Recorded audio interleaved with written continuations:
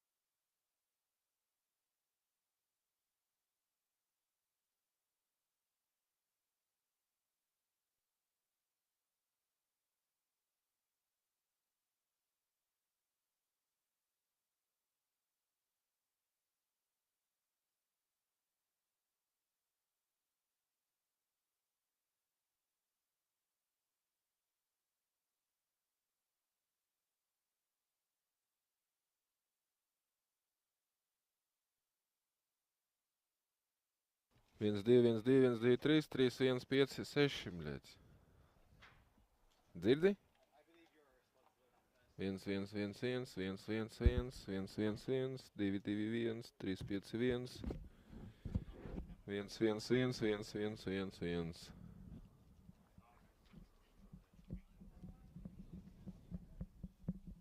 1, 2, 3, 3, 2, 1.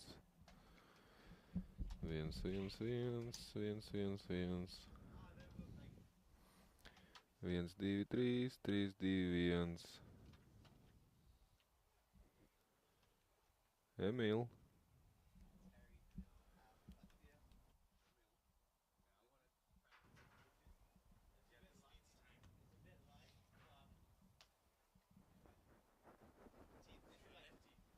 Viens, viens. 1, 1, 1. Emīls. 1, 1, 1, 1, 1. Es te nedzirdēju, ko. Ja tu runā ar mani, es te nedzirdēju. 1, 1, 1. 1, 1, 1, 1, 1. 1, 1. Yeah. Emīliņš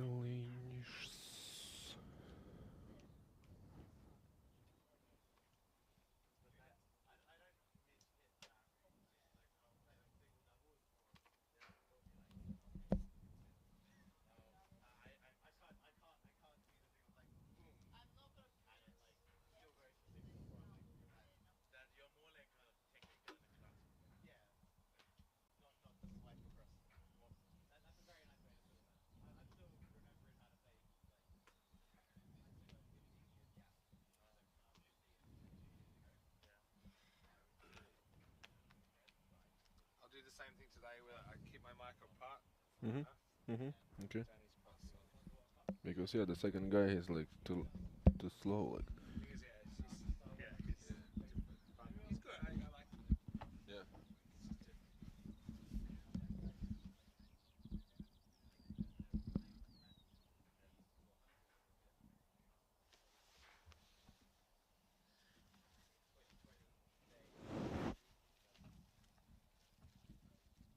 Man dzirdi? Tevi dzird, jā. Es tev nedzirdu. Pirms tam es dzirdēju, kad mēs sākam sākuma testēt to visu. 1, 2, 2, 1, 1, 1, 1, 2, 3, 5, 1, 2, 1.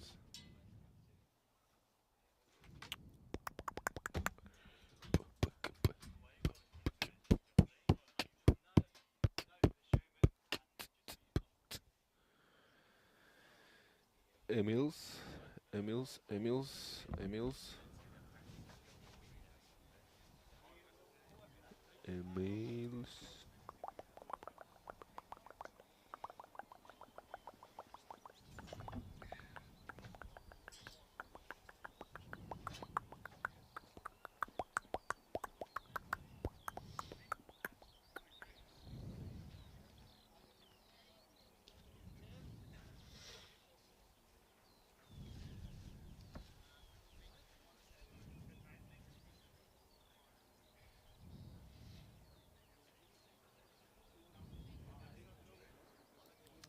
It's look like you like dark web user. Yeah. Yeah. Like. It's only on a 24. Emils.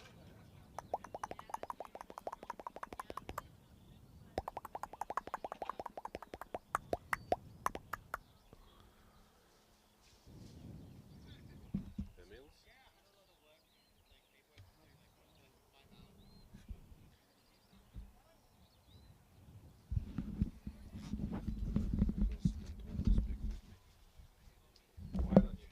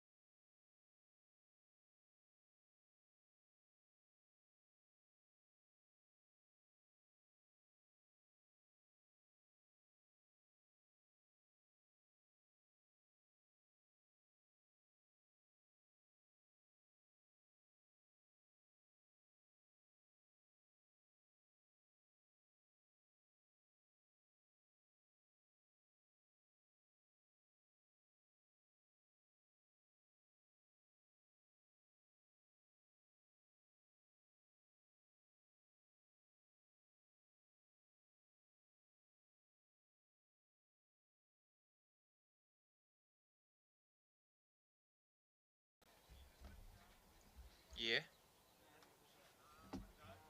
It's yeah. Yeah. Yeah. Hello.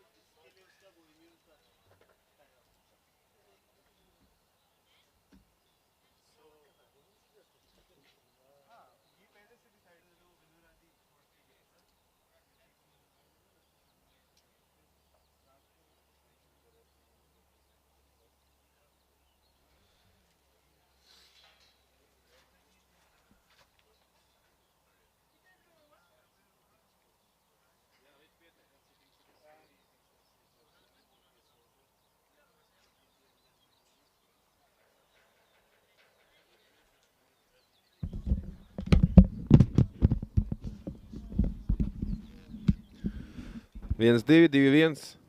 Emils. Dzirdi mani? Jā, tā dzird tagad zībīs. Āmen, tu vari paslēgt direktoru klusā. 1, 1, 1, 1, 1. Tailback, viens. Jā, tailbacks ir. Tagad visu laiku skaita līdz 100. Es? Jā. Līdz 100, bļai? Nu, miljonam. Nu, neteicu, bļai. 1, 2, 1, 2, 3, 1. 1, 1, 1, 1, 1, 1, 2, 3, 3, 4, 5. Es pie... Tevis pa labi, Miķis. Jā, šitais kreisais. 1, 2, 1, 2, 1, 2, 1, 2, 3, 3, 2, 1. Parāda ar roku vienkārši vai nostājies teltī, kurā pusē tu esi kā runātājs. Ok, labi. Viņš šopus. Otajā? Jā, bet, bļaļ, viņš ir kaut kā pagriezts, tā kamera ir kaut kā pagriezta.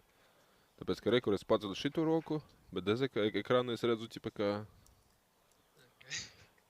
Un Bet es... uzraksts ir pareizi. Nu jā, ķipa, uzraksts ir pareizs. Jā. Un rekur es savu, kur viņi sēž, nu tās tuvu tornim. Jā, Un es, bet vispār citi, bļaļ. ok. Bet tas ir vinimiķis? Nē, tas ir otram tam čalimīķis. Labi. Tas, ka čalis sēdē. 1, 2, 1, 2, Denis viņu saka, man liekas. 3, 4, 3, 4, 2, 1, 5, 6, 6, 4, 5. Tur čaļi gatavi, man liekas, tam kointam, vai ko viņi tur gatavos.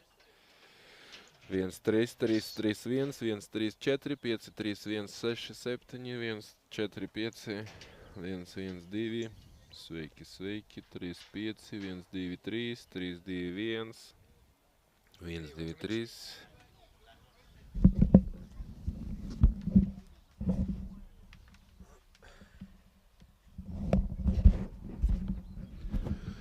Viens, divi, 1, 2, 3, 3, 2, 1, 1, 2, 3, 3, 2, 1. Parunā ar manim, lai es tevi arī dzirdu, var saprast, ka es tevi, jā, es tevi dzirdu, jā, viss čotka, jā, es tevi dzirdu.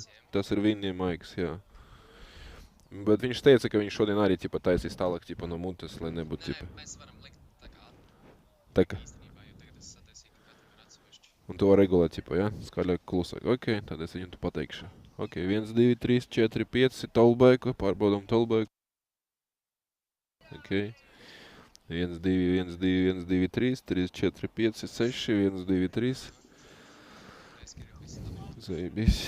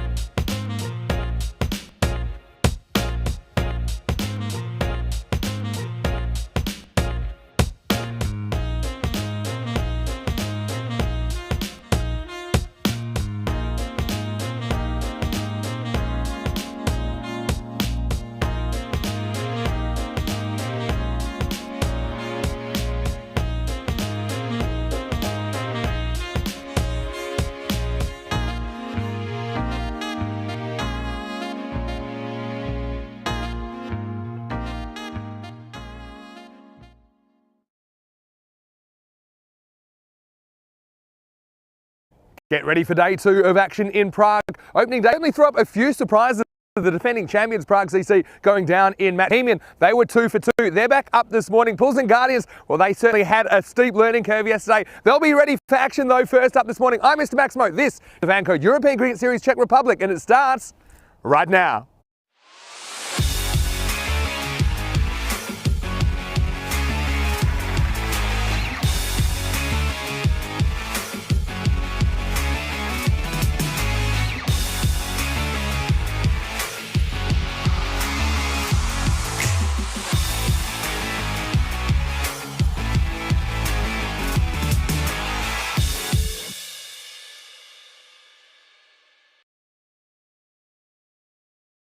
Good morning to you wherever you're watching from around the world, and welcome to another big day in European cricket. Well, it is day 2 of this 2-week tournament in Prague. It's been great to be back at this Vinhos ground just north of the capital. It's pretty as a picture once again today. Perfect conditions for cricket. And we're going to start with match 5 between the Pulls and Guardians and Bohemian. Well, both these teams had contrasting opening days. Bohemian, they were able to win 2 of their 2 matches. A little bit shaky though in the chase in match 2. For the Pulls and Guardians, it was their first ever experience in the European Cricket Series. They had some moments that I think were probably good for them, but across the board, they weren't quite able to get any points. They did impress me with their efforts against Prague CC, the defending champions, though. So let's go over to the coin toss. I know that Charles Crouch, the Sheriff, is with the 2 captains. Let's see who wins the coin toss for match 5. Okay, be your call.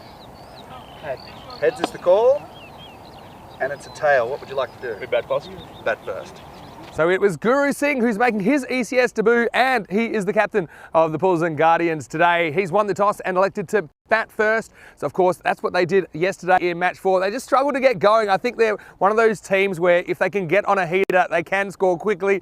But I know they had some struggles just kind of getting any kind of production at the top of the order. So let's see if they make a change there. Yash Salian, he was a bit hit and miss yesterday, seemed to be coming good at the end. So maybe he gets another opportunity at the top of the order. They will be missing Jatin from yesterday, but Guru Singh does come into the lineup, and I think he's who can probably bat in that top order and make up for those. But Pulls and Guardians, I did like some of their bowling and fielding pressure yesterday, and that is a strength. Let's see if they can defend their total against a pretty strong Bohemian side. We know that they didn't really perform to potential last year. They were 2 and 6, but they have got a couple of big ins in Sabul Davitsi and Sahil Grover.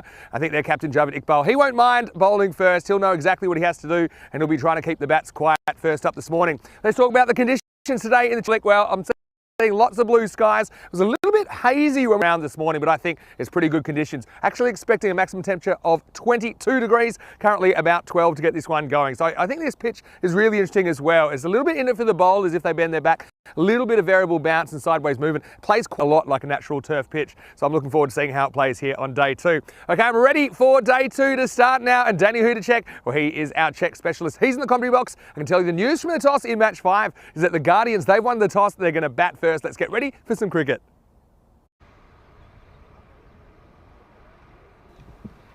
Thank you, Vinny. Good morning and welcome to everyone to the FanCode European Cricket Series from the Czech Republic. Lovely Prague. Beautiful weather again today.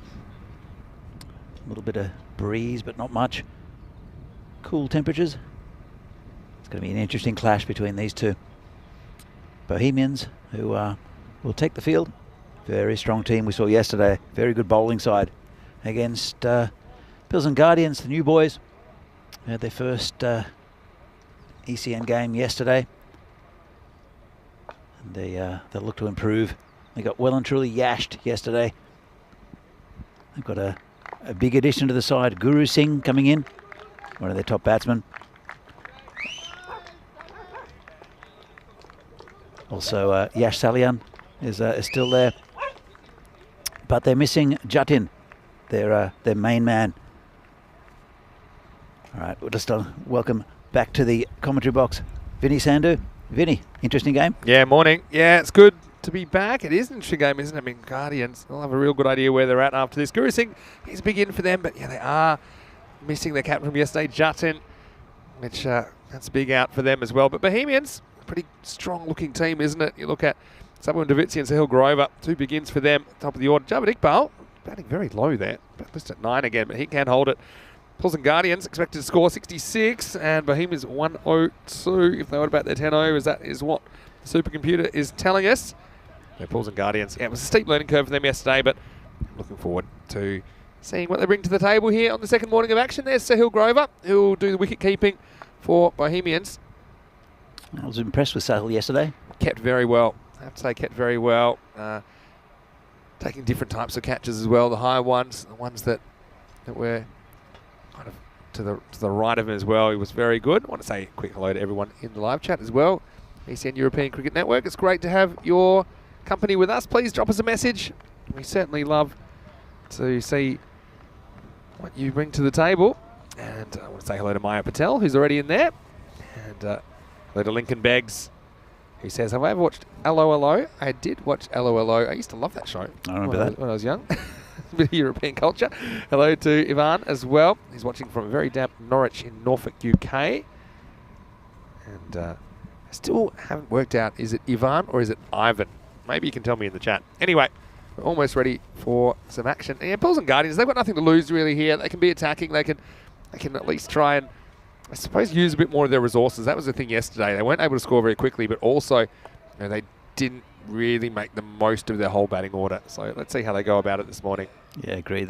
He definitely wanted Jatin on strike, and unfortunately Yash Salian couldn't hit the ball at one stage. He ended up with a decent score off almost a run a ball. He had exponential growth, is what I would say, in his strike rate, because he was struggling, but then towards the end he was getting going. And I want to say good morning to Reynold Pillay as well. He's watching from South Africa. Nice to have you with us this morning.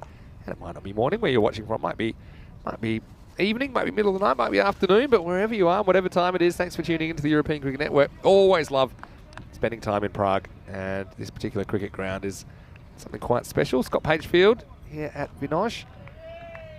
Looks like we're going to make a start. Ravindra Singh is going to get the first over. He was used as a sixth bowler yesterday. Interesting choice. Yeah, I mean, it's an opportunity. I mean, Bohemians with the 4 points already from their 2 games. I wouldn't say experiment, but I think just make the most. And you're going to need probably more than your 5 batters and 5 bowlers during the tournament. So it's important, I think, to keep kind of exposing people to the action. So Ravindra is going to start us off, and he's going to be bowling to Shetty. That's wide outside of stump. Not called, though. Yeah, Data Shetty is opening up, and it's Guru Singh who's opening up with him. Guru Singh into the side. He is the captain today. Yeah, it's a big addition to the side, and unfortunately Jatin is not in the team. Comes Ravi again. Oh, good ball. Big appeal. And I saw a nod from the umpire, and I think he's gone. Yeah, well, he's I walking didn't see off. a finger. So that's a sign. See a finger. I saw a nod. Yeah, well, let's have a look at it on the... I mean... Yep, there you go. There's a little finger. And... well, I'm not sure if the batter is convinced. What I did see though, Vinny, I saw that the Sahil he stood up for the first ball. Second ball he stood back, so it was obviously a plan. You must have known it was coming. I mean, again, we'll have a look at this. I mean, we won't be able to tell too much from the replay. To me, I don't know, just eyeballing it seemed like there was a bit of daylight between bat and ball. But sometimes those little nicks, it seems that way. So I mean, the umpire obviously hears something. And unfortunately for Data Shetty, his stay at the top of the order is brief. He goes for a duck. And it's 0 for 1. Worst possible start for the Guardians. That was not the plan for the Guardians. And very good start for the Bohemians, who have got a very, very strong bowling lineup. Ravi, their spin, I guess a spin option. That was more medium pace. Sahil Grover, the keeper, is standing back a bit. Yeah, it's been moving around a bit. They can make it tough to stand up to the stumps, to the medium paces when it's seaming and swinging around. These Kookaburras, I don't know what you've done to them, but they're doing everything. New bowler is Vasadia. Starts with a dot. It's out to Imran, who took a fantastic catch yesterday to dismiss the beast, which really confirmed the win for Bohemians. There was a collision yesterday, Vinny. I'll come back to that in a moment. It's just pushed out the gully. Fahad puts it in. First run of the day. Yeah, it was a nasty collision, wasn't it? Between involved Amit Rai and bad news for Amit Rai is I've seen a bit of fancy work from Sahil Grover, or potentially fancy work. Yeah, and he had an injury to that arm, didn't he? And so he hasn't taken his place in the side today. It's a little bit more serious than I think maybe we initially thought. Yeah, it's He has a bone dislocation. That's what I heard. And I'm not sure exactly how that's different to a broken bone, but I think it's just one bone isn't where it's meant to be. So, and I saw he had that forearm in the cast. So obviously Amrit might be watching. Hello to you. I hope you're well, and hopefully you make a speedy recovery. There was an injury last year, Rutaraj, who for Yes. United. He won't be in this tournament either because he did his knee. Oh no! The last year he had a head injury because he unfortunately caught one upstairs when he wasn't wearing a helmet, right? Yep. He missed that season as well. Is that right? Yeah. Yeah. Well, again, Unfortunate. wear a helmet, guys. Good player too. He is. Here's Ravindra, ready to keep going. He's Guru Singh for the first time. That was a little bit short. Pulled it straight out to Sabah and Davisi on the boundary. 2 men straight actually for Bohemians. Of course, Pilsen Guardians are a new side. They're a second division side, but it doesn't mean they don't know each other. Yeah, and a little bit conservative approach, I would say, at the moment. I can understand that, but I mean, what we saw yesterday when they did start swinging the bats and laid on, you know, they were able to get something going. They haven't opened with Sullivan today. This is the end of the first over. It's 2 for 1. I know you're rocking a hard place because you've lost an early wicket, but and you're not going to get too many easy bowlers either. So it's not like a case of waiting out one bowler because they do have a lot of good bowling options, Bohemians. So you just got to try your best, I suppose. It's one thing that I've learned by observation is teams get better by playing better teams. Anyway, here's the captain, Javed Iqbal, to bowl the second over. It's wide outside off stump, called a wide. Javed, he captained the team very well yesterday, I think, against PCC, but then experimented a bit in the second game. Yeah. And I thought it was poor in a way. They got the win, which is the main thing, but it was just a bit scrappy. So hopefully it'll improve their performance against Guardians. This one's outside off. Nice shape. Looks back at the umpire. He's a bit nervous.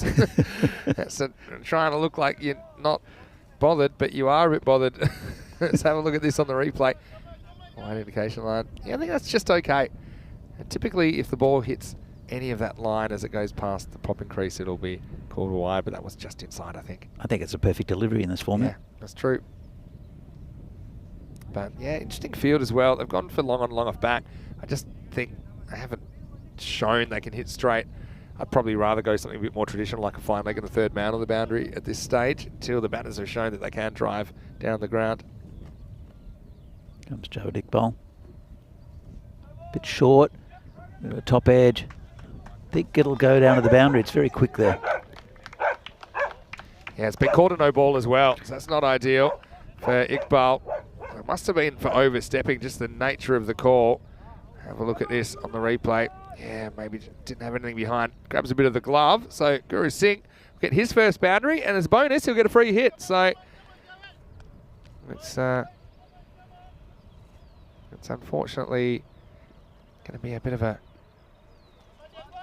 rough start for Iqbal, but I'm sure he's got the time to come back. Here comes in again. This one's full toss and just away from the player there. Not called a no ball. I think that's fair enough. Yeah, they're a bit strict on those, but you make it your own mind here. It's a bit loose there from Javed. Yeah, this one pretty close.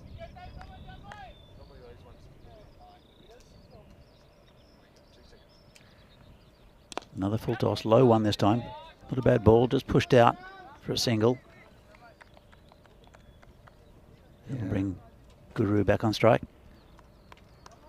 I think for Pilsen really to mount a good score, Guru Singh will have to have a big one, because there's well, we haven't seen much of the batting lineup, to be fair, of the Guardians.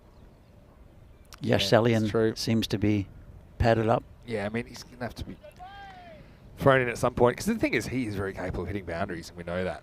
If he gets his iron, if he gets on a roll. So dab down, just a single, well taken.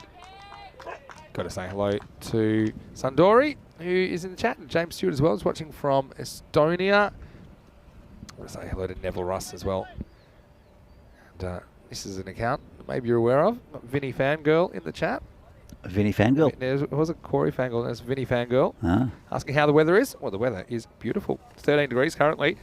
And just a few fluffy clouds and plenty of blue sky. So may it continue. We're expecting a maximum temperature of 22 today, a little bit later on. So looking forward to that. Here's Iqbal. Let's just dab down a third man. They'll come back for two. They should get it comfortable. Actually, it'll go all the way. This ground playing very quickly. Yeah, it is. And just kind of rolls down the hill there as well. So smart batting. So at least a little bit of something going for the Guardians in the second over. Iqbal, be a bit annoyed. Look at the shake of the head. This is why I thought maybe I would favour having an outfielder in that area of the ground, because I think it's quite a likely area for the batters to try and deflect away. It does run downhill as well. There is a sort of a short third man, but you're right, it gets past them and it'll go for four. I think it's a wheat field or a barley field, I'm not quite sure. At the back, by the way. No canola this time. Another full toss. Pushed out to the covers. They won't take one, or they will now. Bit of a misfield. Once again called no ball. So this has to be for overstepping, I think. He's looking down at the line. So yeah, we saw the one earlier in the over. We had a full toss which was borderline as well, so potentially we could have had 3 no balls in the over, as it is we have 2. And we'll look at this on the replay. Yeah, once again, just nothing behind the line. So umpire very quick to call that. It will be another free hit. Javid Iqbal bowling to, let's see it. Oh, lovely shot. Smashed it over cow corner for 6. That's great bowling. Well, not great bowling, sorry. Great shot from the batsman. 6 runs. And it was a free hit as well, wasn't it, Vinny? Yeah, it was. And he certainly cashed it in. Maximo time, first one of the day. So that just shows you when you got the licence. And Iqbal, he's a good bowler, but that was a bit of an over to forget, wasn't it? In the end, it goes magical. 21 come off the second over of the day. And the Guardians, they're looking a new team. It's 23 for 1. Absolutely. Yeah, they're got nothing to lose here, as you said. And after losing that first wicket, that early wicket, starting to motor on. 23 off 2 overs. Yeah, good start. Assisted by a couple of overstepping infractions. See the table. Yesterday, Bohemian won both their 2 games. Burno, we'll see them for the first time this afternoon. Right, let's get ready for the third over. Last of the power play. They are going back to Ravindra Singh. It's a little wide outside of stump again, I think just inside that line. So it's a good move keeping Ravi Singh on. He's very impressive in his first over. And that was a very nice ball. Yeah, another one which is just within the bounds of what's permissible. It's getting a bit of shape as well. These kookaburras are swinging nicely. It's just pushed out to that short cover area.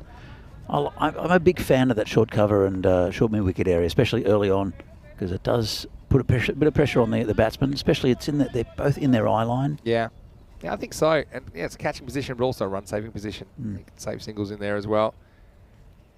Ravi's getting the ball to shape a bit out, isn't it? Oh, and a good ball, bit of lift as well. And Masadia just not being able to find it. Notice no tank in the lineup today. And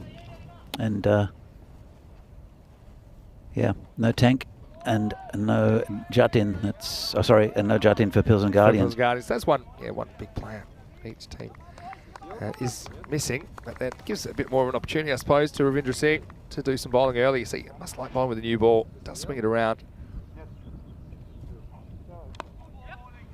Just pushed out towards that short mid-wicket area. Just a single.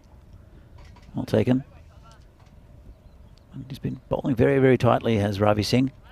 Only 3 runs so far off his spell. Taking a wicket. He's kind of compensated in a way for Javid Iqbal, hasn't he? Who went for 21 in his over.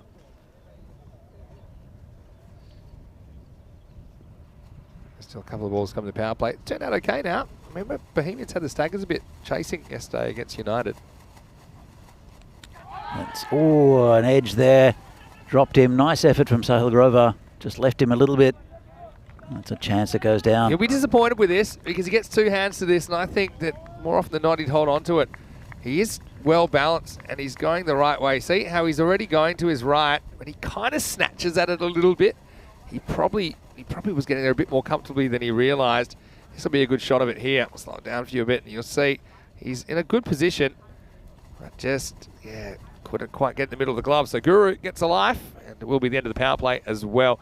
25 for 1 off the first 3 overs. It's a good spell from Ravi Singh up top. Only 4 runs from it, that wicket, but also could have taken the big wicket of Guru Singh. Just a difficult chance there from Sahil Grover, but very, very nice spell. Doesn't get easier there for the Guardians with Fahad coming on. Very good bowler, very clever. Change his angle, bit of pace too. Yeah, so look forward to seeing him go about his business. Here in over number 3. So just angle down. There should be 4. No one back there. Just a bit too straight there from Fahad, and set down to the vacant deep fine leg area. He's got a lot of pace about him. That can work against you. Once again, they've got the long on. I think I'd rather have someone back behind the wicket, but yeah, well put away. So Guru making the most of it. I mean, it wasn't a terrible delivery, to be honest. Took a bit of a risk, I think, playing in that direction, but he got away with it. 4 more runs. Yeah, it was outside off stump. So obviously strong in that area is Guru. Here comes Fahad again. That one's outside off stump, called a wide. Just tried to straighten up a little bit more. Overcompensated. Yeah, I think so. This is the thing about Fahad, where I think he's a good bowler, is you're never quite sure what it's going to do. He's not predictable. Someone like Ravi, who bowled the last over, he's still a very good bowler, but you can kind of consistently see he's bowling outswingers. Whereas Fahad, he's going to put it in that zone outside the off stump, and it could come in, you could go away, could do nothing. But it's pretty tough, especially at the pace that he bowls. And again, a bit of lift on that one. He's got it away down to third man, just a single. Well played. Some questions about the size of the ground. Well, it is probably ECS standard, I would say. About 50 metres or so, or low 50s in all directions. That's from the middle of the pitch. So last year, we had a slightly stronger boundary straight. It was tough to hit boundary straight because the wind, for a lot of it, was behind the bowler. But I think, you know, we're going to see a good balance this year between bat and ball. Boundary's a bit easy to come by, but still a bit in the pitch for the bowlers. It's a bit high, I think. It's a good shout. Bowler doesn't like it. Yeah, I mean, the height was the thing for me there. I mean, I didn't really get a good look at the line of the ball. Maybe we'll get a look at it on the replay. The batter seemed to be up on his tiptoes. So, umpire pretty quick to turn it down. He's wide of the crease as well. Yeah, for me, that looks like it's going over.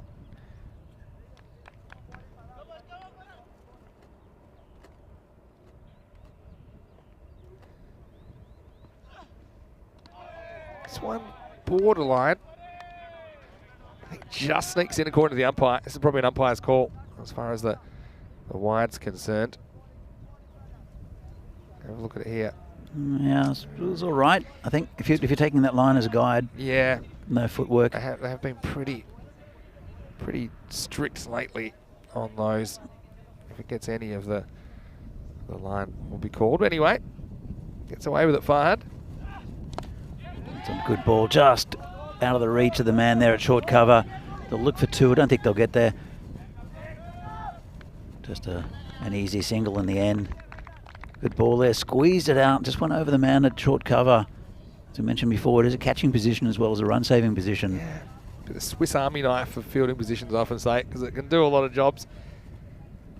If I had not a bad over, just hit for the 1 boundary so far. I'd love a wicket though. I'd like to get rid of Guru Singh. He's done most of the heavy lifting so far for the Guardians. Last ball of the over.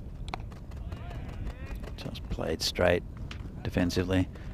It takes to the end of the over. So 32 for 1 off 4.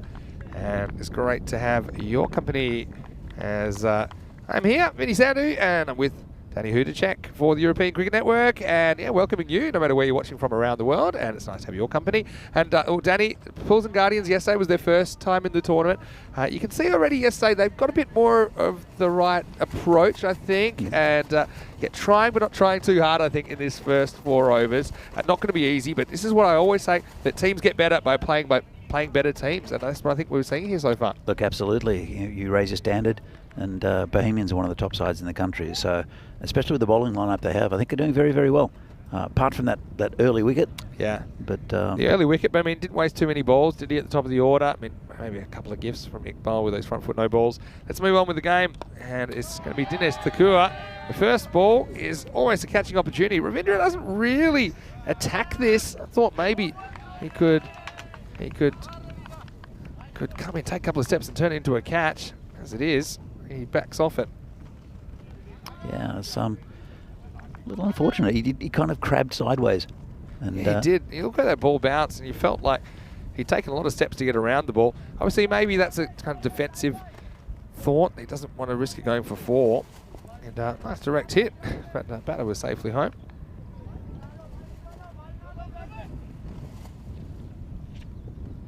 Thakur to continue. Just push down, just away from the man at that short mid-wicket area. Easy single. I like that Guru Singh has come in. Yes, he's captain on debut, essentially, today. And he's decided to open with himself. So he's deciding to take it on, take that responsibility.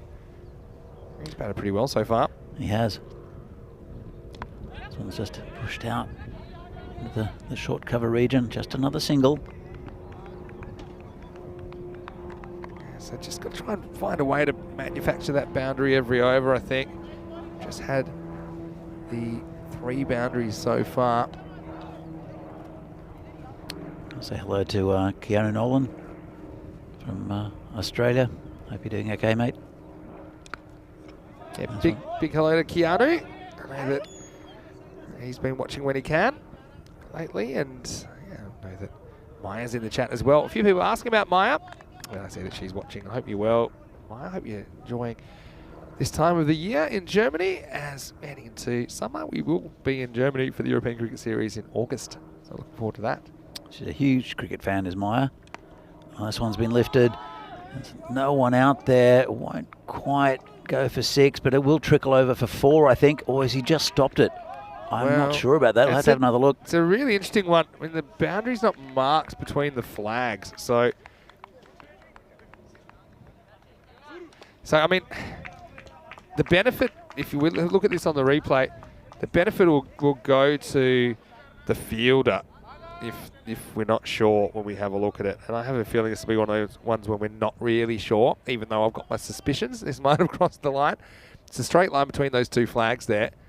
Oh, that's gone. This one's definitely gone. Well, that's out. Going towards the car park. Yeah, I mean, that last one was only called 2 in the end. But I think it was pretty incriminating. But they moved on with the game. And so next one, there was no doubt about it. So they will get a boundary. So if you pause it about there, that's the spot where, I mean, the camera can lie to you a little bit. It just seems suspicious to me. But as it was, it doesn't matter because the next one does go for 4. Over there. Does seem like it's over though. Anyway, we'll take us to the end of the over. And so next one goes for 6. So he makes up for it. And it's the end of the 5th over. Scores 44 for 1.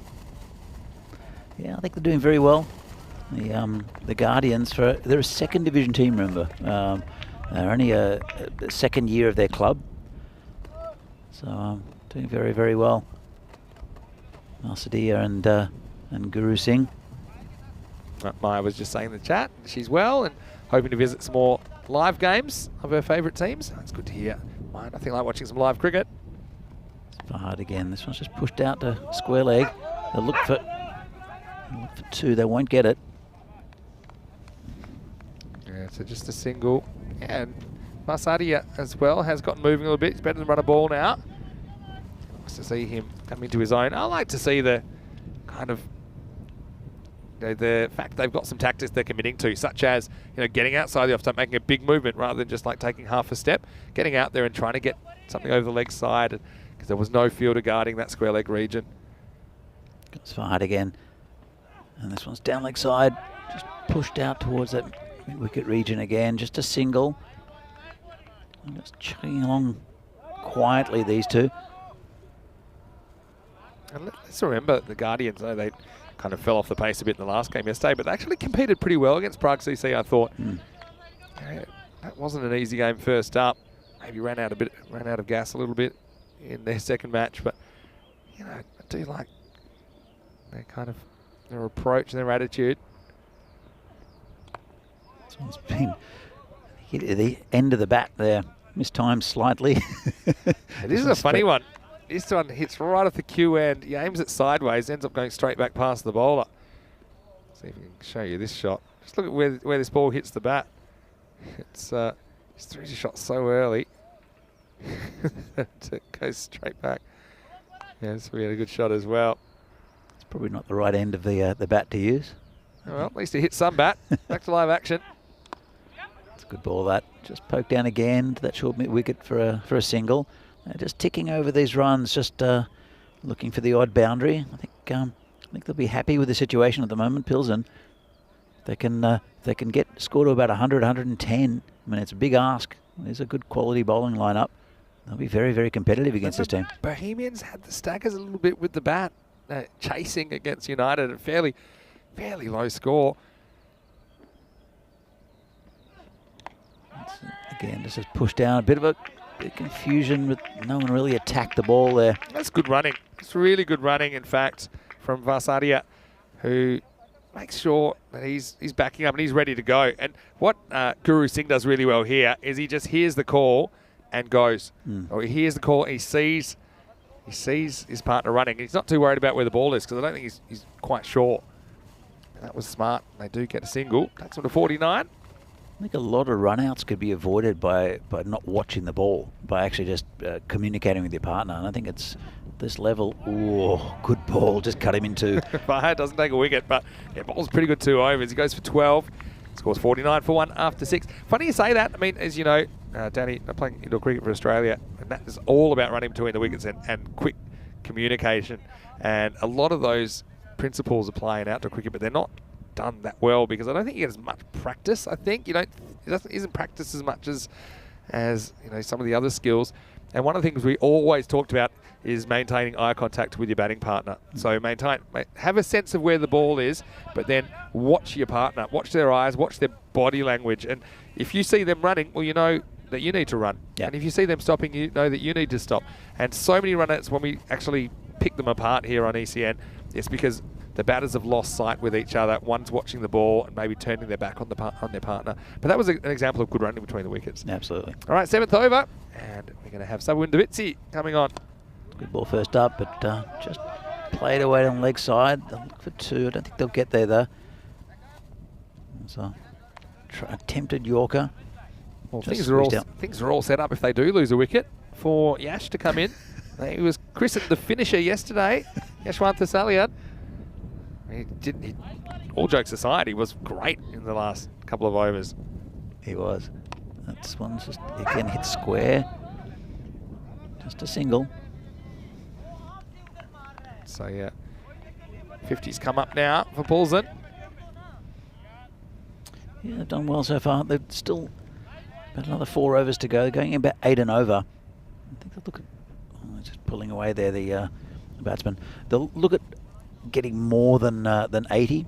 They could reach 100. They're on 80 pace at the moment. You'd think they've got another gear they can go, especially with all those wickets in hand. But it's not going to be easy. Someone like Davitsi, who's going to bowl 2 overs out of the last 4. Comes Davitsi. This one's hit him on the pad. Just squirted down to the gully area. Just a single. Sap has been a little bit leg stumpish, I think, in this over so far. I think he's getting that natural movement left to right.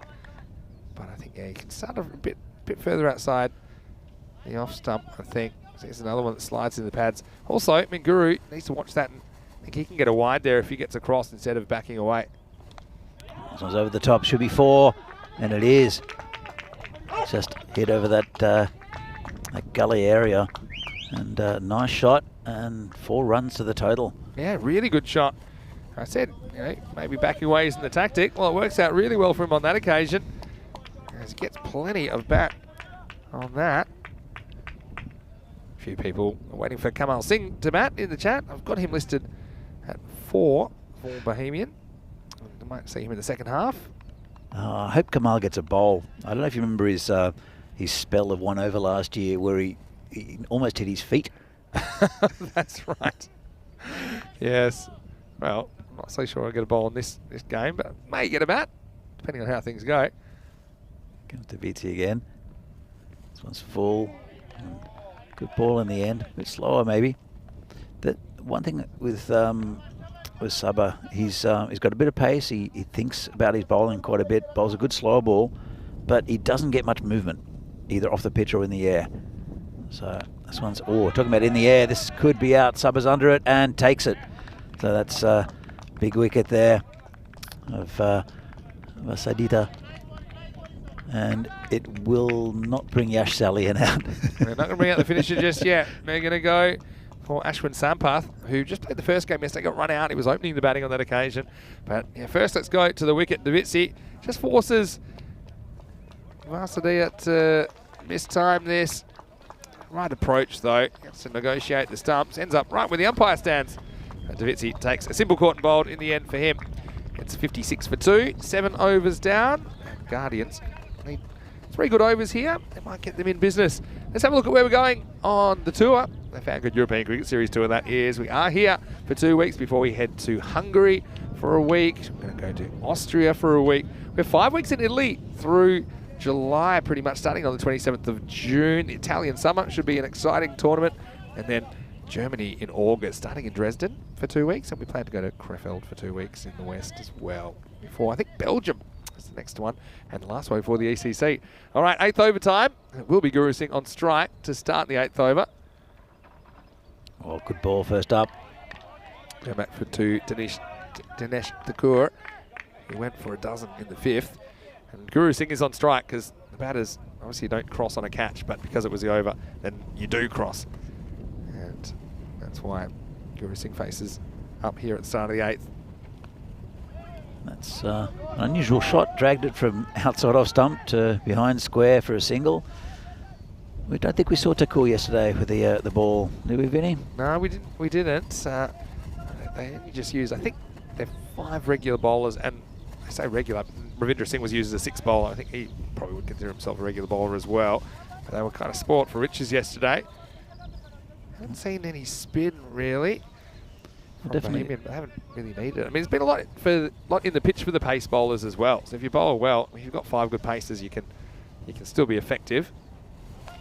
Definitely Ravi Singh at the top of the innings. I think he'll get another bowl. He bowled beautifully and didn't go for many. Took an early wicket. He bowled almost out. got a second. He bowled out. He bowled the 1st and 3rd and just went for 2 in each. So he's done. But yeah, he bowled really well. I think we'll have Sabah coming back for at least 1 over. And probably the captain Javed Iqbal fancy having another one. There'll be the 2 bowlers still to come. Not sure which order. Bohemians are also missing Sazir Buyan. Yeah, so it's going to be called a wide. So they're down a little bit with their batting, I think. But still, I think they're definitely a bowling team.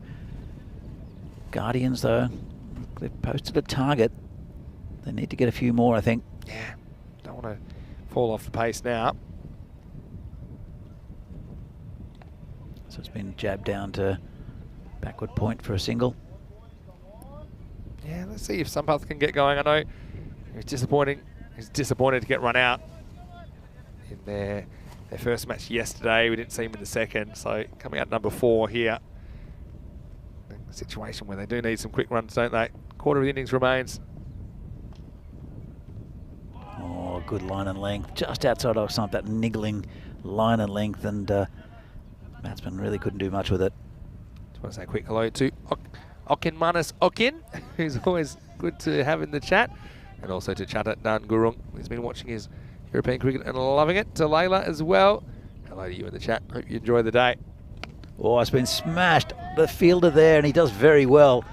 I think a metre either way, he wouldn't have stopped it. Yeah, I agree. Absolutely hammered out to him. He has picked him out, hasn't he? He's picked him out. He said, that's so hard. That's a pretty good shot for 1. been a fairly tidy over so far from Takur. Comes in again. And just prodded down. Just for a single. Square. So yeah, I think Sampath.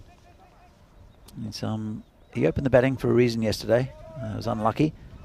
But Guru Singh is doing very well, 27 off 21. Yeah, it's the end of the over as well. 61 for 2 off 8. Let's see if we get Sabah or Javadick Bowl in the 9th. Looks to me like we're going to go back to Sabah Wondavitsi. But Keanu had a question about the Italian series, about how that works. So if you missed it, Keanu, basically in Italy we'll have 4 qualifying weeks and then a super series. So the best performing teams from the 4 qualifying weeks will return in the 5th week in Rome, the Super Series, and the winner of that Super Series will be the ECL representative team from Italy for 2023. So, yeah, huge series, and pretty much, I won't say every club in Italy, but there'll be quite a lot of clubs involved. It'll be something like, over the 4 initial weeks, 30-something clubs. So it should be huge. It's a nice shot. They're going for a single, and oh, they've butchered that one. The throw came in to Sahil Grover's feet. Anything near the gloves, it would have been a run out. Just couldn't get there in time, could he? Couldn't kind of make position. It's unfortunate.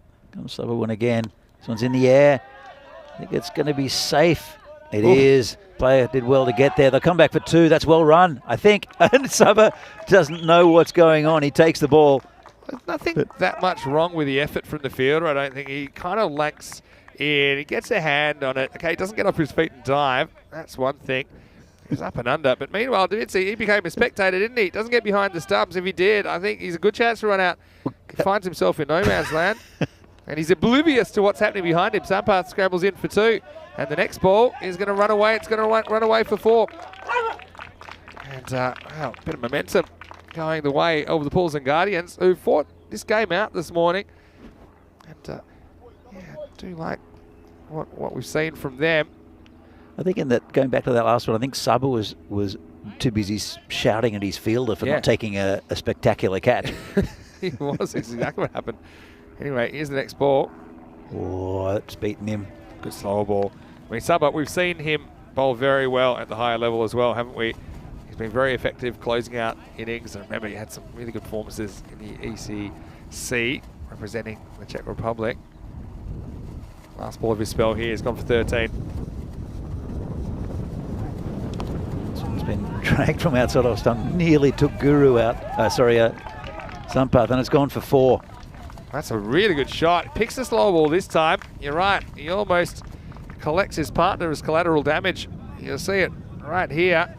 Sampath, just in the top left of your screen. He had to have his wits about him because this one was going for him. In the end, look at it, goes all the way to the boundary. It's a pull shot straight. Effective though. And so, pretty nice finish to the over for the Guardians as they get some production in the 9th. 11 runs come off at 72 for 2 off 9. The last over to come, and it will be the captain, as I thought. It'll be Javadick Bowl to bowl the 10th. Let's see if they can get above 80 here. Let's put something on the board. Oh, bowled him. I think he got a bit of a pad, and that was a good ball there from Javadick Bowl. That's another wicket down. But big news, it brings the finisher to the crease. Well, they've obviously said your 10th over batting was great, so we're just going to bat you in the 10th over. And don't worry about the rest. Yeah, that was a good delivery from Iqbal. Absolutely cleans him up. So 72 for 3. Keanu was asking why that is that to give more clubs a chance on ECN in Italy. It was just, I think, at the request of the federation there. I think they were looking for a way to select their champion club that they wanted to represent Italy in the ECL next year. And I think it's a very good way to do it. I think it gives a lot of clubs a chance. And yeah, I think we're starting with a big week. I think 12 clubs in Milan. It's quite an innovative format where we'll see one club eliminated each day, and then we'll have 8 clubs remaining on Finals Friday, because obviously it's just a week in each location. All right, here's the finisher. This one's out as well, is it? It's just over that man, a short cover. Ravi coming around, they'll come back for 2. It's well run. The finisher. Well, everything we said about Salian yesterday He's now the proud owner of a strike rate of 200. And yesterday, it was something more like 20 for some of it. But good on Yash. It's a nice start. Could have been out. I thought it was going straight to that fielder. Anyway, back to live action as we still have 4 balls remaining in this innings. This one's hit straight. Ravi's just going to let it bounce and hit him in the teeth. And look for second, they weren't. It was an interesting fielding. I think I probably would have gone for that second. I mean, okay, maybe not. You got Guru Singh as the set batter, but it wasn't an easy run out. And in the end, the bowler didn't get back to the stumps. It will just be a single. So Guru Singh trying to finish things off up to 75. This one's tucked around the corner. Got to go for 2 here. They will get 2 as well. Guru's run very well, and it's gone through the keeper, and that's 2 runs. Good running. Yeah, good running. I think a better throw might have had him in trouble, though. Got a good arm. It was a fast throw, so you hear. That just kind of completely eats up Grove. I think direct hit would have been very, very interesting. Okay, 2 to come then. Guru on 39. This one's hit at the top. No player back there. They should go, and it will. 4 runs. A few runs late. Got them past 80. They've got a competitive total. We saw yesterday that 80 was a pretty defendable total, even though we probably suspect that 110, 120 would be right for this ground. It's very quick. We thought that, but I mean, it's a bit like we saw in Sweden. Shorter boundaries not necessarily resulting in higher scoring matches. And look, Bohemian's got some good batters, but if they miss out, it could be game on. Slow ball. And that's the end of the innings. Good bowling there at the end by Javed Iqbal. Made up a little bit for his first over, taking a wicket. Only going for 9 off that one. So. Yeah, I mean, yeah, you're right. He does make up for it a lot. And a good slow ball to finish things off. 81 though. 81 for 3. Pretty good effort from the Guardians, if you ask me. I mean, I know that they didn't have the best time with the bat yesterday against United, but they took on Bohemian. They took them on head on, didn't they? And they weren't afraid to go for their shots. It's a slightly slow start for sure. I mean, Ravindra Singh bowled pretty well early on, bowling 2 of the 3 overs in the power play. And Iqbal, unfortunately for his records, went magical in the second. That just got things moving for Poulsen as they posted a score in the 80s. Well, I often talk about the Grady 80s. If you can get up there, you might have a good game on your hands. That one couldn't stick to the gloves of Grover. He was a bit disappointed that he wasn't able to pouch it. But ultimately, we saw the Guardians fighting it out, and as far as Bohemian is concerned, they fancy their chances in this chase, but still they're going to have to bat well to get the points here in match 5. Yeah, absolutely. Look, Pilsen, definitely 4. Pilsen really improving on yesterday's effort, especially the game against United, where they were fancying themselves, and I think they're trying to get into that 4th position into the semi-finals, or the quarter-finals next week, and giving themselves a very, very good chance of an upset here. Bohemians got a couple of players short as well. Ritik Tomar and Sazib Bhuyan not in today. Still got a big gun of Sabun Davisi to deal with. They get him early. I think they've got a very good chance in this game. And a much improved performance for the Division 2 team of the Pilsen Guardians. As you know, they're only very new to the Czech League, only their 2nd year, and their first appearance yesterday for the ECS. As you can see, Dutta Shetty went very early. Good bowling by Ravi Singh, who was the pick of the bowlers. Guru Singh, 43 off 28, really anchoring that innings, and a good contribution from Milan Vasaria. Sampat didn't really get going, and the finisher Yash Salian did his job, 3 off 2. So 81, only lost 3 wickets as well. 81, a competitive total at this ground at the moment. And if they bowl well, I think they'll push Bohemians, and we'll find out very soon when we come back in a few minutes' time for the 2nd innings of this game between Bohemians and Pilsen Guardians. See you then.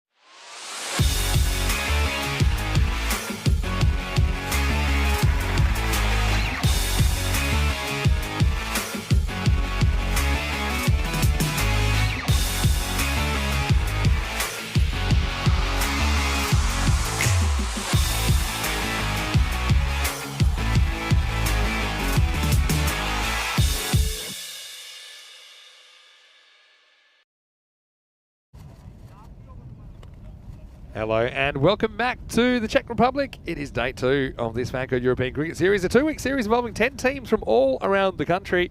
Right now, you are tuned in to match 5, and it is the Bulls and Guardians. They're making their first appearance in the European Cricket Series this year. They're taking on Bohemians, who are a very experienced lineup. And right now, it is Bohemians who are going out to try and chase down a target of 82 for victory in the first match of day 2. Vinny Sandu here, Mr. Maximo. Alongside me is Danny Hudacek.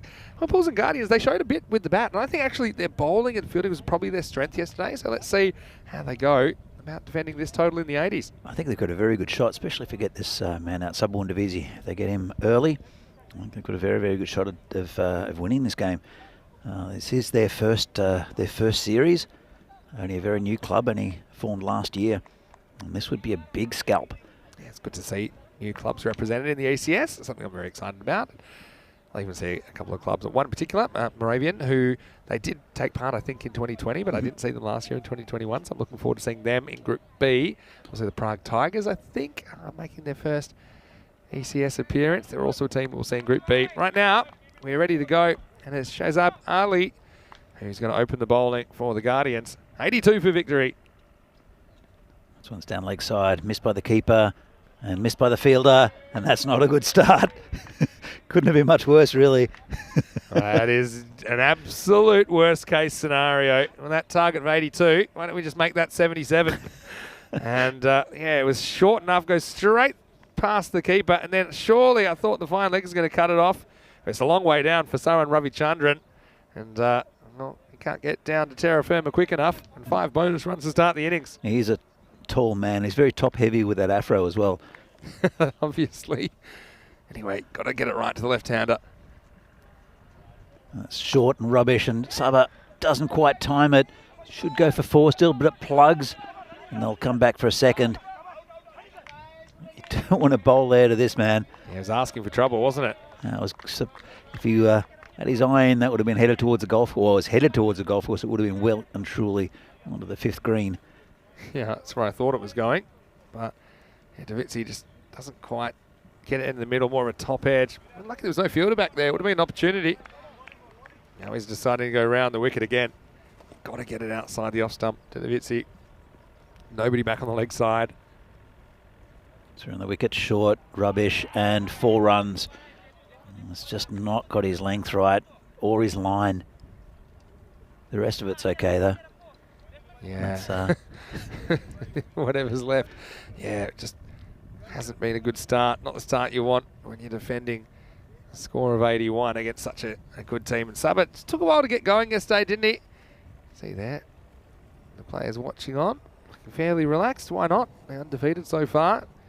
With a successful chase here would keep that streak alive. I had a chat to Subber about his form yesterday, and it was just because the ball wasn't really coming onto the bat. Let's see what he does with this one. It's a better ball, outside off stump, just pokes at it. Yeah, he likes the ball coming on quick, to Subber. He's got Afghan origins, and I know that most Afghani batsmen love the ball coming fast. And he just struggled a bit with the timing. But if you're giving gifts, like a couple of deliveries in this over, he'll punish you.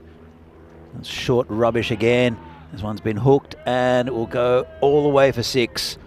Well, that's another gift there from the bowler. And Davisi, he's not going to miss out. Yeah, this is just too short. Davisi's got so much time to have a look at this, and especially the fact there's no outfielders out there either. You can see nobody square of the wicket, so he just knows he has to get over the infield. He gets over that outfield as well. So Maximo time. And this first over, not going to plan at the moment.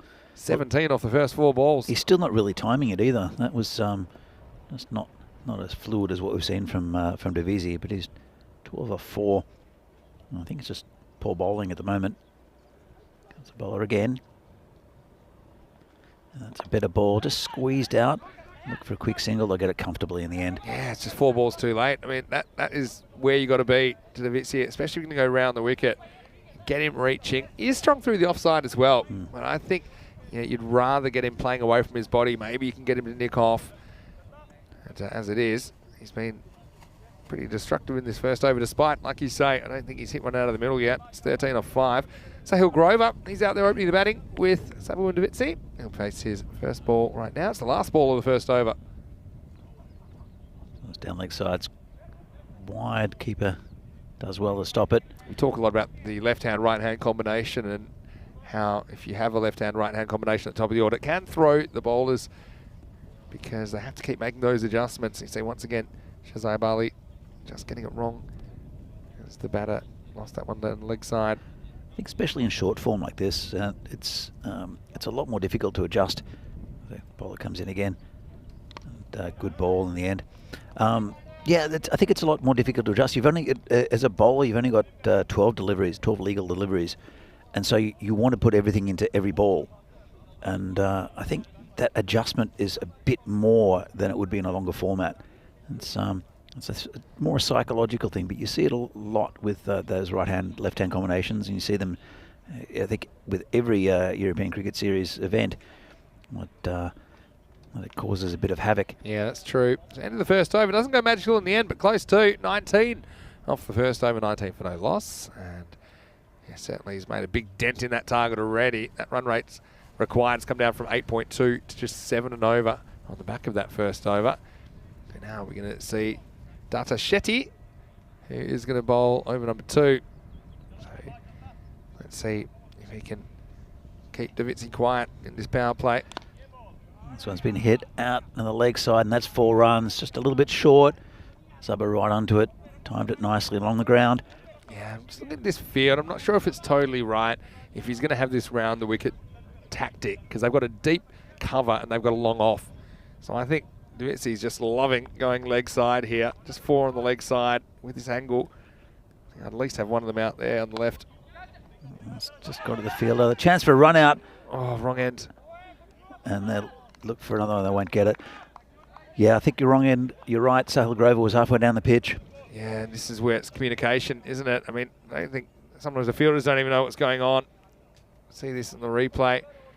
Sahil Grover, he overcommits. And once again, you see, they lose eye contact. That's where it goes wrong.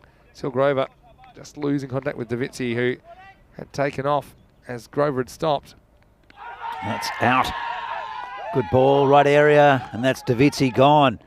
That's a huge wicket in the context of this game. He's done a bit of damage, but I think they'll take that, the Guardians. Yeah, they certainly will. They're running out of runs to play with, but we talked about the importance of getting the big fish at the top of the order. And this is what I was talking about before. Get him reaching, get him away, playing away from his body. Always a chance for a little nick. So Data Shetty goes from 0 to hero pretty quickly as the first wicket falls. Davitsi goes for 17. It's 23 for 1. Yeah, good bowling. That was the right area. Coming around the wicket, he wants to bowl down that channel to their left-hander and got that perfect.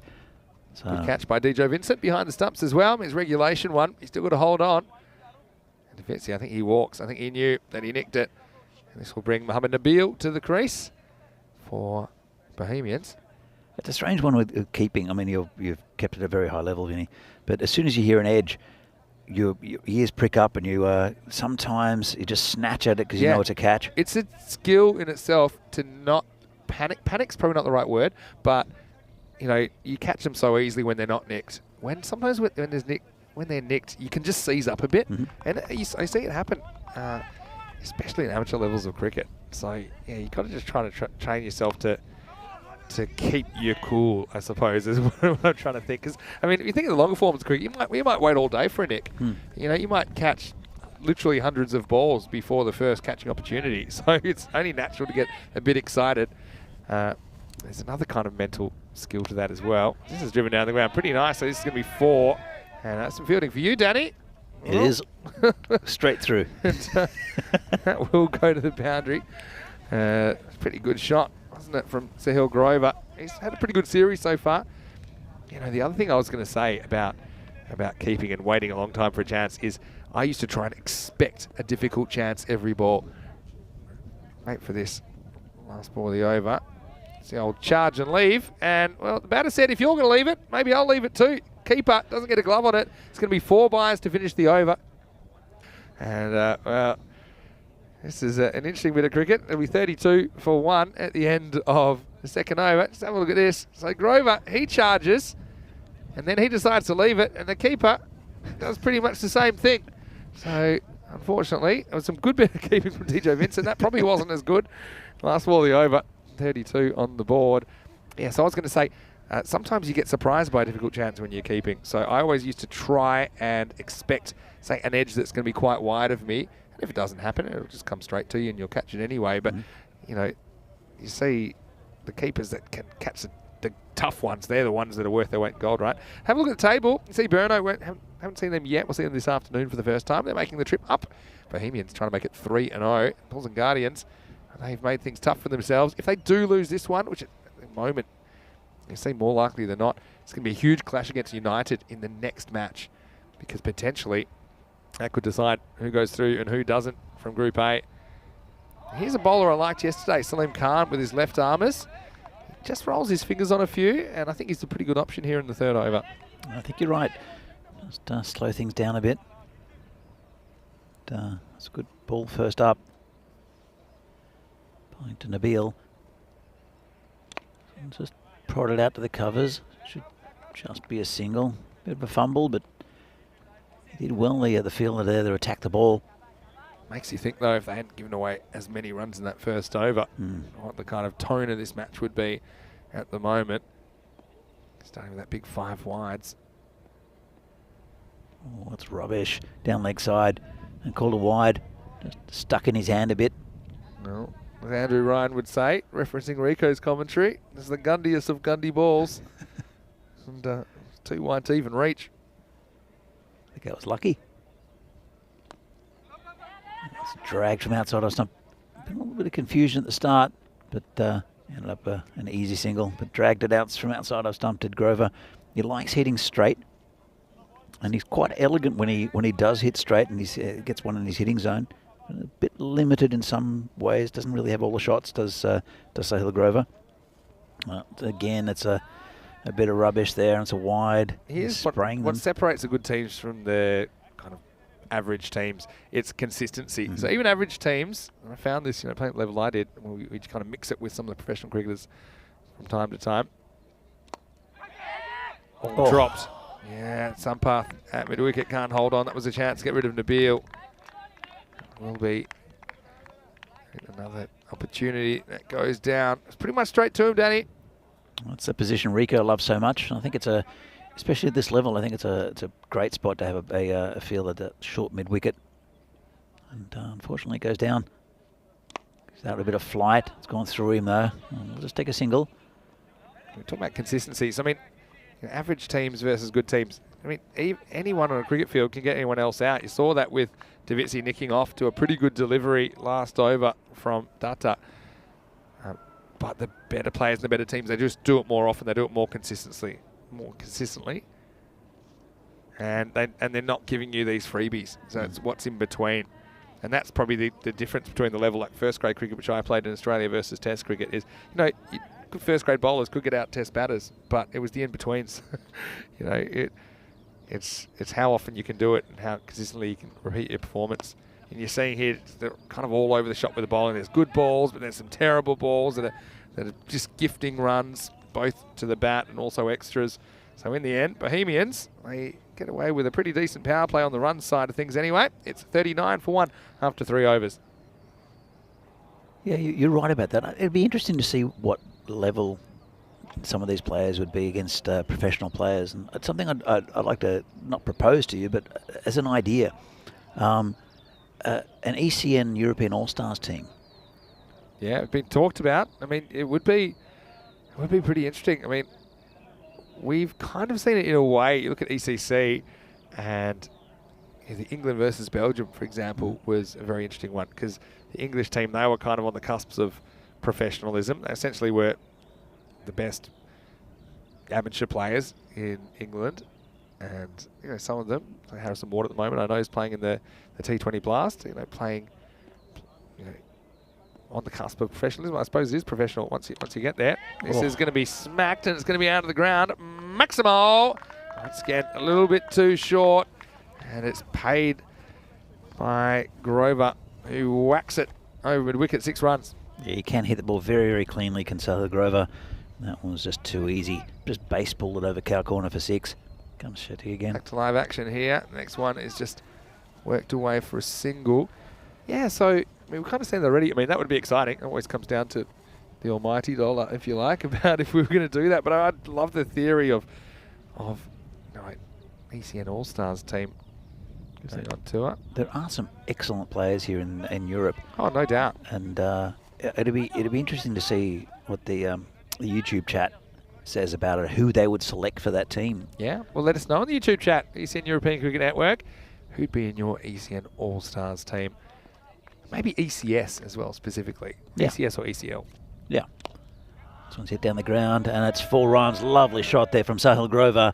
That's what he can do.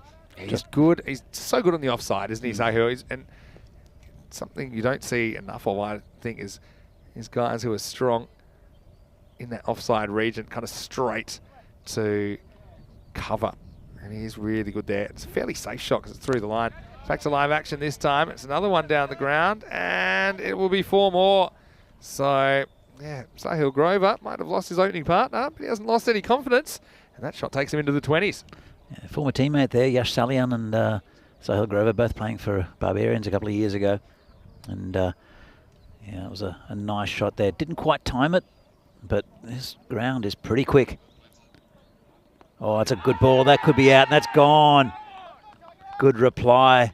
Tried to play defensive, caught right in front, and that's a good wicket there. It's looked plump first up, didn't it? And Shetty, well, he's Mr. Inconsistent. He has removed both openers. This one just nips back. Look at that. I mean, that's actually a really good ball. That's out. I mean, it comes back, and that's why it beats the inside edge of the bat. And, yeah, Sahil Grover, you really can't blame him for missing that when you think about where that ball pitched. He wasn't expecting it to dart back like it did. So, fantastic finish to the 4th over. It is 55 for 2. So, I mean, once again, as we welcome you from the giant ice cube commentary box here, again, it's just they've got the ability to do it. Guardians, they just have to work out how to stop leaking runs, cut down those bad balls, because they're good balls. They're getting the best players in the country out. I mean, that's 2 really good batters they've dismissed in Davitsi and Grover already. Absolutely. Look, we saw it with United last year where they were shaky early, they were new to the competition. And it's the same sort of thing with the Guardians here. And United are a much better side, much stronger side. We'll see them in the next game against Guardians, and I think it's going to be a very, very good game. So, but here, I mean, they've had a lot of leaky overs, which is a shame. But they're still in with a shot. Yeah, I mean, for sure, it's just the leaky is probably a good word for it, because if they hadn't given away those extras and some balls have just been begging to hit, then I think that their best balls have been effective, and we could have had a boil over. As it is, it's hard to see it happening, but anything's possible in ECN, and we are going to see some spin now, as it's going to be Guru Singh come in for the first time with the ball. Certainly batted pretty well. I like the way he put himself at the top of the order, and yeah, batted pretty well. Pretty much through that innings. 43 off 28 he scored. Now we get to see a chance, and yeah, rare bit of spin. We haven't seen too much of it in this series. Yeah, I'm a big fan of the spin in this format. This one's down leg side. Keeper back to the spinner, which is an interesting tactic. I've seen it done on occasion. Sometimes keepers just rather kind of give up the chance of a stumping for a better chance to see the ball. Just outside, a little stifled appeal. Better ball. So keeping back to spinners, it's a pretty unusual tactic, but it does have some benefits. One of them is that if that takes an edge and it deflects a bit, and you've got a chance of catching it, whereas if you're up, you don't. Obviously, you don't really have a chance to take a stumping in traditional fashion if you are back. It's a good ball. It's left him a bit. He's going well here, Guru. He looks, have a look at his bowling action. He reminds me of someone, but a left arm version. See if you can work out who I'm thinking of. I've got one that's so obscure that it won't be the one you're thinking of. This is definitely not obscure. Good ball again. I am seeing it now, but I can't pick it. Top test wicket taker of all time. Have a look. Oh, you think so? I think so. It's going around the wicket. I don't think it's So you think there's a bit of Murali in him? I can see a bit of Murali in him. Yeah. Very wristy. Yeah. Maybe not the final action, the wrist part, but the whole approach. He's a pretty decent bowler, Murali. Bowled a good over. No, he was. Harbhajan Singh. That's who I was thinking of, actually. Ah. Oh, little edge. Wow. And keeper couldn't get gloves on That's it. exactly what I was saying. That's the only benefit, really, of keeping back, is you might be able to grab something like this, but still Vincent doesn't have that much time to react. It'll be a single. Look at this. Big edge. And just couldn't react in time. Goes down to the third man. We'll get a single off that. Pretty good overall up, wasn't it? Just a 3 off it. That one really could have been taken. I call that a lovely late cut, Vinny. It was so late that he almost had to go home. Anyway, it's 58 for 2 after 5 overs. Still 24 required off the second half of this innings. Just have a look at those extras. 14 avoidables. You take those off the score. 44 for 5. It'd be a very different feel to the game. As it is, we'll have Milan Varsadia. Milan, a good Czech name. Yeah, it is. Nice place as well. Yeah, it is. Very nice. Yeah, so I think I'm going to stick with some of the slower stuff into the 6. It's just been mistimed slightly. Players coming around. He just stop it. Just a single. And a chance for a run out as well. It's good fielding that time from Chetty. He attacked that ball, but he couldn't get there on the full. So then he backs off, takes on the 1 bounce, and good attacking throw. He was ambling through as well, Zahid Mahmood. So I think he did well to get in. Good fielding. Talking about Milan, that was one of the nicest pitches we've seen, I think. Yeah.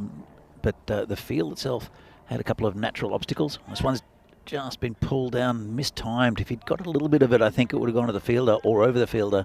Just didn't quite get onto it. It should like the concrete rectangles. Was it William the Concreter? Yeah, William the Concreter. William. Crocodile Rock. Crocodile Rock, yeah. Crocodile Rock. Yeah, natural obstacles. Yeah, I don't know if we're diving on those. And that one's gone through the fielder. There's someone behind him though. Yeah. Who's also misfielded the comeback for 2. All you needed was someone behind him to misfield it as well, and it would have been a hat trick. I don't think I've seen 3 misfields on a ball. It's pretty rare. I was going to say the first midfield doesn't really cost them a run because I think they were going to get one regardless, but the second one does. Yeah, that was a good field down there. A very good tournament down in Milan as well. So some excellent cricket. The potato farmer, I think, will be picking balls out of. Oh, it's a great catch! Oh, wow! What a fantastic catch. Dives full length. We'll come back to the potato field soon. That was a fantastic catch there. And a well-deserved wicket. Well, wasn't it? I mean, it's about as good as it gets, and that's the captain, Guru Singh, that takes it. He just misfielded a ball. That was, let's just say, a pedestrian pace, but this one is a real humdinger. Look at that. Coming forward, grabs it clean as a whistle. So, a wicket in this over, and it's due to a fantastic catch. Varsadia is the man that will benefit with the wicket, and it's due to that magnificent piece of fielding. Bohemian loses the 3rd wicket at 62 for 3. Seems a very good cricketer, does Guru Singh. And he's just lifted this team. They're still winning with a shot. I know there's only 21 runs needed off about 4.5 overs. But they put a bit of pressure on.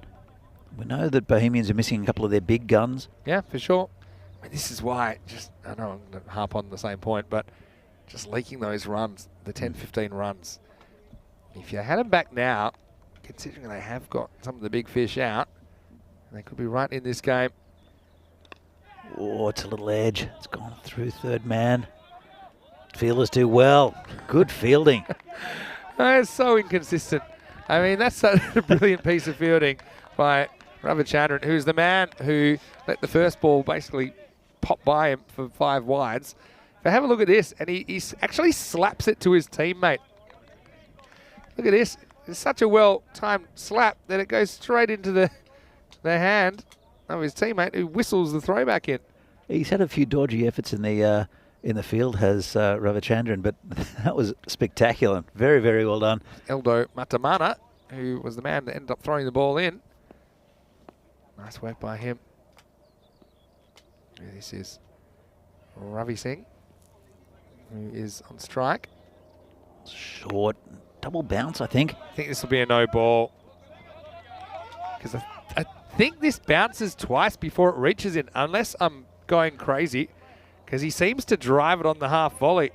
Maybe he hits it just before the second bounce. I don't know. I thought it was a second bounce. I called it, and there is the second bounce. Yeah, it's got to be a no ball, doesn't it? The I feel like this one's, because you can see it here, we'll slow it down as he's about to hit it. It's definitely bounced a second time before the crease. Umpires have missed it. But the thing is, the old law was that it could bounce twice but not 3 times. It's but they changed it now that it can't even bounce twice before the popping crease. But I suppose that's a bit of a throwback decision then, because a couple of years ago that would have been fine. So will be the end of the 6th over, 65 for 3.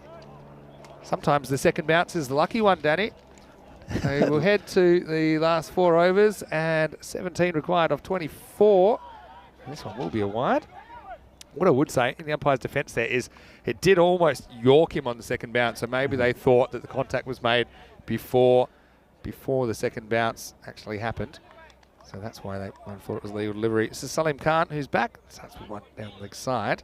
I don't think the batsman was too worried. He got a little half volley, even though that was what was the second it bounce. wasn't let's be clear, they're not threatening deliveries. I actually don't like the rule change. I actually liked it as it was, because I think, okay, you don't see too many double bounces at the high level of the game, or even this level of the game. But as far as being inclusive and at lower levels and people that are just learning the game, second bounce I think doesn't provide too much of an advantage. This one's going to fall safely, I think. Salian, who's going to come in. The old rule was it could bounce twice but not 3 times. You don't want a situation where the ball's rolling. That's the thing. The old Trevor Chappell, right? That's why you need a rule.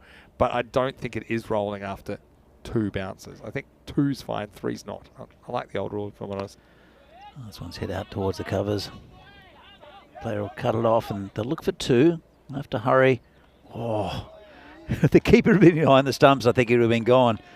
Yeah. But, looks like Vincent's gone walkabout now, because he's just social distancing from the stumps, isn't he? I think he just backs off because of where this ball bounces. See? So that's kind of forces him, because he doesn't want to get yorked. That's rubbish again. Just not quite getting it right. Some very good deliveries, and then there's just the odd one drags down. Yeah, going back to Trevor Chappell, that's still an international incident between Australia and New Zealand. It's 40 years ago now. 41 years ago now. It's like Bodyline in England. You know, we'll never forgive them for the Bodyline series. Oh, again. That's a longer grudge, the Bodyline one. I mean, that's 90 years ago now. So, yeah, but I mean, there was a point, I think about 10 or 12 years ago, where some of the professional players started experimenting with trying to do double bounces as Yorkers, but it wasn't a great tactic because they just kept getting whacked, because it is easy. It is. You might not expect it, but it is so slow when you have to pitch it that short to get a second bouncer that it's easy. Andre Adams was one that tried it. Well, you still might mishit it, but it's basically putting the ball on a tee for a professional batter. That's 9 required now. He's having a few issues here, Salim Khan. They'll get it in this over in wides. He's just lost it at the moment. I think he should feign an injury, maybe. He's a guy that's bowled pretty well in this series. That's the thing. I think for the left-hander, maybe just roll his fingers on a bit. I think he could get a bit more control if he does that. He's going around the wicket now. Bit of ball, been thumped. There's a player out there. Just cut it off. It'll only be a single. Yeah, so 5 to win now. See that Ravindra Singh's pretty keen to come back. It will just be a single. So Bohemians look like they're going to do this fairly comfortably. But again, Guardians, there's just glimpses, isn't there? There's glimpses of brilliance from them. You'd love to see them put it together just for one match. It's a good ball. Oh, beats him. Finally gets it right. I don't think I've ever seen a team be so inconsistent in innings as this innings. The good moments have been really good. Yeah. It's just... well, it's an improvement, I think, on yesterday. Yeah, no, that's for sure. And even with the bat, it was an improvement. We'll know where they're at against United coming up. As you can see, another wide. We'll have to look back at the stats at the end of this innings and see how many there's been. But yeah, I think it's it's a sign they're improving. And that game against United, I mean, potentially that's a danger game. That could be the game that determines who stays and who goes at the end of the week. And again, a pretty decent finish to the over from Khan, but it will cost him 20. So goes Magical. And 7 overs down, the score is 78 for 3. Coming up next, well, I was just talking about this game. Let's have a look at some of the lineups as you see Matter stepping out to the last ball, but getting himself in a bit of a muddle. So this is what's coming up, and it starts in around about 35 minutes from now. It's the United Cricket Club that won the toss, selected to bowl first, so they're trying to do what they did last night. They kept the Guardians really quiet. Don't know if we'll see Sullivan at the top of the order again to United. I think they seemed to get it right, didn't they, today, and have Sullivan able to come in just in the last 2 or 3 overs. As for the Guardians, well, I know that Guru Singh will probably open for them. United, Pramod Pagoli, I think he's bowling really well at the moment. He's a good player. And yeah, so look forward to the second match of the day coming up in just over half an hour's time. Going back to Guru Singh, just speaking of him, he's trying to protect 4. That's all Bohemian need now. It's a down leg side, and well, there's the 4. So that is the end of the game. And a good win there for Bohemian. I think Guardians, again, a little bit more age on them to compete at this level. They'll have a good game against United, but against Bohemians, didn't really struggle too much. I think they posted a pretty good total with 82, but I think some loose bowling, just as Vinny said, just getting some really right and then others really wrong. And big win there for Bohemians. Yeah. Keeping them at the top of the table. Yeah, that solidifies their spot, doesn't it? And we will see Bohemians later in the day as well. They're going to have a really interesting game against Brno because Brno, it's their first match of the tournament, and we know they got a lot of stars in their lineup. Let's see how they start. That'll be a good one in match 7, which is the game after the one coming up next. But first, let's go back and look at some of the highlights of the chase. And Davitsi, well, he got a few gifts that he unwrapped in the first over, didn't he? Even though he didn't quite get them out the middle of the bat, he certainly looked like he was in the mood to stick around. And ultimately he wouldn't because he nicked off. Nice bit of bowling. And this was the thing. Dutta Shetty did take 2 wickets. Now, he was probably the best of the bowlers, but even he was a bit inconsistent. It was just a case of what might have been for the Guardians. Yeah, absolutely. You spotted on the inconsistency. And they'll get better as the tournament goes on. Will the Guardians. Still a little bit of inexperience. That was Plum, Sahil Grover. But a good effort. Much better than yesterday, I think. Some good patches. It was a fantastic catch by the skipper Guru Singh, diving forward. We'll see that one there. Lovely catch. Inspired his team, but some bit ragged bowling. Great piece of fielding there. This is the thing. Even the fielding, there were some really good moments. And you can see that's Bohemian actually do this with a fair bit of time to spare, almost 3 overs. Just a reminder. And we will see Guardians back-to-back this morning. So this is really has that do or die kind of feel to this match as they take on United. And it's going to be United lineup. And like Pagoli at the top of the lineup, he kind of brings a bit of intent to their batting. Piyush Singh Baghel has scored a fair few runs for them in ECS cricket. Abhimanyu Singh, the captain, listed at 3. Ayush Sharma, he's a man we haven't quite seen the best of yet. I did like Ghanshyam Kumar as well. So not a bad top 5, even Joshi at 6. So not a bad batting lineup. Let's see how many they have to chase against the Guardians. I'm sure the Guardians will be keen to continue where they left off this morning. And they did bat reasonably well against the strong Bohemian side to score 80 plus. And let's have a look at what we saw in the second half of match number 5. Was Bohemians scoring 82 in 7.1 overs. And was Davitsi looked dangerous early. He scored 17 off 8. The top scorer, though, was Grover. Played some nice shots, 21 off 10. He got a peach of a delivery from Shetty that nipped back at him to catch him LBW. Apart from that, Nabil, Mahmood and Ravindra Singh all had a hand in getting them over the line. But for me, the biggest crime in this innings was the fact there were 22 extras, the top score. I don't think you can give extras the man of the match, but I mean, the Guardians, they'll certainly want to sort that out, especially against the United game, which they could potentially take the points in. They'll definitely need to win this game to stay in the tournament, I think, because they've got 3 of the top teams in the country in Bohemians, Prague CC, and also Brno in this side of the draw. So if they don't beat the United, The Pilsen Guardians, I think they're going to find it very, very tough to get into the fourth place into the quarterfinals for next week. I agree. Look, some good performers in there. Shetty bowled 2 good deliveries to take 2 very, very talented batters. Apart from that, Guru Singh was left arm swing was pretty effective, only going for 7 at a run of ball, and Vasadia was the beneficiary of a very good catch from his captain in this game. So in the end, Guardians, they don't get the points. We'll see them again in half an hour against United. We're going to take a quick break. When we return, it will be time for match 6. Vinny Sandu here, Mr. Maximo, alongside Danny Hudacek. Hope you have had a great start to the day. We'll see you shortly for more action and excitement on ECN. You're watching the FanCode European Cricket Series.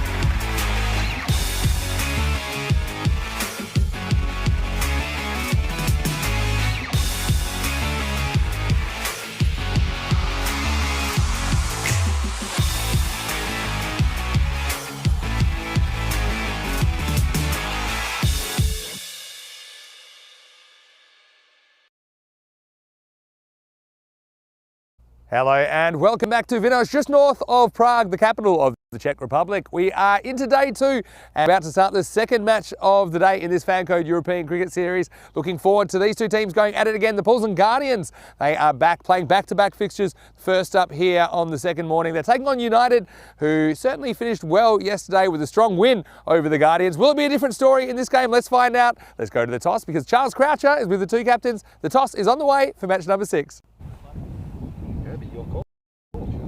Heads is the call, and it's a head. Ball first. Ball first.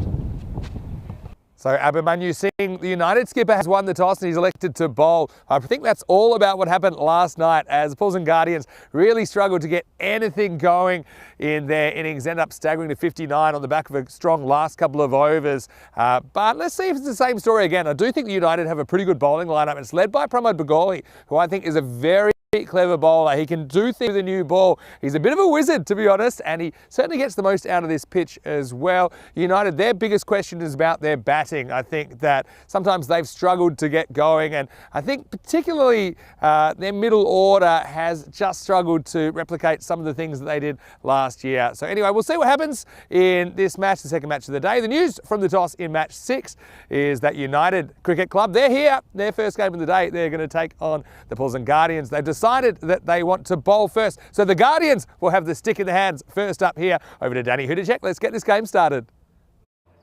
Thanks, Vinny. Really looking forward to this game. I think Guardians had a pretty decent effort against a very good Bohemian side in the last game. Now I want to get a victory up on the board against United, who were impressive yesterday as well. So some interesting performances. Very impressed with Guru Singh in the last game. And Pramod Baguli, as Vinny mentioned, will be instrumental for United with the ball. Abhimanyu Singh, the captain and wicketkeeper, so very impressive for United Cricket Club.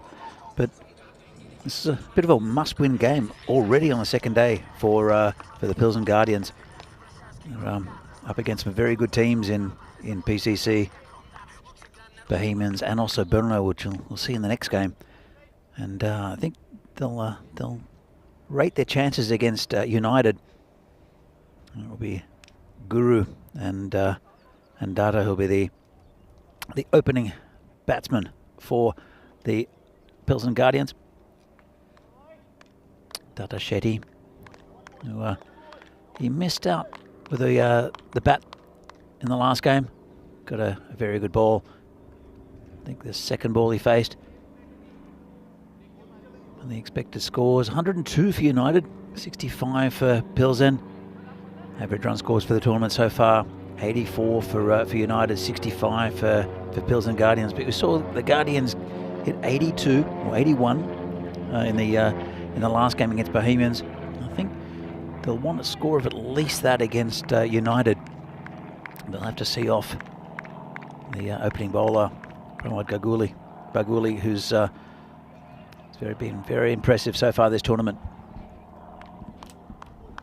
With Guru Singh, I don't think that he's the linchpin for this Guardian side. They're missing Jatin from yesterday, who was also very impressive.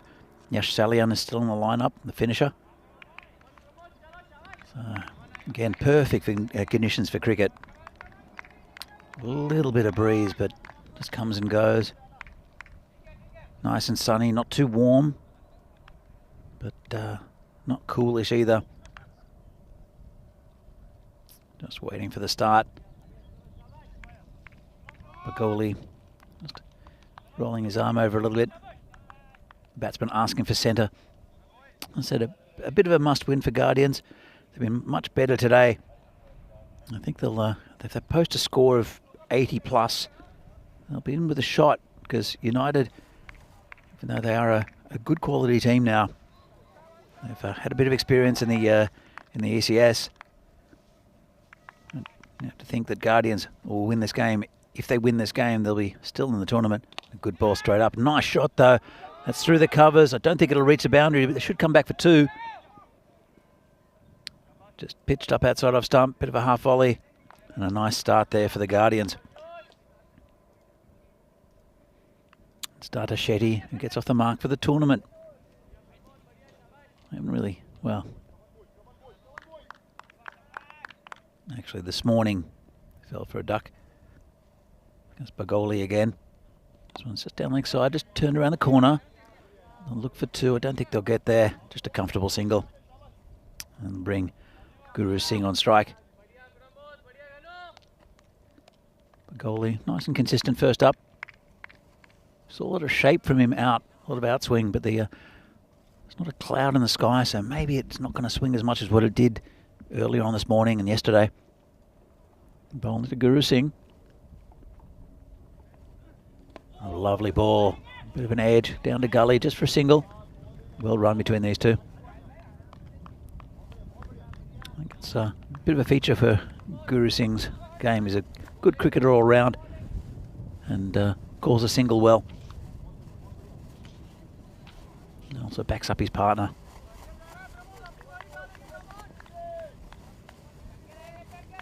Yeah, umpire just fixing the stumps. It's an interesting field. A lot on the offside, very offside field. Only 3 men on the leg side. It was a deep fine leg outside the circle and a third man. I think it's a good field. That's Bagoli again. Good ball. That one's cut down to the gully again. Just a single. Nice steady start for both teams. Bagoli, probably the best of the United bowlers. They can see his 2 overs off without losing a wicket. Guardians will gain a lot of confidence from that.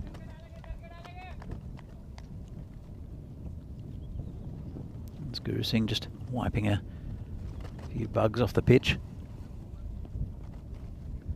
Facing up to Bagoli.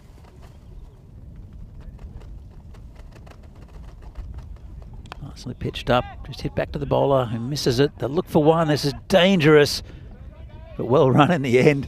3 of them scrambling to find the ball. It was about 3 metres from the stumps and they're all searching for it.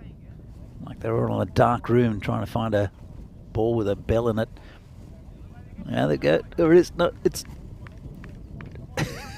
in the end, comfortable single.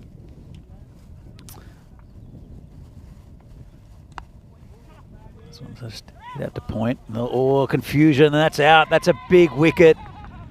Wow. I was bigging him up about how well he runs between the wickets, Guru Singh, but that's a huge wicket there for United. Hit it to point. His partner didn't want to come, and the skipper has to walk. That's the first wicket down for the Guardians. Vinny, what do you make of that? Yeah, it's a disaster. They made a pretty good start, and actually I don't think it's Guru Singh that's out. I think you see there's Data Shetty who has to go. But it was a bright start. Bagoli, who certainly likes to make the new ball dance. He ends up, I suppose, facilitating a wicket, but it's a run out that does it, and that's just so disappointing, especially the Guardians look like they've improved significantly with the bat, but to lose Data Shetty like that, it's a long way to come for Pilsen to get run out in the first over of the game. As it is, it's the end of it, and it's 6 for 1. Disappointing, but also I've got to say, there was a good bit of fielding to make sure of it, and it was Piyush Baghel who was able to get the ball back to Abhimanyu Singh in plenty of time. Yeah, it was unfortunate. It's the second time he's been out in the first over today as Data Shetty. And luckily, Guru is still there. They're both wearing 9s on their back. In fact, another batsman with a 19. I don't know what it is about 9s here. They're going to run out of 9s to... Well, 999 emergency line there, because there was a communication breakdown, wasn't there, between the openers. It will be Guru Singh that will face up another pretty handy bowler, Amdeep Bindra, bowling over number 2. First ball is cut away on the bounce, a similar kind of region. This brings Basaria to the crease. Again, he's no mug with the bat. Do you think Pilsen Guardians, they're going to have to find that kind of intent, but kind of execute it better than yesterday. Yesterday they had the intent, but the shot selection was poor. Yeah, I think it was first day nerves maybe. Good ball from Bindra, gets through. Yeah, so we talked a lot about match 4, so I'm not going to go on about it again and again, but they certainly were being aggressive, but they were a bit of a one-trick pony trying to whack everything across the line. I think you can show intent without trying to slog every ball out of the park. Getting bat on ball running and trying to put away the bad balls. This isn't a bad ball at all because Bindra knocks him over, and this is a really good bit of bowling. He's such a dangerous customer because he pushes some across. He also can straighten down the line. This one knocks over the castle, and so 2 early wickets scuttling the plans of the Guardians in the power play at 6 for 2. Very impressed with Bindra so far. He was very good yesterday as well. Does varied a lot. He had a beautiful in-swinging delivery yesterday to dismiss one of the Guardians batsmen, and that's right on line again. Very impressive start from United, and this is not the plan that Guardians had.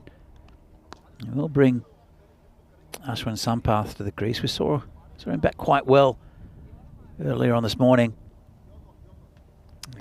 Let's see what he can do. He's got plenty of time. Yeah, well, I mean, he is an opener, I think, so he's coming at number 4 on this occasion, so have to deal with some of the new ball pressure. I want to say hello to Mes Norman, who I think is watching from France. Hope you're well. He did say something which I agree with. When you bowl well, you force the mistake. It was the run out essentially maybe created by the pressure built after a pretty nice first shot of the over. Anyway, right here in the second, it's Bindra doing the damage now. This one angles across, it's pushed away by Sampath. Won't get a run here. So now I think you bring back Begorley in the 3rd over. I think that just he's such a good new ball bowler. I think you have to. You've got other options down the stretch to bowl later on. Yeah, I think you're right, Vinny. I think that's what he'll do. He is their top line bowler. Once again, field's well set. They hesitate when they run, and well, slight fumble. But yeah, these kind of ones, if both batters go straight away, they're normally fine. It's just when there is that hesitation, then it does open up the possibility of a run out. It happens at all levels as well. Yeah, sure, it does. And you know, even at the higher levels, I don't think they often do the basics that I was talking about earlier, like eye contact and reading your partner's body language. They don't do it often enough. Pretty good finish. Bindra only concedes 1 in the over. Outstanding work from the left armour. 2 overs down. The score is 7 for 2. Let's have a look at the table, and you can see why this becomes, pretty much a do or die. I mean, it's not hyperbole to say that, even though we're only onto the second morning of the tournament. But the Guardians, they're without a win in 3 matches now, and it would seem that United are their best kind of chance to hunt down by winning this game and potentially grabbing another upset down the stretch. Burno, we haven't seen them, so that's why they have no points at this stage. We'll see them this afternoon, but we do think they're pretty strong. We've certainly got a lot of stars that have performed at this level before in their side. So interesting Group A table after match 20. The 15 will be eliminated. Here's Begorley. He is coming back in the 3rd over. Turned away to the leg side. Something about Sampath is he's got this little leg kick pre-movement, which is very baseballing. A lot of baseball batters will do that. Footwork in baseball is a bit different. It's a bit more consistent if you do have any footwork at all. But we have seen that before. One batter in Portugal had a pretty pronounced, even more pronounced leg kick. It's pretty exciting to watch, and there's something beautiful about it when they do hit it out of the ground. I think that's the beauty with cricket. Sorry, the beauty with cricket is that everyone has their own technique. It's more prevalent really with the bowling. Everyone, you can see different bowling actions. Yeah. But when batsmen sometimes have these little things that they do. I remember growing up with a kid who used to smash his right foot when he's facing up, and I've seen that a few times. Really? We've seen cross-handed batting as well. Cross-handed batting we have, yep. Oh, this is almost back to Begorley. They go on the hit. Slight fumble from A. Sharma. Allows the single. Yeah, I mean, we've seen cross-handed batting. We've seen, even at the very top levels, you see some of the kinks, if you want to call it, from Steve Smith and his technique that seems to be getting more outrageous. Even Labuschagne, another Australian, but Fawad Alam and some of these Pakistani guys will have their own techniques. And if it works for you, then that's all that matters, really. Begorley doesn't really get this one to swing back. I think this grabs some of the pad. They think about a second. Well, they might be in trouble. I think in the end, they're okay. It'll be 2 leg buys, but yeah, this throw, if it was kind of if it got there quicker, I think we could have had a run out here. Just the second bounce, and they're all queuing up to be the caretaker wicketkeeper, aren't they? You see, in the end, he makes it by about a metre. So it takes 3 fielders to replace a wicketkeeper. Now we know that. Regardless, it'll just be another 2 runs to the total. It's good backing up, though. I think it's better than not having anyone at the stumps, which is pretty normal. You'll see this sort of level of cricket. Oh, good delivery. Yeah, Bagoli's been unlucky not to take a wicket. This one goes straight over the off stump. Maybe just misses. He was the batsman that kept on looking out towards square leg after every delivery. And the Australians kept on looking, going like, it might have been South African batsman. So you mean not really facing up, just between deliveries. Between deliveries, he would turn around and he'd go up and he'd look at square leg, or just before he faced up. I don't think I'm aware of that. I'd love to know. Maybe in the chat they can help us out. This is a pretty good block by Abhimanyu on the second bounce, but we'll sneak through for a bye, or will they? Well, it wasn't hit the first time, but it was hit the second time by the batter Sampath. This is one way of protecting yourself. And he doesn't really change his line here, so I don't think he's got any hassles. Said they should get a bite. So he does well to block it with his body. He's watching, and I think they're thinking that might be an opportunity to be a direct hit. But, yeah, we'll never know, I suppose. As it is, it's the end of the power play. Not too much happening on the scoreboard for the Guardians. They're 12 for 2 after 3 overs. Yeah, going back to their batsman, I'm not sure if anyone will remember it in the chat. It was a few years ago, and the Australians kept on asking him, just the little things that Australians do. Just kept on, what's there? Who's at square leg?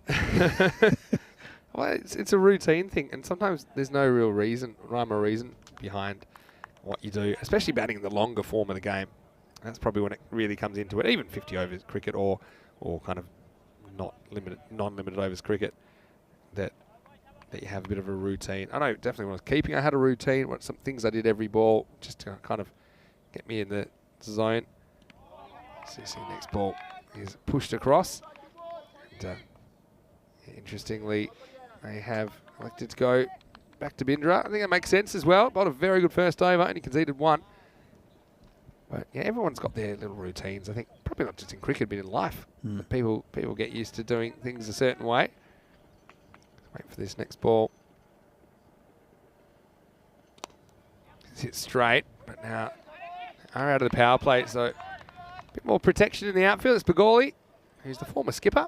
Down along off. Yeah, so for me, I used to scratch my guard 3 times before facing up, just to kind of indicate to myself I was ready, and end up have a huge hole there because most of the spikes on the turf pitch. That was just something I would do. And this one is going to be up and away. 1 bounce, 4 runs. Nice batting, Varsadia. He takes Bindra over the offside. Not easy to do. We know that Bindra's bowled pretty well so far. This time, he just over pitches slightly.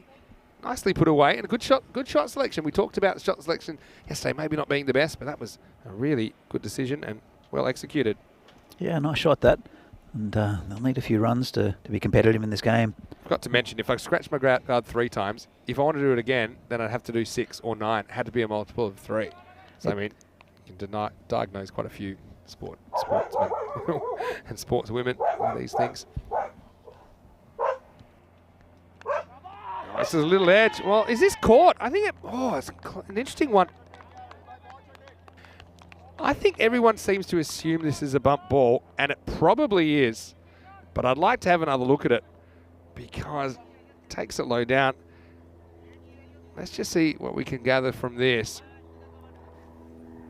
Yeah, that one did seem to bounce after the bat. It popped out of his glove. I think he catches it. And it was a really good catch, actually. Oh, excellent fielding. This would have been out as well. Instead, they will survive. Yeah, no, the previous one, I think, it comes to the end of the bat, but straight into the ground. It was held cleanly by Abhimanyu behind the stumps.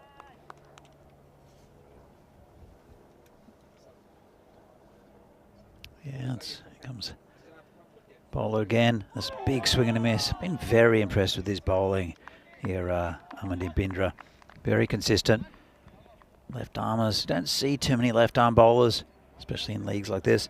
And how did that miss? So close. Anyway, it will be the end of the over. A pretty good one, 17 for 2. So just want to welcome you all, no matter where you're watching from around the world. It's Vinny Sandu here, Mr. Maximo. If you're just joining us, I'm here with Danny Hudacek, I should say. And yeah, Danny, it's great to have you here. And I'm liking this. It's not Peacock Friday yet, but I'm liking your shirt already. And, being dragged away by my dog here. Dragged away by Natalia. But no, I've got to say it's great to have your company again. And look, Guardians, this is a great test for them. I think they've shown improvement. They've actually played better against the better teams, it seems like, so far. But United, they put them away yesterday. At the moment, they're keeping them pretty quiet, aren't they, in the first 4 overs?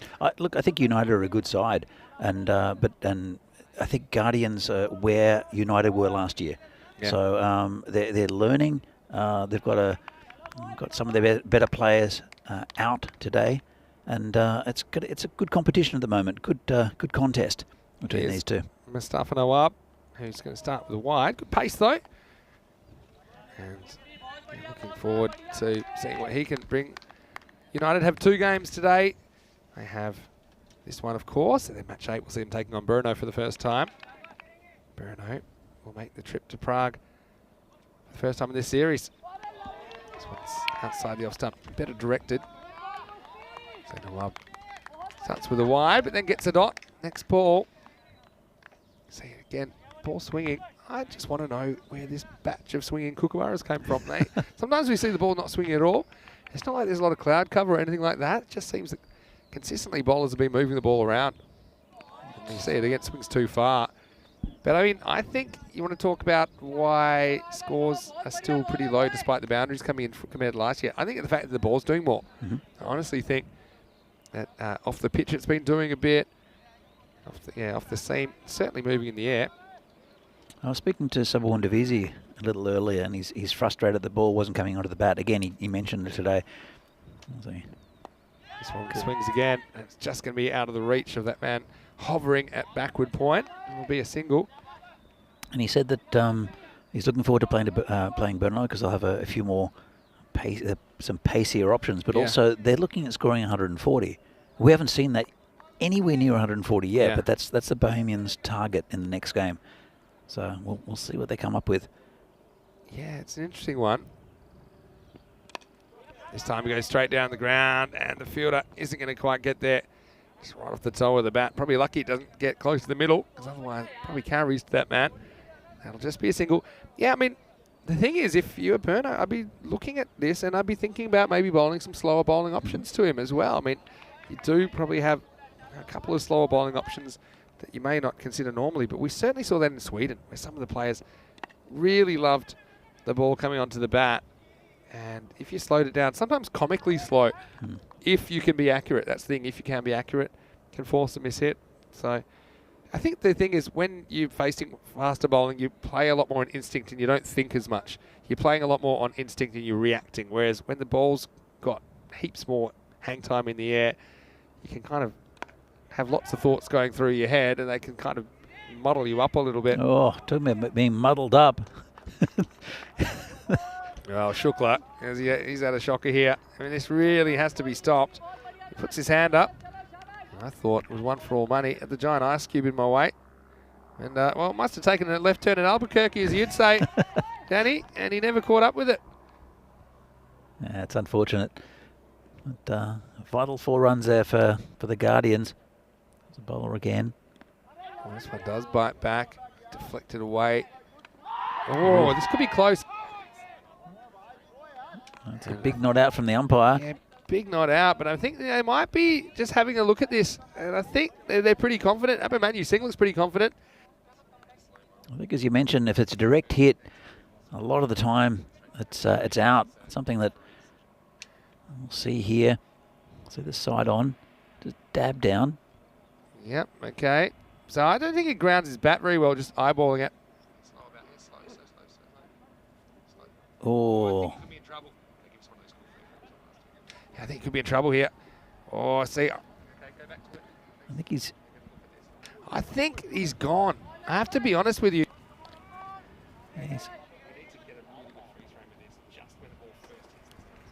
Yeah, see, I think, and we'll slow it down as much as we can here, but I think there's a shot that he's out, and it's about, back a little bit there. I think there is, he's gone. He's gone there for sure. And I think he's going to get the message. And I reckon he's not going to like what he sees. Well, I haven't seen any movement yet, but wow, that is a real lucky break. A real lucky break for the batter to get away for that. And he's going to make the most of it. He's going to hit a boundary next ball. I can see where the umpire made his decision, because he had his bat in the air. He was very close. It's a very, very tight call, and we had to freeze frame it and rock back a couple of times. But he did have his bat in the air. Yeah, I mean, good it's call. super close. I mean, I felt, we do have the ability to use the technology if it's clear and obvious. To me, it took us a while getting there, but I think we got to a spot where, let's just say, Vasadia might want to go buy a lottery ticket tonight, but he does move into double figures. 27 for 2, becomes 31 for 2. And then the next ball is worked out to the leg side for a single. Yeah, he's got a bit of luck. Let's hope he can go on with it. Need at least 80, I think, in this game to be competitive against United. So they've halfway through their innings, 31. Let's just hit a little bit over the top. Just be a single. Not very well timed. But sometimes you get that little bit of luck. Close decision. Yeah, well, we're going to make the most of a bit of luck. Say good morning to Helix, who is watching us from Australia. Nice to have you with us. Here's Shukla, trying to make up for his fielding last over. Oh, and he almost does. I mean, how does that miss? That's definitely hitting a fourth stump. I do remember fourth stump cricket. The short-lived invention of, I think it was one of the Crow brothers. That's something they experimented with. Originally in cricket, there was only 2 stumps. Oh, really? Yeah, originally. Was that the underarm game played by the gentry? Yeah, so we looked into this because I played an April Fool's joke on everyone last year where we said we were just going to go back to 2 stumps. And I learned all about Lumpy Stevens. Okay, tell me we're at the end of the over, so I can tell you about Lumpy Stevens. Yeah, I think maybe we've got one more ball to go. But Lumpy Stevens, who played cricket in the 1700s, and he was called Lumpy. That was his nickname. His real name was Edward. Because they used to just, the pitch would be whatever they would choose on the bit of the green. And he would be so good as a bowler of picking the bumpiest bit, so it was difficult for the batters, because back then they used to kind of roll the ball on the ground, essentially, underarm. Here is the last ball of the 6th over. And it's pulled away, kind of into the gap, but the fielder will come around. Piyush Patel just showing Shukla how to do it. As it is, it will be the end of the over. 6 overs down is 35 for 2. Yeah, anyway, so he once took... There used to just be 2 stumps, and they were quite far apart with 1 bail. So it's like a rectangle. But the ball could quite easily go through between the 2 stumps, and it wouldn't be out. Oh. And 3 balls in a row, this guy was able to go between the 2 stumps, but it wasn't out because it didn't hit anything. And then he successfully campaigned to have a 3rd stump in the middle because he just got annoyed because he kept getting bowling people, but it wasn't out. So that's where the 3rd stump came from. And I suppose the natural thing would be to have a 4 stump. And I know in India they have some competitions where they have 4 stumps, no LBW, which is quite interesting. Again, sometimes when the game's being, let's say, self-umpired, you get some disputes about what's LBW and what's not. So that's something I didn't know before. I found that out. That would be interesting. I mean, I could imagine you're just standing right in front of the stumps, trying to block everything. Special wide pads for it. Or is it a pad-free game? Yeah, actually, the wide pads. You're such a gamer. I like the idea that you've immediately gone for some sort. Well, that's the other thing, that regulations on how wide a bat could be. I think there's an interesting story behind that as well in history. This next ball sneaks past the bat of Sampath. He's just struggling getting going here. So I think somebody once came out with a bat that was wider than the stumps. And that's why they said, okay, we might have to make a law saying how wide a bat could be.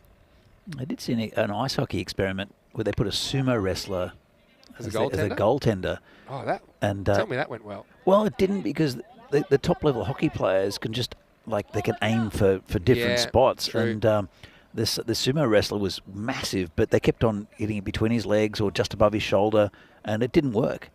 Yeah, right. Would have been fun to hit the puck at a sumo, though. Did he wear pads? Yeah, definitely wore pads. They're All pretty right, tough. so now, there we go. What's going on? We had a walkabout from Varsadia who's trying something, and the bowler had time to stop and start again. Now, do you go again? That's the question. He's not going to. There's no way he's going to. I think he'll try it. He's going to go forwards this time. I like the way they're trying to be proactive. I heard Guru Singh coming out of the dugout there and essentially yelling some instructions there, and it might have been, you know, get on with it, or we're gonna remove you in a nice way, because they do have Salian, the finisher, on the sidelines, and now we're going to see a swashbuckling cut shot, but will be 1.5, and well. Now, no. He would have been out here, and now they're going to get a second. So, of course, they are. Oh, I love it. This is super interesting because they were looking to push for 2. And the fielder did pretty well to get around there. I think it's Pagoli out there.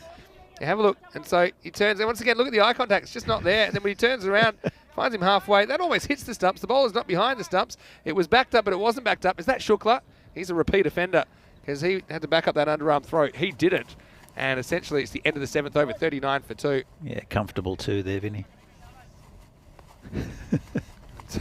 7 overs down. Just looking at the win predictor. 11% for Guardians. I think they'll have to get a bit of a move on. This one's been hit down the leg side just for a single. Yeah, just one to start the 8th over. Yeah, the ECC is something we're going to talk about for a second. Let you know, 21 nations taking part in the International T10 tournament starting the 12th of September. It's hard to believe. It's just over 3 months away, so it's going to creep up on us. And I know that Czech Republic have a pretty tough draw in Group A, but I'm sure they'll relish the challenge. As we see a potential run out, and this time it will be a run out. So Sampath will try to get on with it. You can't really blame him. And in the end, he gets himself in a bit of trouble, as he doesn't beat that short mid wickets. Good fielding position. You can see that it was going to be really tough for him to get that single, considering how close that fielder is. He's well in from the circle, and well done by the bowler as well. Shukla, well, just shows you can catch sometimes as he grabs that one. And so Sampath is going to have to go for 10. The score now is 40 for 3. Yeah, they really have to go for everything now, the Guardians, to stay in this game. And I think there's a bit of a discussion about who they're going to send out. And it might have been whether they're going to send out Yashwantha Salian or Kapil Kumar. Eventually, they've decided to go for Kumar. And I don't know if it's whether they think it's just too early for Salian, who's now at the finisher. But we are kind of into the 8th over. I probably would have unleashed him. Yeah, he can hit. When he hits the ball, he hits it well. The problem was yesterday he didn't hit the ball.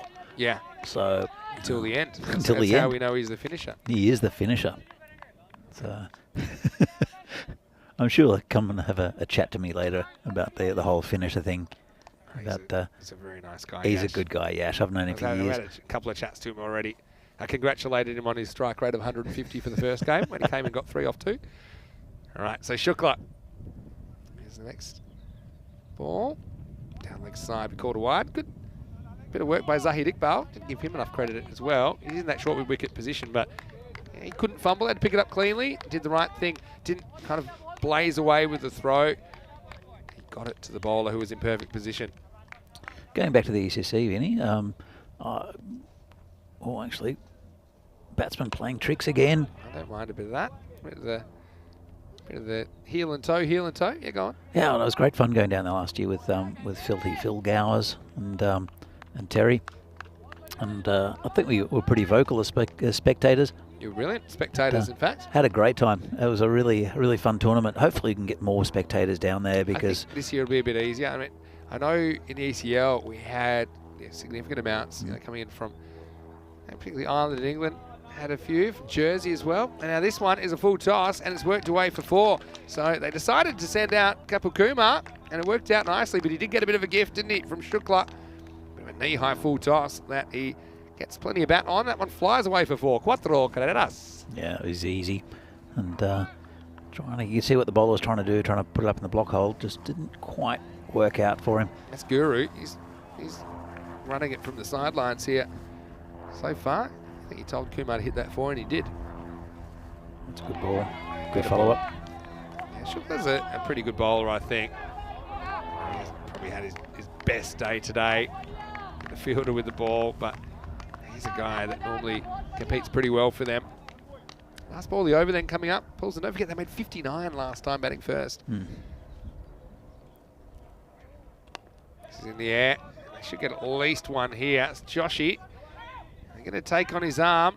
Good throw. Would have had him in trouble, but Joshy couldn't quite get as much on it as he wanted. Into the over. 8 overs down. They are back to run a ball pace. It's 48 for 3. Well, it's very well run then. They went straight away.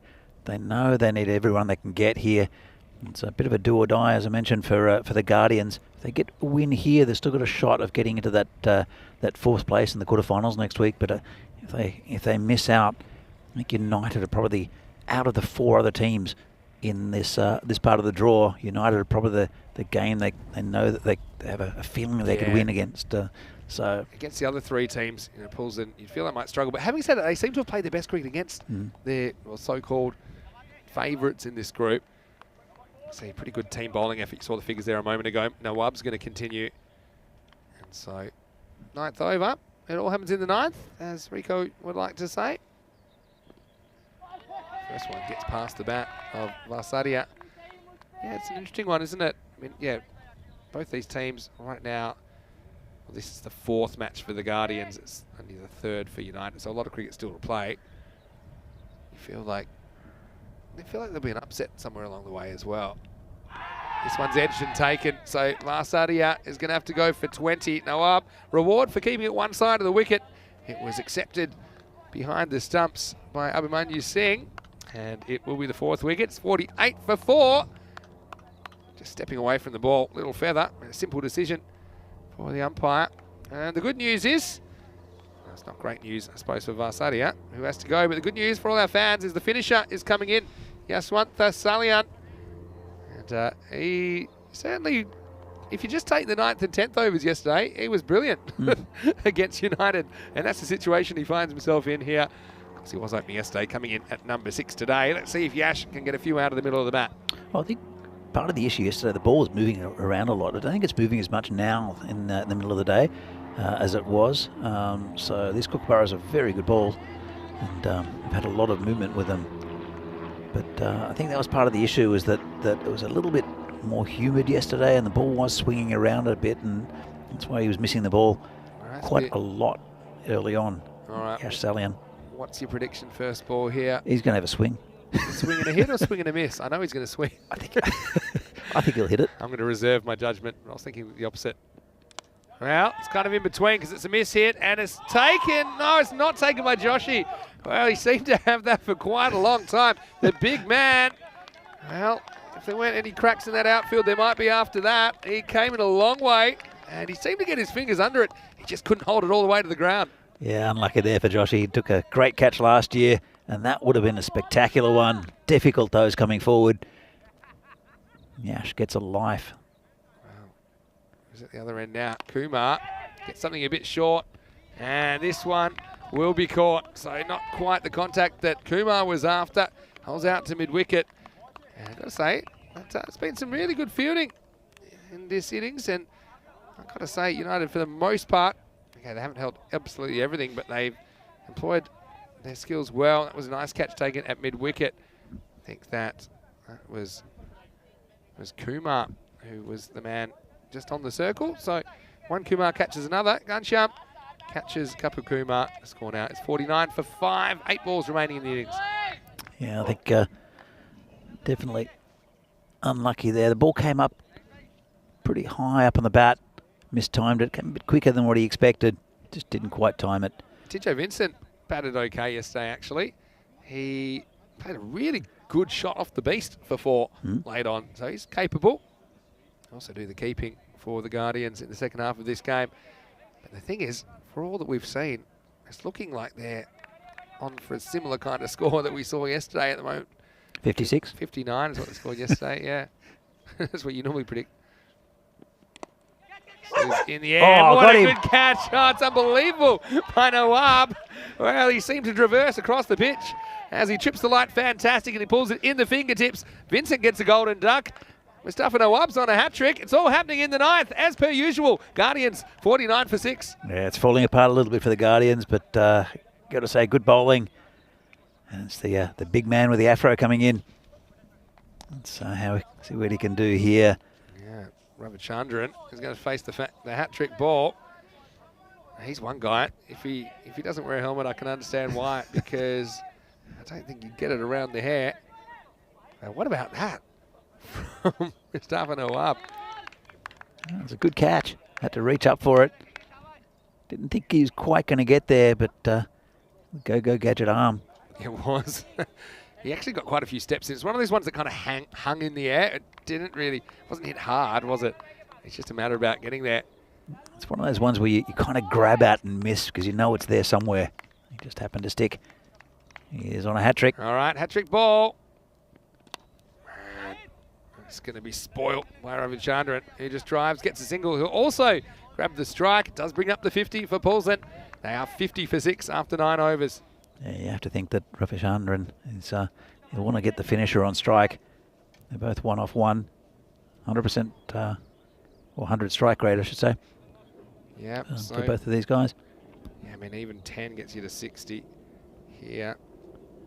It's strange because last night there seemed to be just such low scoring. Then last 2 overs kicked. I can't quite work out where this has gone wrong. It's just they've never really consistently be able to find the boundaries in this innings. Poulsen. I don't think there's really been a partnership. I think in the previous game, Guru had a good partnership. They only lost a couple of wickets in the first game against Bohemians. 4 fours, no Maximos in the innings so far. And 3 wickets in that over. 3 wickets in 4 balls from Mustafa Nawab. So that's about as close to a hat-trick as you can get. What a fantastic over that was. Okay, it's last overtime, and it's going to be Zahid Iqbal that gets a bowler, I should say. Also came up with a pretty good run out earlier in this innings. That was a good first ball. Just cramped him up. This is where you're considering running for almost anything, I think, at this stage. Except that, is there a little edge on this? Seemed to be a little noise, and I think he might be out now. I'm not sure if, I think they're having a chat, the 2 umpires. I think there's definitely a noise, but the square leg umpire, even if he hears a noise, I don't think he can have too much of an opinion. Let's see what happens here, because he's out of his crease, and then, well, he's just wondering. Oh, he's that's out what he's anyway. That's what he's appealing for. Yeah, he's going to be gone. Yeah, I think this is stumped, because I don't think he really ever runs. He just kind of hangs around. And, well, it's Ravichandran. I've heard of walkers, and I've heard of non-walkers. He was a loiterer, and I think that the right decision's made one way or another. So if you can't score, get out of the way. That's what Ravichandran does. He never got back in his crease, did he? He doesn't. That's why I think this is stumped. Yeah. Because I don't think that he's ever kind of made a forward movement to run. As it is, it will be stumped. And so, nice little cheapie for the keeper. Abhimanyu Singh, he won't mind that at all. Pretty alert work from him. They were going up for the catch first, weren't they? So, well, you see it here on the European Cricket Network, 50 for 7, and still no runs in this last over. Yeah, it's not what they wanted at all. Pilsen, they want to get the finisher on strike. It's Shazib Ali. Well, it's down leg side. They'll like that free run. Yeah, so just for all our talk about the Guardians improving, seems like they're going to score less than they scored yesterday against United. But for what it is, there's a real pattern here. In their first game, they're playing a lot better than they're playing in their second game. Yeah, exactly. I think that's what I'm seeing as well. I don't know if it's a matter of fatigue or something like that. Tries to get cute, and this one sneaks past the edge. Again, there's a bit of an appeal. This is where, I mean, he's only trying to just work that for one, isn't he? And he can't even manage to do that. Salian is the most frustrated man in the Czech Republic right now. Stuck at the other end. I'd be off, I think, if I was him. There you go. Some contact on this. And we hit down the ground. That's Ayush Sharma. We'll do the fielding and making about a hustle. All right. So, everyone, strap yourselves in. The finisher is in his office. He's got 2 balls to go. I'm sure he wants to face both of them. He probably wants to hit them both into orbit. I think he wants to hit everything into orbit, does the finisher. 52 now with 2 balls remaining. If he gets it in his arc, he'll launch it. It's a very small arc, though. See, just confirmation on that last wicket was actually given court. Oh, okay. It was given court behind, so it wasn't stumped, even though I know it would have been stumped if it wasn't even caught. So actually, well, I don't know, because the square leg umpire did call for the replay for the so I after everyone got together, that's what they decided. But I think the square leg umpire, I don't know whether he was indicating he heard a noise, but even if you do, I don't think that's your jurisdiction. Okay, it finishes away, but he's only going to find the fielder. So Australian, the positives are every ball he faced today he hit, but unfortunately he falls on his sword. He does the right thing. He tries to whack this one out of the ground. He knows he hasn't got it. Simple catch offered, and so he will go for just the single, and that will also be the 8th wicket for the Guardians. They're 52 for 7. Yeah, it's fallen apart, this innings for the Guardians. Thought it was going to be a very competitive game. There's not too much between these teams. I think just a bit more experience with United. They've been around for just, I think, 3 years now, the United team. And you can see they've gelled, got some good quality players. Yeah, they have. And they have Ayush Sharma in the ECS, but I think he plays at club cricket normally for the Barracudas. Is that right? I think so, yeah. Would you Vichy Barracudas? Yeah, they're not in this tournament. But another new club. Kind of regular for United for sure in ECS cricket.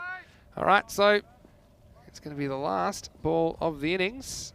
And it's over to Salim Khan. He plays a nice shot. And he might even get a boundary here, you know. That's going to go all the way. It runs down the hill. So a nice little kicker. And, well, there's your 56. That's the one that Danny's always predicting. And welcome to Studio 56, Population Pulls and Guardians, as they will create the target of 57 for United. Again, if the Guardians, if for somehow, you know, they would put a really good bowling and fielding innings together, if they could defend it, it would be a record. Low score defended. And I think United, like last night, they'll be hoping to make light work of it. And ultimately, we saw the intent there. We saw some good cricket from the Guardians, but ultimately United, they didn't give them too much of a chance to breathe. And it will be a fairly rudimentary target, you'd imagine, here in match 6. Nice moments between the players. A lot of respect. Unfortunately, the communication broke down between the openers. Data Shetty, he was the first man to go. Did leave Guru there. But I've got to say, some good new bowling set this up. And, well, no better in this game than Amandeep Bindra, the left armour. He's really been getting the ball to talk early. Yeah, it's been very good, Bindra. And you can see that there, the big wicket of Guru. But United, this was a little bit of a comical run-out attempt. United have been very good so far today, and also this tournament. I'll be very confident of getting a win here. Just not quite going right for the Guardians. That was that controversial run out that wasn't. I think they had a pretty good day in the field, did United. And Pilsen, 56, don't think it's going to be enough. We saw them in the last game that that's the run out we saw. In the last game, they had patches of good bowling, and then they missed out with some very poor bowling. 22 extras. That's a lovely catch there. And again, that's that good attempt there from Joshy out in the outfield. It'll be an interesting chase. Hopefully they'll bowl well, the Guardians, and at least push this United team. You never know. You get through their top order, get into the soft underbelly of the United players, United team, and you never know. They could defend this total. Wouldn't write them off, but it will be a record if they can defend this, the Guardians. But United, if they do get the win, it'll be their second of this tournament so far, and they would have pretty much booked a place in the quarterfinals for next Thursday. So we'll see the second half of this game very shortly, as we see the scorecard. Vasadia 20 off 19, Sampath 10 off 19, but really no one else helping too much. 7 extras, a few wides, pretty disciplined generally from United. The total 56, losing 8 wickets. As you can hear, the dogs realise the pies are around. So we're going to leave you here. Get some very, very good bowling. Pramod Bagoli at the start. Amandeep Bindra, the probably the pick of the bowlers, even though Mustafa Nawab did take those 3 wickets in 1 over. Just good bowling figures all around there for United. So we're back in a few minutes' time to see if the Guardians can defend this total of 56, 57 to win for United. I hope you join us again very, very soon for the second innings of this game.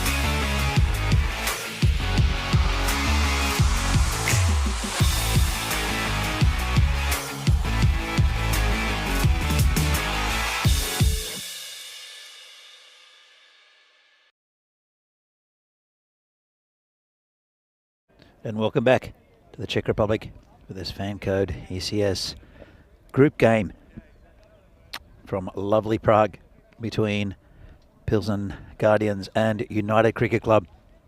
57 to win for United. Have to bowl well the Guardians to put a bit of pressure on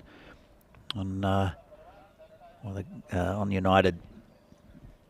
Both Division 2 teams here in the Czech Republic. Speaking to Vojta Hasa from Vinaradi just before, saying that he was very surprised at how good United were when they played them, especially with their bowling attack. Well, let's have a look at how their batting goes against the Guardians, who are a bit up and down against Bohemians. 22 wides, or 22 extras, I should say, in the game against Bohemians this morning. That was the top scorer for Bohemians.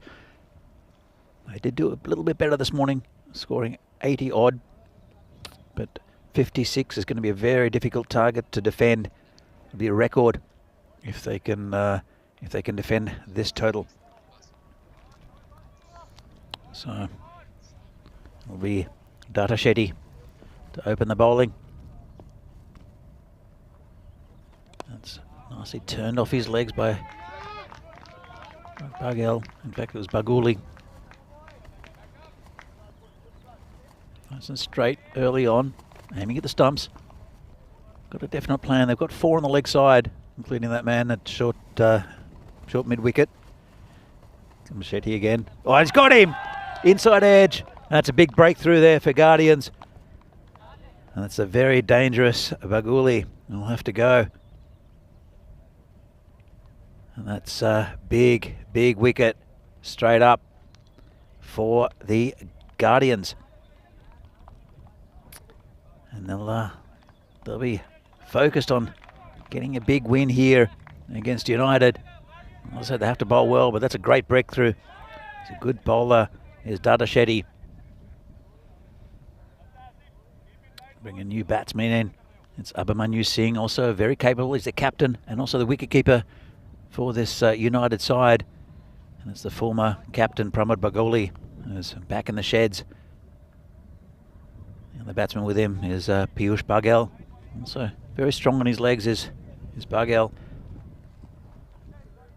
They get another wicket here to put a bit of pressure on the United batting lineup. I think it'll just put a little twist in this game. Here comes Shetty again. Right, oh, good ball, straight up, beats him outside off stump. Played and missed. That's a lovely delivery first up from Shetty. And Abhimanyu Singh is getting a little nervous here. Comes again. Right on line. Oh, tried the Yorker. Squeezed past that man down at third man. It'll go for 4. Just a little bit over pitch. Got enough on it. Did the batsman. And that's 4 runs, the first boundary of the innings. But a good start here from the Guardians. They've just got to keep this bowling together, which they didn't do this morning. Oh, flashes of very good bowling, but that's what they'll have to do for this whole innings. Let's see how the batsman, the bowler can reply. Shetty, nice ball, quick single, not on. It's that man there at that short mid wicket. Very good position there in this form, especially at this level. Cutting off singles, also catching position. It's outside off stump, keeps very low, goes through the keeper as well, and stopped back there. Just one by, I think it's going to be called. Might have got a bit of an inside edge on it. Good stop out on the boundary. And the end of a very encouraging over there for the Guardians. Take a big wicket of Pramod Baguli. And 1 wicket down, 7 runs on the board. Target of 57 to win. Vinny. Good start here for the Guardians. Yeah, it certainly was. You need to have a good start. When you think about how bad their start was against Bohemians this morning, I mean, they just basically ordered a truckload of runs and emptied them onto the table. This is a lot better. And, yeah, so Looking forward to seeing if they can make this last. Second over, and Ravi Chandran is the man. We'll go the throw. Unfortunately, starts with a wide. Getting some good movement though. Yeah, United are one team. Can be a bit shaky with the bat if you get through some key players. Already an early wicket of Bagoli is a real handy one. This one's full. It's driven down the ground. There's the finisher, Yash Salian. He will stop it, makes it just a single. Of course, we've never seen a score in the 50s successfully defended. But just the dynamics of this tournament, I feel like it's a bit more possible than usual. United made light work of the target last night. They needed 60 to win. They did it with plenty of time to spare. Only 4.4 overs required to come up with the target. Well, let's see if it's as easy this time. So far, it doesn't seem like it will be. And one thing they are going to have to work on is the amount of wides that they've been bowling. I think it's been a bit of a thorn in their side once again. Ravi Chandran just straying. Yeah, you're right there, Vinny. Just not had the radar on today with the bowling. I mean, the good balls have been as good as anything you'll see. That's the thing. But, we went on a long kind of talk about consistency earlier, didn't we? This one swings, but it's going to swing off the bat. It's a full toss, and so it gets the line probably right, and the movement's okay, but Miguel gets off the mark. He is one guy that can certainly be a bit of a key to United's success. Scored over 100 runs in the series last year. That's a nice start to his innings. Cover drive for 4. Yeah, it was just a bit overpitched, and you can't give that to a batsman like Bagel. It's too easy. He's a big man, though, Ravichandran, and if he could find the pitch, he might get a bit of bounce. But at the moment, just bowling full tosses.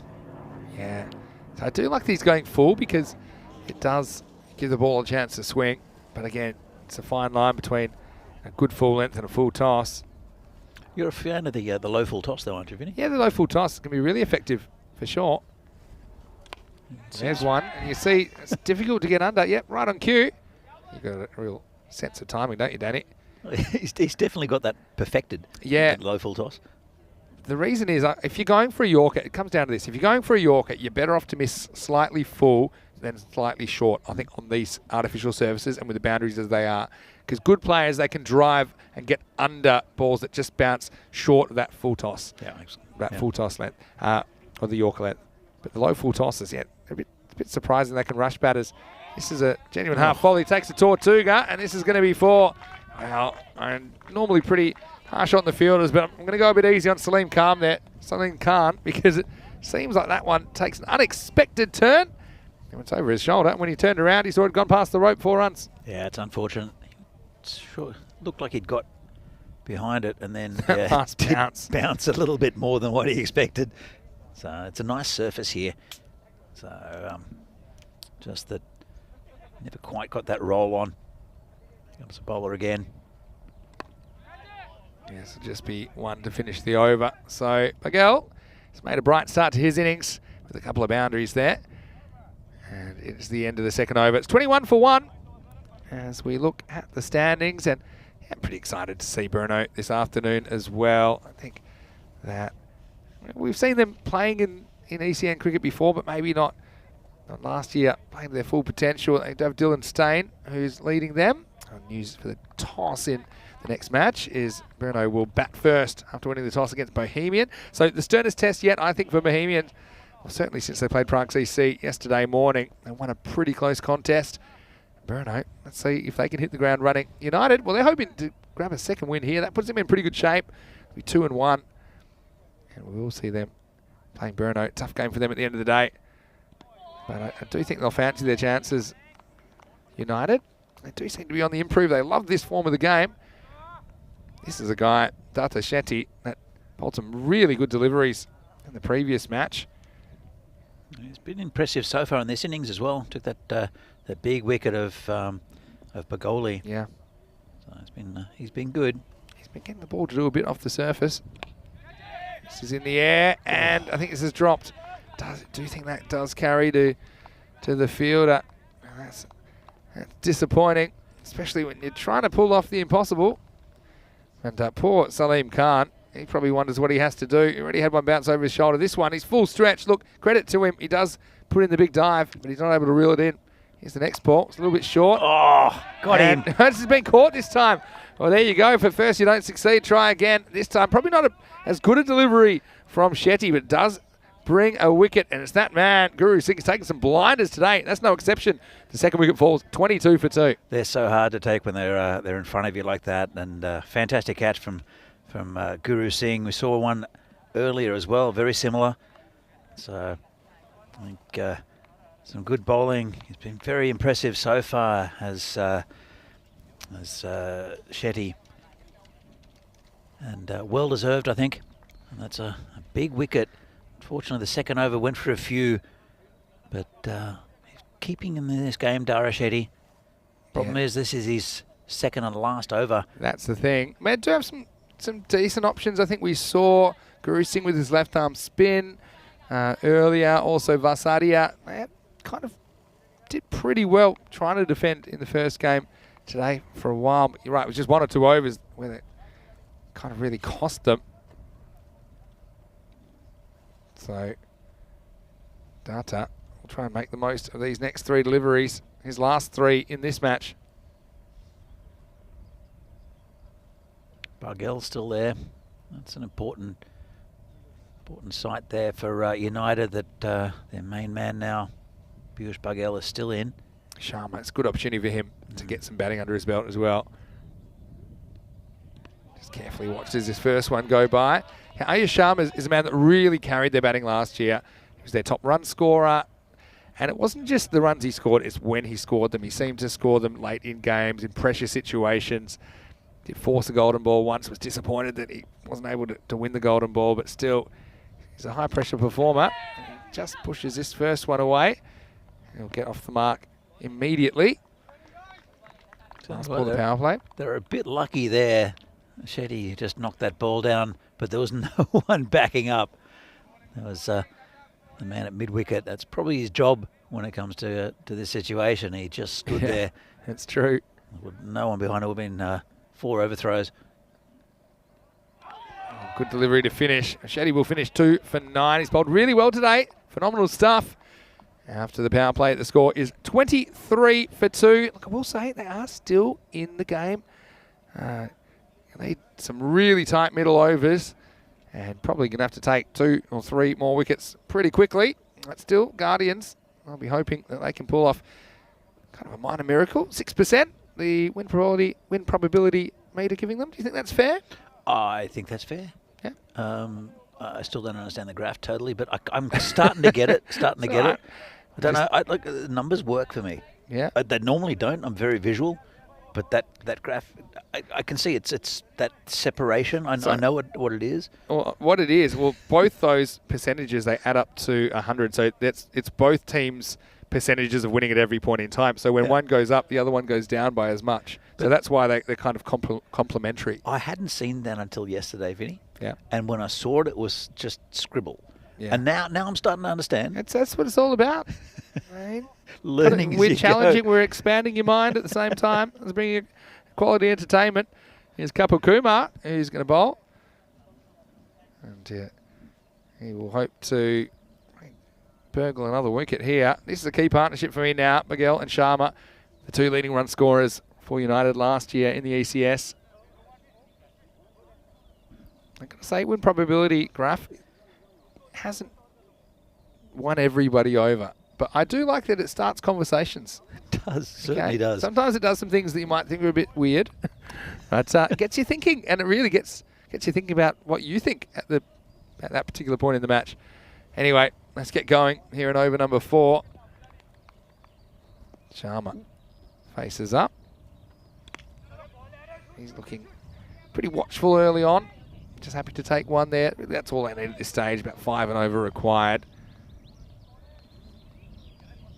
Yeah, they don't have to do anything silly here, United, but again, they want to get this total as quickly as they can. Yeah, you talked about net run rate a lot yesterday, and I think that's really important because if these two are fighting it out, then if you can improve your net run rate, you're also denting the other team's net run rate by the same amount. Exactly right.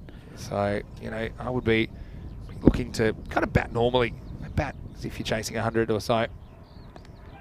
Pretty good ball from Kapakumar. Leg cutter down to Ravi Chandran. He's got that afro hair, which already I think people are quite fond of. Oh, it makes him top heavy, and he's a tall man as well. He's even taller with the hair, isn't he? Full delivery, driven away, and just out of the grasp of Guru Singh. Well, if he can't reach it, nobody can reach it. He's been on fire with the hands today. I guess has to throw it back in. It will be 2. Well run. Yeah, it's well bowled. A little bit of luck there. The dogs are pretty quiet at the moment, which is nice. And Tali has settled down. I gave him a big bone, a big ham bone each. Yeah, that worked. It worked very well. Pushes the batter back. Sharma happy to block it out. They have been rolling in something. I'm not sure what, but both of them have got something on their neck. Looks green. Luckily, it's not brown. Oh. And Oki does have a habit of rolling in brown. That's not very pleasant. It's a bowling job that I'm sure you wouldn't enjoy too much, having to sort that out. Yeah, they're wonderful dogs. We love having them here. Tali's doing maybe too good a job being security dog.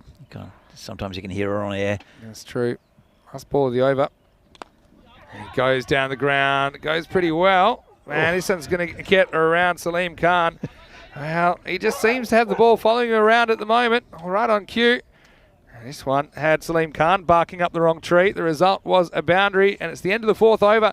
The score is 31 for 2. I think he thinks originally maybe he can catch it, but then kind of finds himself in no man's land. Can't deal with the bounce. Yeah, exactly. So things looking pretty rosy for United supporters. Vinny Sander here, Mr. Maximo. Alongside me is Danny Czech, and hopefully you're enjoying the action so far. And look, I just actually did my intro for the next game. You'll see it just before match 3. I did it on the bench over there, the Scott Page bench. It was something really special. I'd never noticed it. How long has that been there with the bats? You'll see it just before the start of the next game. I think it was completed just before the season last year. Yeah. Yeah, it's just a bit of a tribute to Scott, who we lost a couple of years ago. We've done a lot for Czech cricket. They were just some old bats lying around. Yeah, it's really nice. I think it's quite unique and special. So yeah, if you want to check that out, you'll just have to watch the toss video before match 3, which will be between Brno and Bohemians. I think that'll be really interesting. I think the tank is back. That's the mail I've got for Bohemians, and Brno, well, they'll be led by Dylan Stain. So a lot of quality in those two teams. I think Bohemians, they'll kind of fancy their chances to keep their truck rolling. I think that they've been pretty good for the first 3 games. Not perfect, but they have been in that winning habit. Anyway, that'll be coming to you in around about 45 minutes time. Right now, let's get back to the present, and it's Vasadia. We'll slow things down here. You just feel, the fact that they were able to get 8 off that last over. Just a bit of a steadier, especially the 4 that came off the last ball. So I don't know about the Guardians pulling off the miracle at this stage, but I stand to be corrected. It was a good ball first up, just tucked around the corner, but that's all they need at the moment. It's just pushing singles. They don't have to take any risks. If there's the odd boundary, then so be it, but they really don't have to take many risks. And there you go. Yeah, the man with the big afro comes in short, so they're cutting off that single opportunity on the leg side. Yeah, I don't mind that. Got to say hello to Helix in the chat. He has a bit of information for you, Danny, in fact.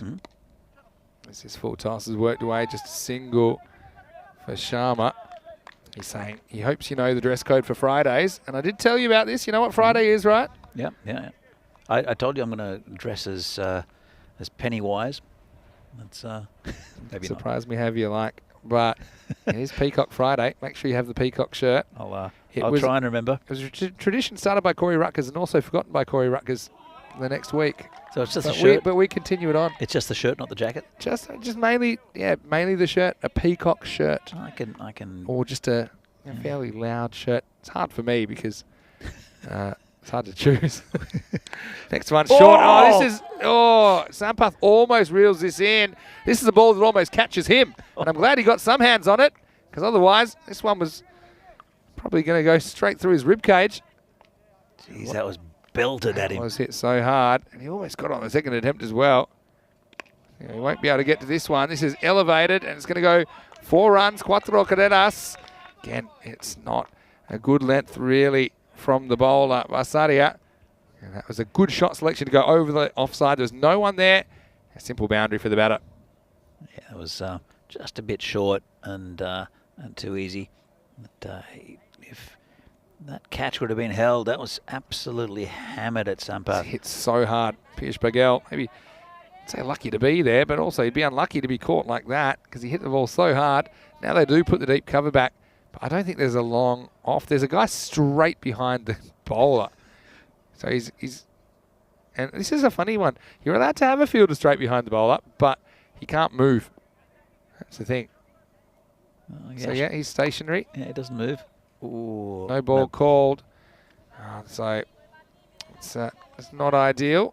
Free hit coming up. As just have to sort themselves out.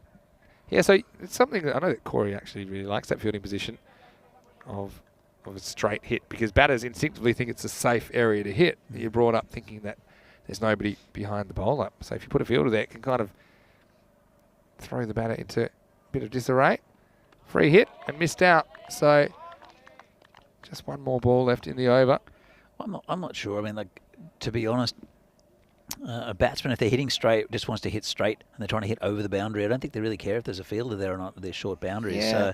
So whether they're there, I think what they do, what that player does is that they cover any straight shot on either the leg or the offside. Well, what it is, I think normally it's used as a bit of a tactic to, instead of having 2 fielders in that region, you can have 3, and then you can push your long on and your long off a bit wider. So it's for batters that are really trying to hit through the line of the ball. We saw it a lot of ECC. You know, a lot of batters very proficient at driving, you know, most lengths and driving up. So essentially, you're trying to change the batter's tactics, maybe by leaving a gap square of the wicket to try and get the batter hitting a bit more sideways, which might carry a bit more risk. So it's a different kind of tactic. I don't mind it. But like I say, you can see it's actually just to the leg side at the moment. Very straight, long on. That is that's the finisher in that position, Yashwant Salyan. Ball's bringing the fielders in a little bit. He's brought them about 5 minutes off the boundary. Both the man at Cow and Yash at that straight hit. He's got a bit of confidence here, the Guru Singh. Yeah, Guru Singh with his left armers. A pretty good start as well. And Sharma goes after it, can't resist. But he misses out. This is one where, okay, the keeper, if he's up to the stumps, could have been a stumping opportunity, but it would have been a tough one between the batter and the stumps, which is one of the more difficult stumpings. Down to 2% now, the win probability well, for... it was 1% a second ago, so it's just doubled. So I don't know what it is to decimal places. Yes, next one's not a good one. It'll be called a wide. Yeah, a little bit loose there from Guru. Yeah, first one was quite accurate. Second one wasn't. Yeah, but I've liked what Guru has brought here on day 2 with the bat, but also, you know, some of his fielding was excellent. Taken a couple of very good catches and almost a third. Yeah, definitely the standout performer. I think Dada Shetty's been very good. Missed out a little bit with the batting as Dada Shetty, but been very good with the ball. It's Guru again. So once pushed through a bit more. Paghel happy just to block it back.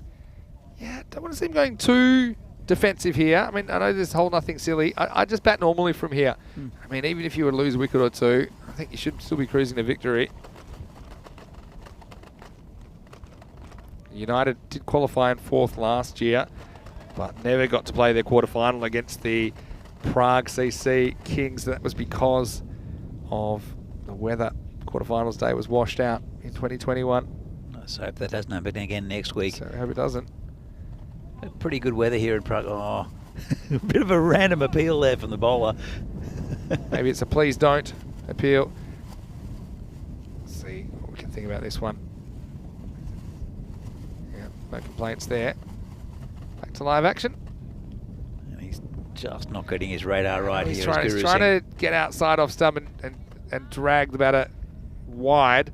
But at the moment he's just too wide, isn't he? That's not the kind of hat trick you want, really. In fact, there's 4 wides in the last 5 deliveries. I think, to be honest, I think he should be aiming more towards the stumps. I mean, that's the one batsman to play. That's the one that Sharma missed out on, wasn't it?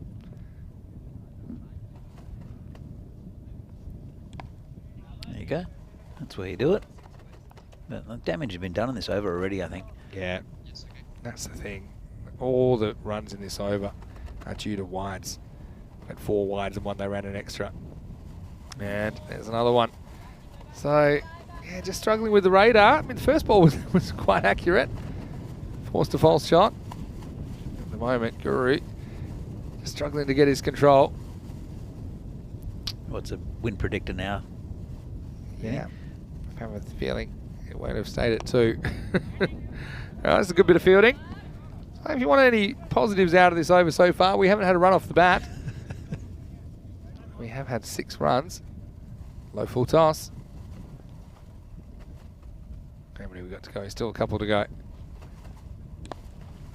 Now they will get 1 off the bat. Straight man will come and take care of that. Salian. So Bigel moves to 18. They're not quite doing it as easy as they did last night, United. They only took 4.4 overs to chase a target of 60. As it is, looks like we'll head into a 7th. Goes for this one, and he gets it pretty good. Well, that's the Sharma we know and love, as he sneaks across and he smacks this one over long on Maximo. And finally, we have a 6, and we didn't have one in the entire first innings. Finally, we get one here late on in the game. It also brings up the 50 for United. 51 for 2 after 6. You mentioned yesterday that Ayush Sharma really didn't have much of a chance to bat and get a feel for the ball. And hopefully that's what he's doing in this innings, because he is invaluable for this United team. And we'll see them later on against Bernal. Yeah, let's have a look. Sorry, Danny, to interrupt, but I'm just going to tell you what's going on in the second half of the day. We'll see Bruno, as you just mentioned. They're taking on Bohemians. And the news from the toss is that Bruno won the toss, led to bat first. And you see any names that stick out to you there, Danny? Well, yeah, look, it's been Dylan Stain, of course, and Naveed Ahmed on top and bottom. But also Yug Warrior, as I got probably one of the greatest names in world cricket. Do you know much about Yug Warrior? I know absolutely nothing about Yug Warrior, but he is. I agree that it is a fantastic name. Anyway, that's coming to you in around about 40 minutes from now, as this one will be angled down and will be stopped just inside the boundary, so it'll make it 4 to win. You can see the Burnley guys just come up from Burnley to greet us. I'll have a chat to a couple of their players, see how they're doing. And rolling in. Good to see the guys. I mean, Bruno, about 2 hours, 2.5 hours. Wow, I'll tell you what, the win predictor, get me on that. It's giving them 6% chance from here. I don't understand. Well, this is why it's it's an existential experiment to get you thinking. But they need 1 and over. Yep. Some things in this world, Danny, are not meant to be explained. And maybe the 6% comes from United walking off thinking they've won and forfeiting. Maybe. Something like that. Is it the same people who do the weather predictor? Could be. 3 to win. Will this be it? Well, it's in the air. Actually, a catching opportunity. And it's taken. Well, he takes it as easy as you like. What a good catch that is by Datta Shetty. So consolation wicket in the end. Sharma tries to repeat his stroke from last over. We'll delay our lunch a little bit further. He falls for 15. And a nice bit of bowling by Kapil Kumar. Probably deserves a wicket. I think he's bowled okay today. As United lose a 3rd man now. 54 for 3. Have you not had your pie shop pie yet, Vinny?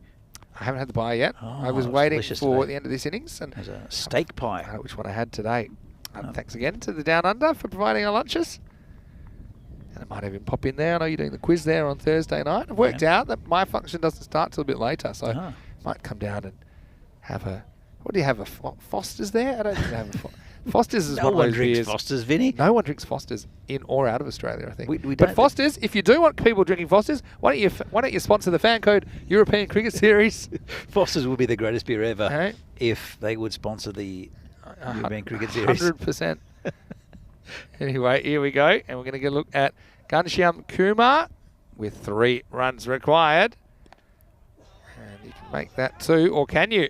Oh, I mean, that was a pretty tight single. Once again, you see both batters going straight away, so they do get there.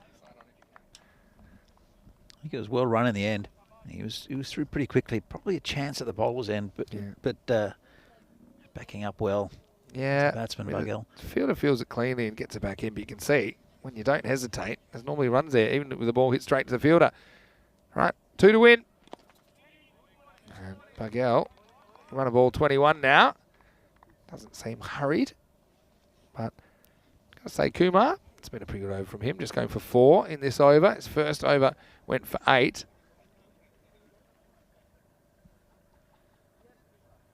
So we will head to an 8th over. That's the end of 7. As UCC are 55 for 3. All right, then give me your expert analysis then on the next game. Brno versus Bohemians. You've seen the teams. Do you lean one way or another? Look, they're both very solid teams. Bohemians have got both Riddick Tomar and Sazib Boyan coming back into the side. Yeah. They know this is an important game for them. But Brno beat Bohemians down in Brno last week, so they'll be on a bit of a high. Yeah. Thing is that down in Brno are very difficult to beat. Here it's a different type of pitch. It's a bit more consistent in Brno. Here it does, as we mentioned, play a bit like a turf pitch, so it's going to be a very even contest. Yeah, I think it'll be a really good one. Definitely stay tuned. That match is coming your way in about 35 minutes' time. 2 to win. Also, if you tune in a couple of minutes early, you'll see me on the Scott Page bench, which is a really interesting piece of furniture. This one should tie the scores, although I think Ravi Chandra, if he picks that up and hits, might have been a chance to run out. Ghanshyam Kumar, as it is, it ties the game at 56. And Bagel may mercifully bring this one to a close if he can score off this delivery. And he will. So they do it easily in the end. 7.2 overs required. United get to the target of 57. Means the Bulls and Guardians, they're going to have to do something really special against one of the other sides, because United, they've had their measure twice. And United, they'll give them a lot of confidence as well going into their clash with Brno later on this afternoon. So looking forward to seeing that one. Piyush Bagel, he ends up batting through the innings, 22 not out of 23. It turned out to be the highest score of the match, assisted in that innings by Ayush Sharma, who scored 15. Manu Singh with a runner ball 7. But yeah, the Guardians, for them, it's back to the drawing board. We will see them, of course, later in the week. They've played 4 of their 8 matches now. They do have the day off tomorrow, but we will see them on Thursday morning. So again, that gives them a bit more time to go and maybe analyse their performance. This is what's coming up in match 7. I can tell you that Brno, they've won the toss. They've elected to bat. Dylan Stain is listed at the top of their order. But also some really good players to watch out for. Naveed Ahmed with the ball. I think it'll be interesting. And Yug Warrior, we don't know much about him at all, but we just know he's got a cool name. Bohemian, they'll be hoping to make it 4 in a row. As we have a look at some of the highlights of this match that has just been completed, and it was United that were requiring a target, fairly meagre target of 57, but Bagoli, he got a bit of a shock first up as he dragged that one onto his own stumps. Look, the Guardians, we know that their best is pretty good, and they held United pretty quiet early in the innings. Yeah, they did, and it was that big early wicket. It was very handy, and just the partnership, Bagel staying there, helped them across the line. A bit of loose bowling, but generally I think the bowling performance wasn't bad from the Guardians. There's a few misfields I think cost them as well. Again, wides and misfields, I think. And there were 8 wides and a no ball in that innings. And just a couple of bad bounces maybe. This one wasn't going to be fielded by anyone. Sharma whacking that one out of the ground. The only Maximo of Game 6. I think we'll see a few more of them in the next match coming up. That was a really good catch that was taken by Data Shetty. He's got a bit about him. I think he's a triple threat with the bat, with the ball and in the field. In the end, Bagel pushes for the winning run, 57 for 3 in 7.2. So they win this one with quite a few balls to spare, 22 balls to spare. In fact, no, pardon me, that's 16 balls to spare, if I did my maths correctly. But you can see Bagel, 22 of 23. 3 boundaries in there, played some nice drives early. Sharma with 15, hit a big lofted drive out of the ground. Amongst that, I think he'll be better for that run as well. And yeah, once again, the extras going to be an issue for the Guardians. That's something they certainly want to clamp down on. As far as the bowling went, I've got to say Data Shetty had a pretty good game. 2 for 9 of his 2 overs. Also took a very good catch. Kumar didn't disgrace himself either, as he took 1 for 12 off his 2. Particularly his second over was good, only 4 were conceded off that one. Apart from that, Basadia only went for 7 in his over. And Salim Khan, we didn't see too much of him at the end. So Guardians, they've played 4 matches now in the ECS. They'll have tomorrow off. We'll see them again on Thursday morning. They need to force a result. You can see the Burno or PCC if they're going to sneak into the form. But I'm looking forward to seeing their progression as well as a cricket team. We're going to stop and we have a bite of lunch here at the ground. I'll be back in about 25 minutes as we head into the third match of the day. It will be Bohemians. They will be fielding first. Burno winning the toss and electing to bat in the 7th match of this tournament. Vinny Sander here, Mr. Maximo, alongside Danny Hudacek. Hope you're having a great day. We're halfway through the action on day 2. We'll see you shortly for more FanCode European Cricket Series.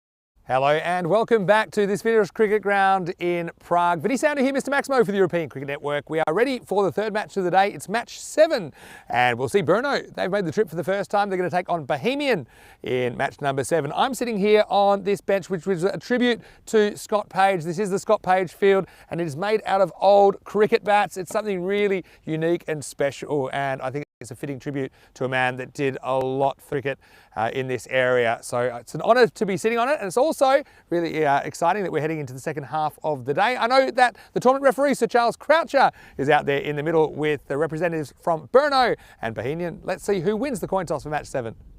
Go, your call. Head. Heads is the call, and it's a tail. What would you like to do? Bat first. Bat first.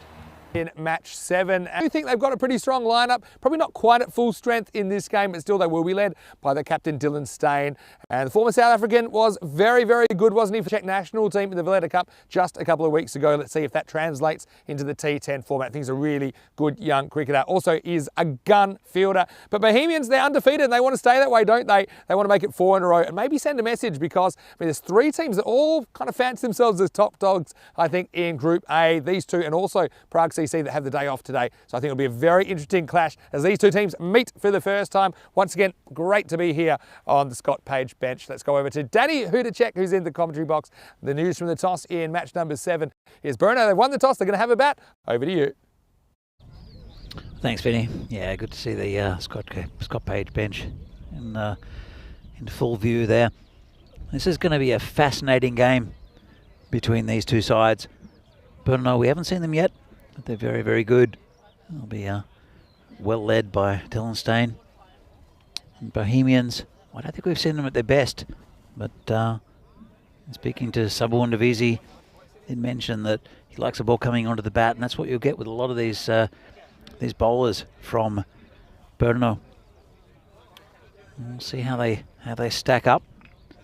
Probably the pick of the games today. I know that Bohemians went down in Brno a couple of weeks ago.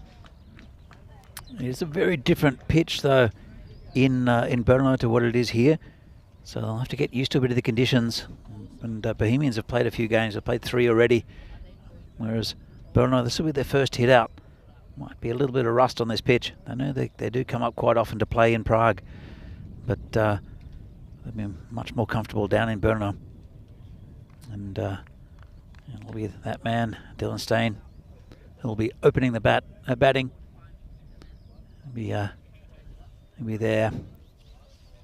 His batting partner, it's Yannicka Halage. They're walking out. Umpires getting the stumps ready. It's going to be a very good game, this. I know that in speaking to Sabu, he did mention that Bohemians are looking at about 140 if they would have batted first. Of course, they're not. It will be Brno to be batting first. Javed Iqbal will be opening the bowling. He was a bit loose in his first over in the first game. It was a bit earlier in the day though. And he's a fighter. Here's Javed Iqbal. He'll be bowling to the opposite captain, Dylan Steyn. In fact, he won't be. He's going to be bowling to Yannick, who's also a left-hander. So 2 left-handers opening the batting for Brno. Nice pleasant conditions. The sun's gone away. A few clouds around now. Nothing threatening though. But you'll see Bohemians, Riddick Tomar and Sazib Bhuyan. They've had a bit of a rest this morning. They'll come in fresh. Got a very good bowling side. Ravinder Singh also this morning I saw bowling a fantastic spell of just little outswingers. And Shohas Fahad, another one of their top bowlers. Sahil Grover behind the wickets. He's had a good tournament so far. He put down a very sharp chance this morning, but apart from that, he's been excellent with the gloves. Been okay with the bat as well.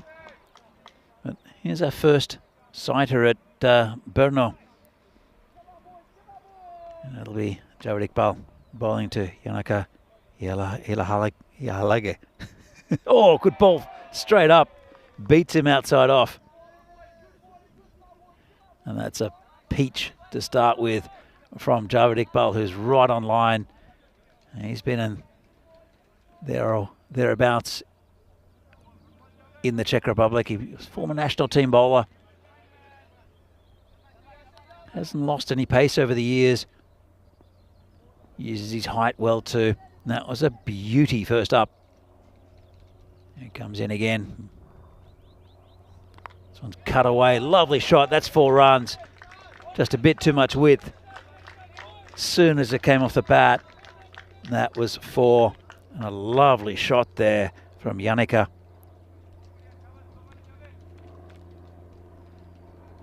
Wasn't much wrong with the ball, just a little bit wide on it straight away was the batsman. So yeah, correct. You can see the tank warming up. Probably going to take the second over. Now will Javed Iqbal respond? It's very full, just played off his feet. And the look for 2, well run. Dylan Steyn, he's very, very fast between the wickets, but also a good caller of the run.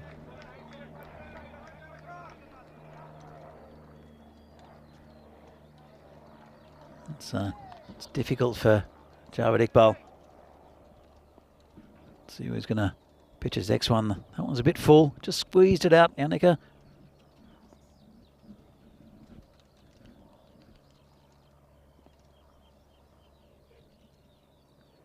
This one's full over the top.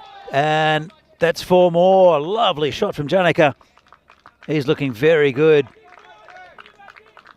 And Bono, you can see why they're one of the favourites for this tournament. 3 very good sides in this part of the draw. No disrespect to United and to Pilsen Guardians, the second division teams. These 2 are top line teams.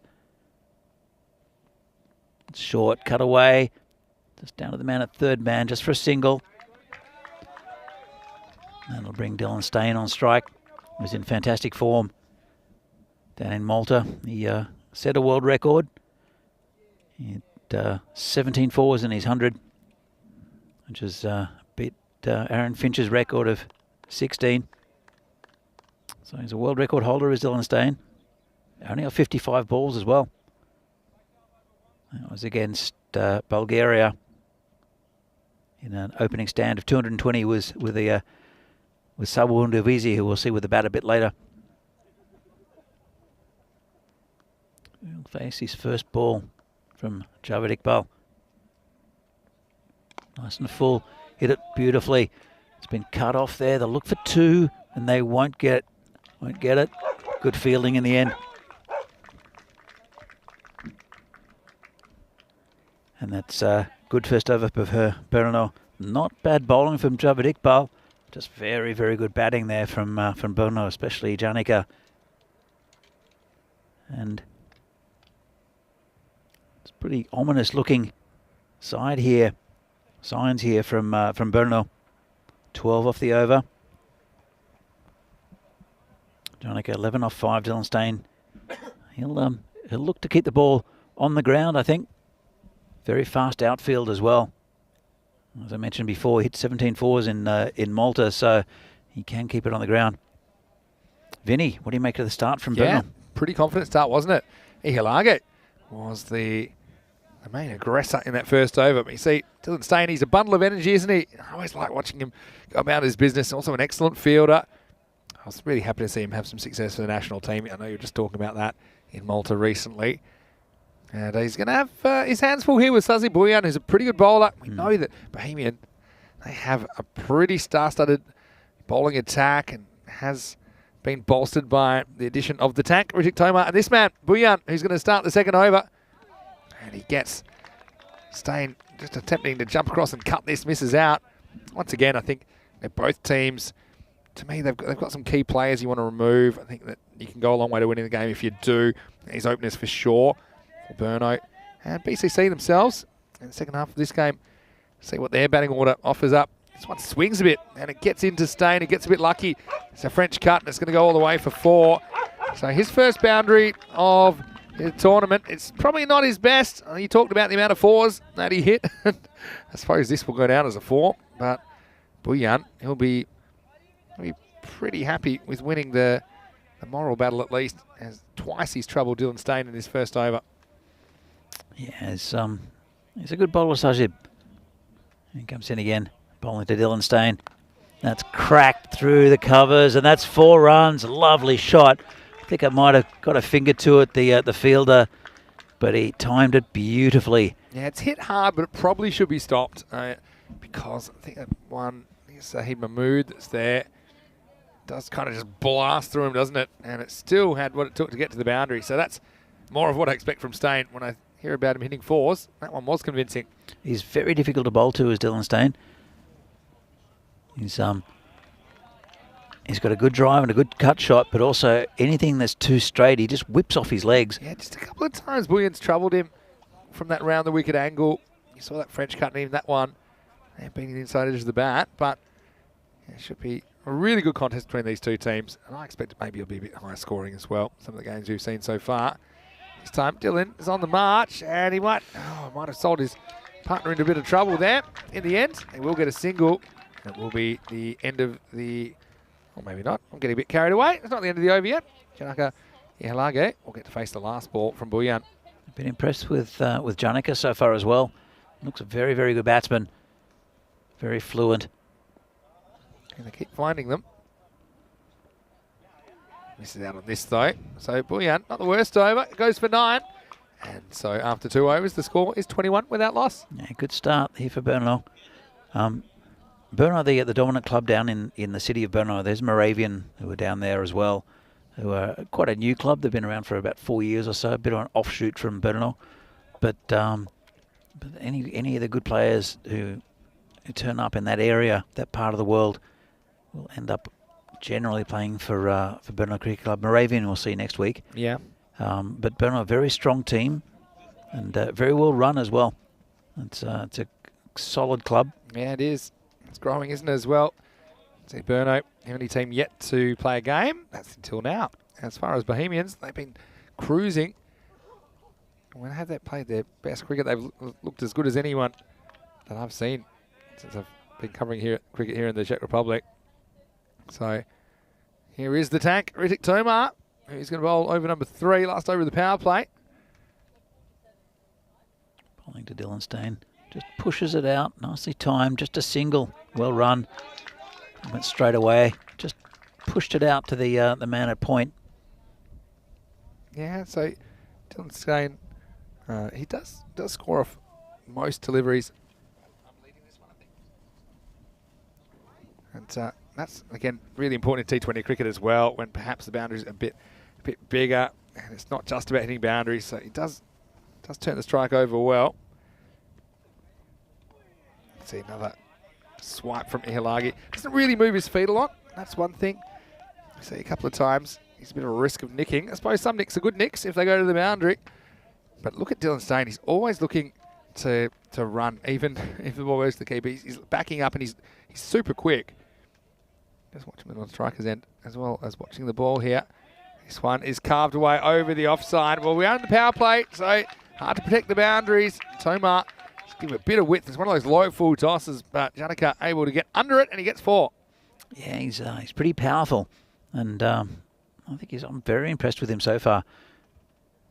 It's a good opening combination. Again, 2 left-handers. You don't see that very often. That's true. There's some famous ones over the years, but yeah, I think if you've got 2 left-handers, why not?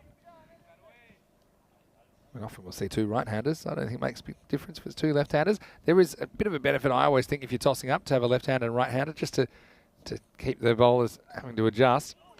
This time, not a particularly good shot. Tries to drag across it.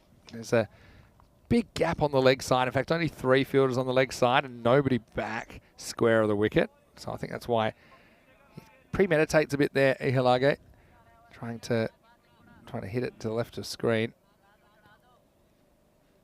Yeah, a bit of a wild slash. Comes the tank again. This time plays it more correctly and handled eventually by Saba Davitsi. I'll probably see him a bit later on. Affectionately known as the Water Boy.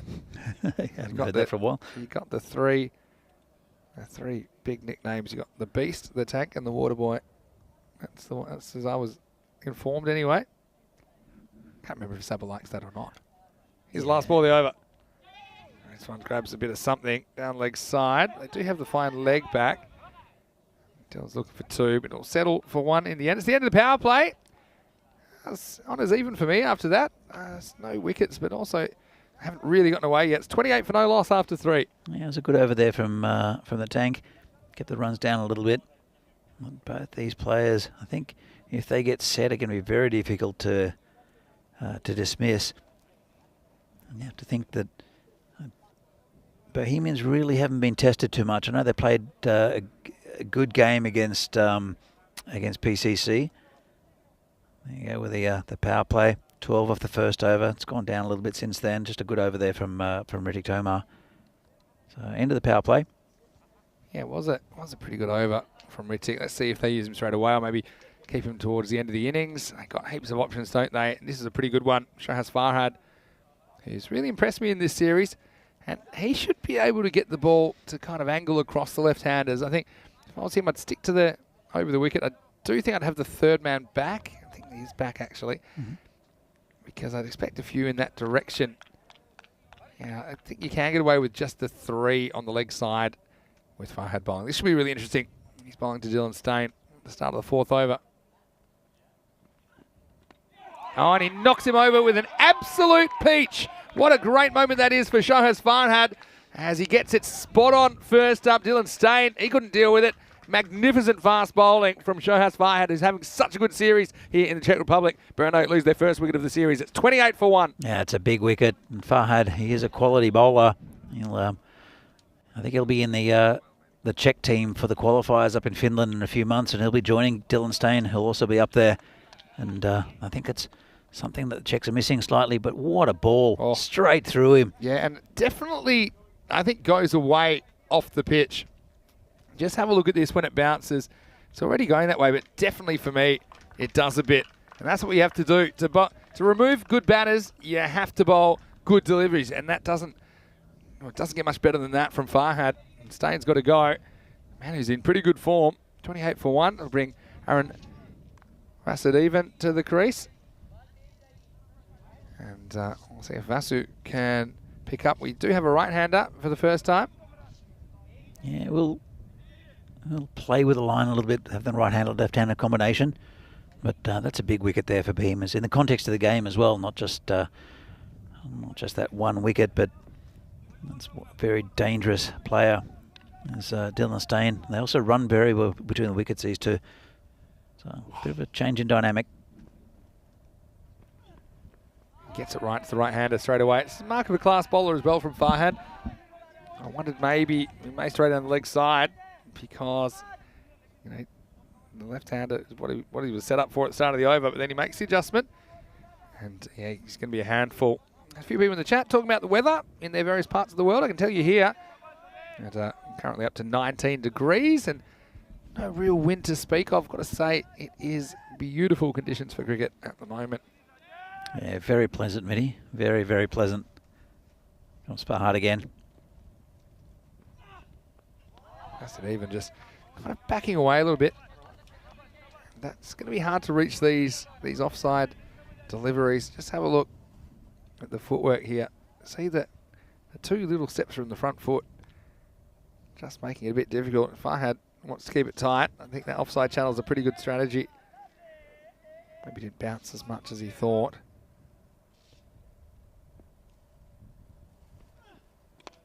He goes for this, but he sliced it in the air. Well, they can raffle this one. Well, that's in the zone of uncertainty for Bohemians. We know that. And we've seen some trouble before, but this time, eventually it will be taken. And, well, it's Saba that wins the raffle. He had to win it by force, didn't he? But it is the second wicket. Vasudevan has to go for a duck, and Brno loses the second wicket, 28 for 2. Yeah, he didn't look comfortable at all, did Vasudevan. It was from the first ball, he just stood there and swung at it. Maybe that was a job he was instructed to do. But as you can see, it was almost Almost a disaster. Yeah, it's that front foot again. It goes way to the leg side. He's not really in a position to do much with this ball. Just slices it up. Bohemians, a bit of friendly competition there. I don't think it would have been so friendly had the catch gone down, but Saba does take it. And so it will be a new batter that will go out there. And to me, that looks like Naveed Ahmed, who's going to come out at number 4. Again, he's a very, very experienced player, isn't he? Always great to see him on ECN. Oh, he's a lovely guy as well, Naveed. One of the nicest men in Czech cricket. He's a spin bowler, but he's very, very strong off his legs, and there's no one back there. Oh, there might be someone at cow corner, but beats him. This is a really good delivery. I don't think Farhad's that interested.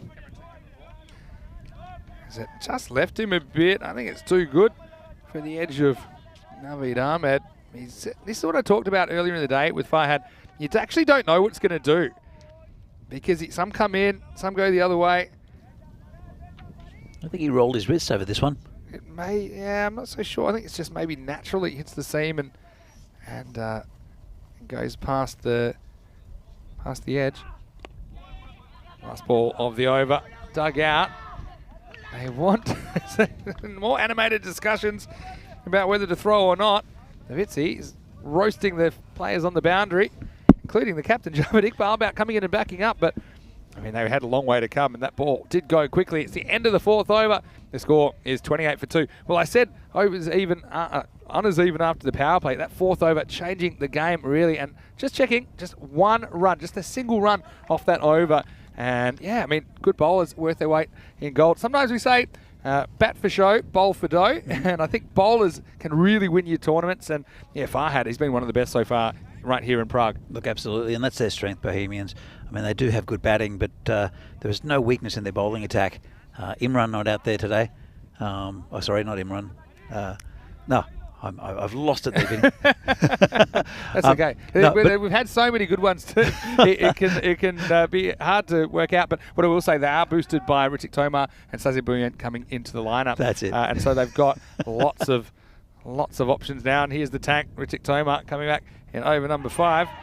This one's a bit high, I think.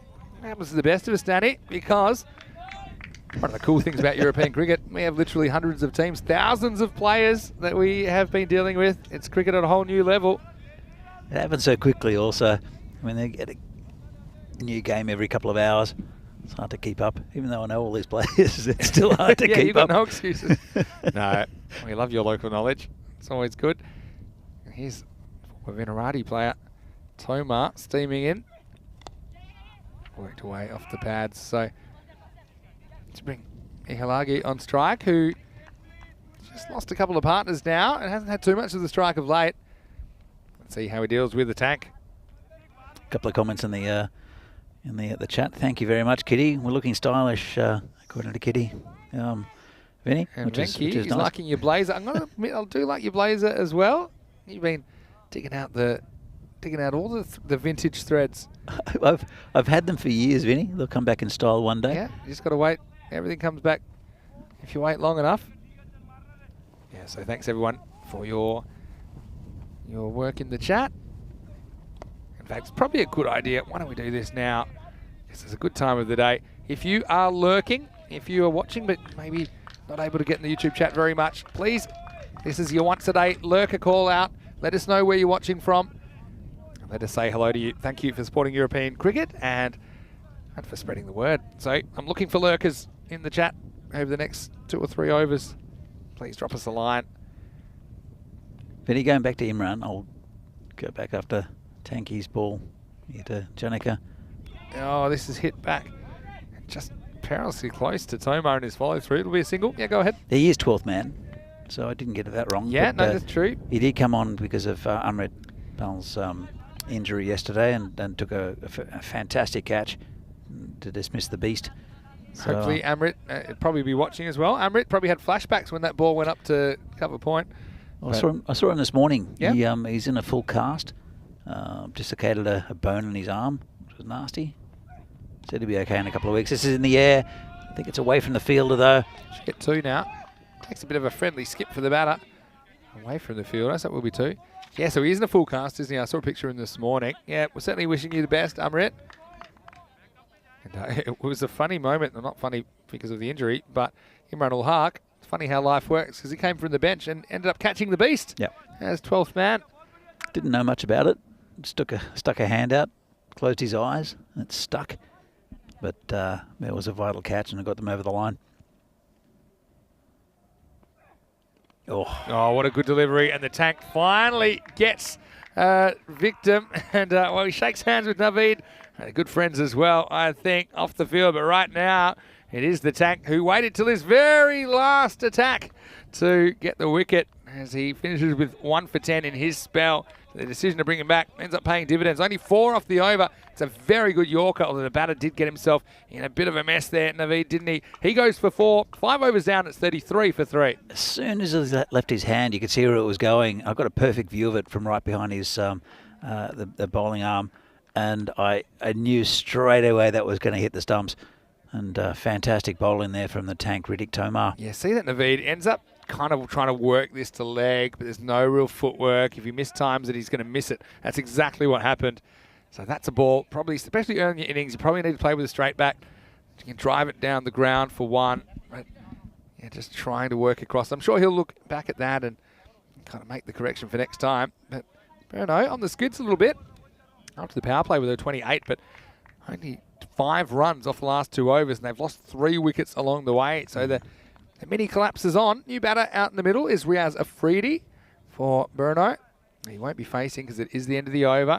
We're going to go back to Shohaz Farhad. He is the one who delivered that excellent over.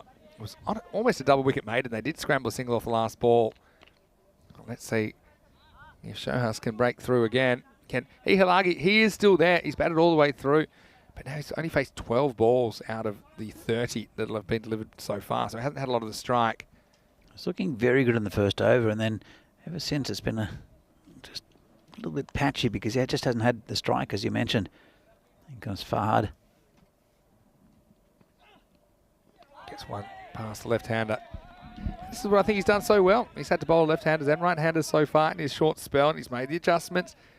Once again, this ball's a good call. I think when it goes past the popping crease, it's well inside that wide indication line. He's a good quality bowler. Also with a bit of pace as well, does Farhad. Going to go to the lurkers in a second because I see they've started popping up. Once again, if you are lurking, if you're watching and maybe not able to get into the chat, now's a great time to get in. Just send one message, let us know where you're watching from. And he goes after this leg side. Hasn't really got it out of the screws. Depends on the bounce, doesn't it? And I think he does make the stop in the end. Yeah, I think that was fine. Yeah, I think it's fine. That last step, it kind of skipped towards the line, but I think it'll be okay. We'll have a look at it. There is the distinct boundary. I mean, you can see the flags, but also it's been cut, so you can see the roughage and the flowers. Yeah. Ooh, that last moment where he picks it up. Here comes Farhad again, bowling to Janika. And goes for this. Well, this one is going to be out of the screws, Danny. And that one's into the golf course. You can forget that. It was well fielded by Phil G. I'll tell you what, he's out of the chat and he's into the action. Ihalagi goes maximal. Burno trying to hit their way out of trouble. And umpire Joe, he was saying, well, I was being very unselfish. I was leaving it for Phil. And so well, he does stop it. It will be 6. And entertaining stuff all around. It's good in the chat. Good to see someone enjoying that shot. It's Jan Hoffman, who we know very well here on ECN. Jan de Man. He is one of our lurkers. He is a lurker. Lurking, and Jan's just popped in. Nice to see you, Jan. Missing you here. Worked away this time. Should get 2 if you hustle. It's going to be touch and go. I think the fielder wins the pace race there. And so that's why they do keep it to a single. Who else have we got in the chat? I see that Greg is watching, saying good day. It's good morning, actually, where he is in Indiana, USA. Hello to you, Greg. Happy Memorial Day for yesterday as well to all our US viewers. Here's another look at this ball that... See, the thing that got me nervous here is when he picks it up about here, but it probably is just inside, and also with no line indicating it, because the rope is on the way, apparently. Yeah, that's a really good shot of it, but I think it's a good decision that didn't go down as a boundary. Anyway, back to live action. Here's Farhad. Good camera work there from Spring Productions. Excellent also. work. I've got to say a big thank you to Andres, to Kirill's, and to Emils, who's directing cricket for us this week. I know Emil's is very experienced in other sports, and we're loving the expertise that he is bringing to the table. So big thank you to all of our wonderful partners at Spring Productions. Right now, we've got one ball to go in this over. And show us Farhad. 6 kind of came from nowhere, didn't it? Because he only gave up 1 run in his first over. He's given up 10. So it's a nice little counter-attacking move from Burno heading into the final overs. Farhad will have one more chance to remove Ihalage. He tries and gets it straight. Again, they're going to go for 2. Keep his ends on with a strong throw, but he will get there. So it'll be the end of the over. Pretty good one for Burno. Like I said, Farhad goes for a dozen in the 6th. The score is 45 for 3. Well, this is what I often do. Mr.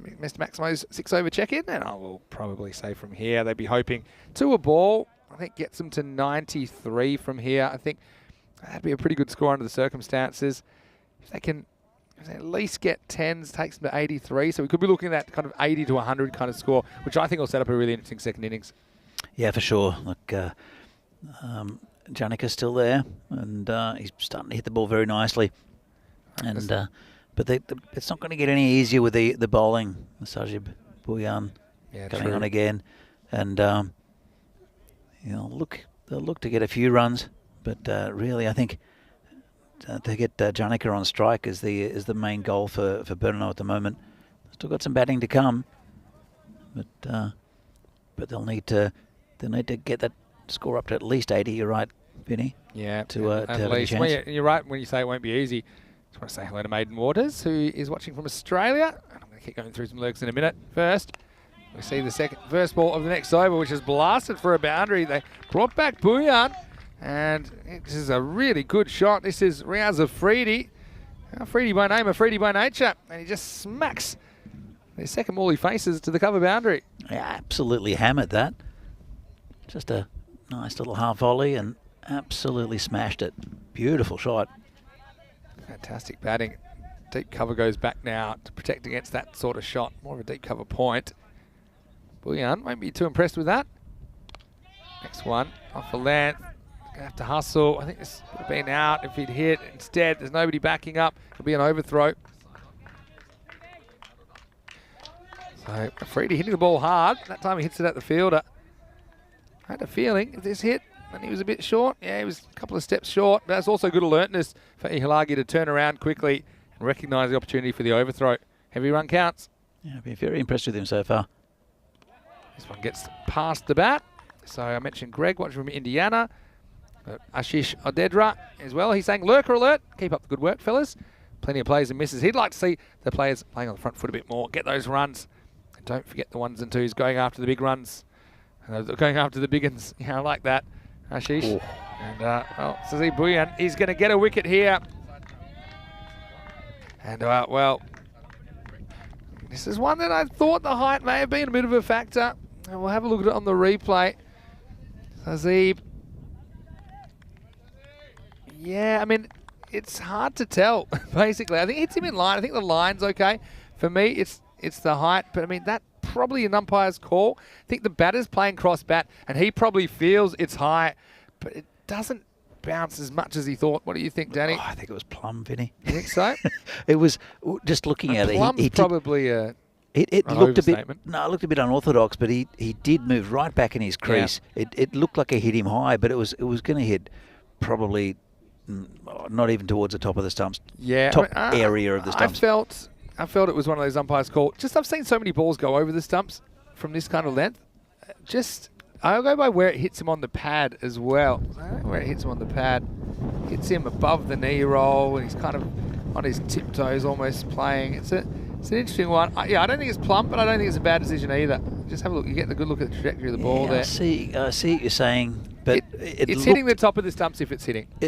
From where I saw it, we're looking at it front on, not the replay. He looked much further back in his crease. Yeah, okay. But he actually hit him on the back leg, and he was just behind his crease. So, so I think that's an umpire's call. I'm not going to criticise that decision at all. I think that's he's. It's one of those ones with umpiring is that sometimes you look at it and you think that's out, and if you can replay it and see all the variables, then there might be some sort of some sort of doubt. But Yeah. but there is, looking at that, I think it was the correct decision. Yeah. But looking back at it, it might have been a little bit high. It was closer than you thought live, is basically what you're saying. Exactly right. So, anyway. Helix hit him in the plums. Well, not quite in the plums, but plum, I think. And we've got Rico's hair is in the chat as well now. Rico's hair maybe blowing away at the moment. Oh, it's a nice new account. And it's good to see you. There's a real lurker. Zafarullah is watching from Sweden. Hello, Zafar. Hope you're well. And the Stockholm Tigers last week. This is a nice little fancy French cut. And Ihalag, it's actually a Freedy. In fact, it's not even a Freedy anymore because he's gone. But it's Ansat Nazir who will come out and gets a bit of luck. You need to make your own luck, I suppose, sometimes. This one will take us to the end of the over. So it's 56 for 4 after 7 overs. Sorry, it seems like the scoreboard is stuck on the screen at the moment. I can tell you it's 56 for 4 after 7 overs. And so just a reminder that we'll be playing cricket all around Europe this year on ECN. We're in Hungary. Looking forward to that series. It was one of the most closely contested series we had last year, involving 5 teams. In Austria, it'll be great as well to be back there before we head to Italy for 5 weeks. We talked a bit about the structure of that, 4 qualifying weeks and a super series. It'll determine which Italian club makes it to the European Cricket League, the Champions League of European Cricket. And we're in Germany in August, so looking forward to an exciting summer. Plenty of great destinations. You can follow more about what's happening on our website, europeancricket.com. So now it looks like they're going to go to Sabu Ndavitsi, who they have used as a kind of death bowling specialist. I think he'll bowl the 8th and the 10th here. This is over number 8 starting. This will be dangerous, I think, for Bohemians. Ndavitsi can bowl pretty straight, and Janaka hitting the ball very well. This is the first ball of the 8th over. And I'll keep the score going as well. So you know, this is 56 for 4 after 7.1. So that last over going for 11 from Boyan. A bit unlucky with the French cut. French cut 4. Comes to Vitzi again. Bowling to Janaka, who's still there. This one just jumps on him a bit, misses out on the pull shot. Ihalagi. So 56 for 4 off 7.2. And once again, thanks to everyone in the chat who's just keeping everyone involved. I'm Rio. Thank you for your work with the chat-based scoring system. And so yeah, we're into the 8th, so it's time to go now, isn't it? But it won't be easy to get after Ndavitsi. He's a pretty good bowler. Pushes this one wide, a bit too wide. Nice keeping behind the stumps. Sahil Grover had a bit of a chat to him earlier just about his keeping, and he's certainly a player that's got a lot of potential with the gloves. Also with the bat, we'll probably see him opening up for Bohemian in the second half of this innings. Second half of this match, I should say. So 57 the score.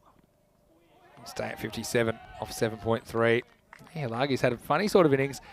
Fair bit of the time he's been at the non-striker's end. He's just been watching. I feel like he hasn't been able to get any fluency into his innings. He has played some really nice shots along the way. 3 4s and a 6 so far. Well, he took Javed Iqbal apart a little bit in the first over, and then ever since then it just hasn't looked as fluid. Pitched up, bit of movement away. This has been a fantastic over so far from Sabu Ndavitsi. I think he's enjoying this breeze at the moment. It's picked up a little bit. Yeah, but that one gets across the batter, just beats him for a bit of pace, doesn't really have any foot movement. So 57 for 4 off 7.3. Maiden over would be interesting here. Well, he goes short, and Sahil Grover should take this pretty easily. He will. So Sabah, well, he's pretty happy with his work as he decides to dig one in. It's always a bit of a risk because it could easily get a little top edge or something going to the boundary, but this top edge flew high, and Sahil Grover, he's been good under the high balls in this tournament so far. He removes Ihalagi for 28, so big wicket to get at this stage. It's 57 for 5 after 7.5 overs. Tell you what, this has been a fantastic over from Sabah, and really, in the context of this game, if it had gone the other way, and Janica could have taken a few runs, they could have pumped up a decent score, but now I think it's going to be difficult for them. A bit of commentary there from Oki. You know what he thinks about it? She. Well, she, you should know that by now, Vinny. Yeah, I did know that. I'm just learning my pronouns. You got to be aware of that stuff these days. You do. So this looks like we've got Tripuri Kanyalal to come out. He's another player we've seen before. And so we will continue. 57 for 5 after 7.5. Apologies, the score not on the screen at the moment. But we're just fixing a couple of things up. It'll be back as soon as possible. If you keep your ears open, I'll let you know. Last ball of the 8th. And it gets through Kanyalal. And so pretty good over that from Davizzi. Only concedes 1 in the 8th. The score now is 57 for 5 after 8 overs. Just that single wide in that over. Very good stuff from Saba. Yeah, fantastic over. And so that he does tend to bowl a bit straight, and it can be hittable sometimes, but really bending his back. He knows how important this game is. They want to stay at the top of the ladder, Bohemians. And you can see a big smile on his face. I think he's happy with what he's done. The thing is, he's still got an over to go. His confidence is sky high at the moment. So just repeating that score again, 57 for 5 off 8 overs. It's interesting, this Javed Iqbal still got an over left, I think. Was that Talia that was barking how many wickets have been lost in this innings? Maybe, yeah. K9 score update. Thanks, Baden Waters. Baden Waters' thoughts. Let's say hello to Maya, who's in the chat as well. Nice to have you with us. And now we will go into the 9th. It all happens in the 9th, as we like to say, and it will be Ravindra Singh to bowl. He hasn't actually bowled yet. Bowled very well early on in the previous match. This time he's going, and he's gone out of the ground. First ball, Maximo. What a good shot that is. That's Ansar Nazir, who whacks him out of the ground. And look, he got to bowl with a new ball earlier, didn't he? But because they've had some options come back in Buyan and Tomar, he's being used just for a single over in the 9th, but not a great start. He gets whacked for 6. Did have a fantastic spell earlier today, but you're right, the ball not swinging. Let's have a look. 63 for 5 off 8.1. The next one is just away from the fielder. This could be another 4, and it will be. So, Nano with a bit of kick in the tail here. Ravi. It shows that your day can turn around really quickly. He's in the Hall of Mirrors after getting hit for a 6 and a 4. Score now is 67 for 5 after 8.2. Yeah, I'm not sure if it was the right choice. He did bowl well, as I said this morning, but that's 10 off 2 balls. Javed Iqbal still has that 1 over, I think, to bowl if he needed it. I think Saba's going to take the last one. Ravi taking a bit of stick. And he bowls a good line of length, does Ravi Singh, but I think that could be right in there at the wheelhouse of... You know what you're going to get from him, right? That's it. Short. Run hard here. I think they'll probably just get the 1. They're not going to take it on. It's good fielding, and well, that's why you don't run on that arm. That was an absolute bullet that came back. Well, those of you who want to know the score, well, I can give it to you at the end of the last over anyway. 57. That was Phil G that was doing the work there. Loving his work. It was Ravi again, bowling to Tree. Oh, it was just a bit of a balk. That'll bring the fans back. Phil G's manual scoreboard.com. 68 on the board. This will be a dot. So 68 off 8.4 at the moment. 5 wickets down. And so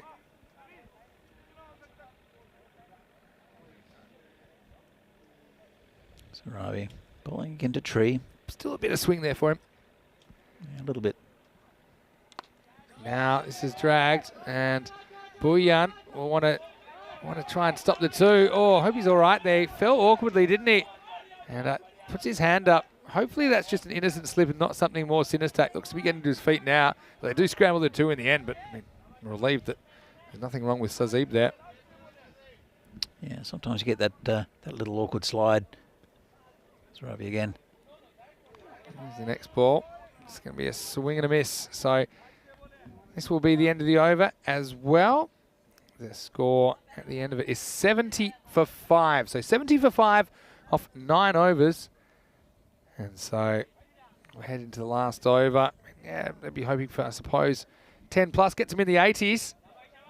Got to say, it's been good bowling from Bohemians, but last couple of overs have gone for a few runs, just giving Burnham a bit of a sniff and a decent total. And we've seen this week that around about 80 is defendable. So this is match on just because of these last 2 overs and the first couple of overs. The middle overs were fantastic for Bohemians, but just evening things up as a little bit as a contest. And see how it goes to the last over. Yeah, well, you know, maybe Davisi won't have it his own way in the second over. Manisha Hasfar had bowled a very good first over and he went for 1. His second over went for 12. Davici's first over went for 1 in the 8th. Let's see if he can close things out. 10th overtime. Buckle up, everybody. And Davisi sneaks the first ball through for a dot. Good ball, that. He likes being the hero to Sabah, and the death over really suits him. The score is 70 off 9.1 overs at the moment.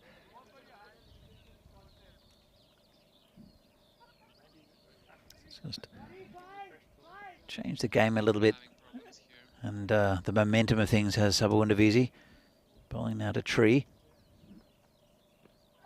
Oh, it's a high one. It's going to be a no ball.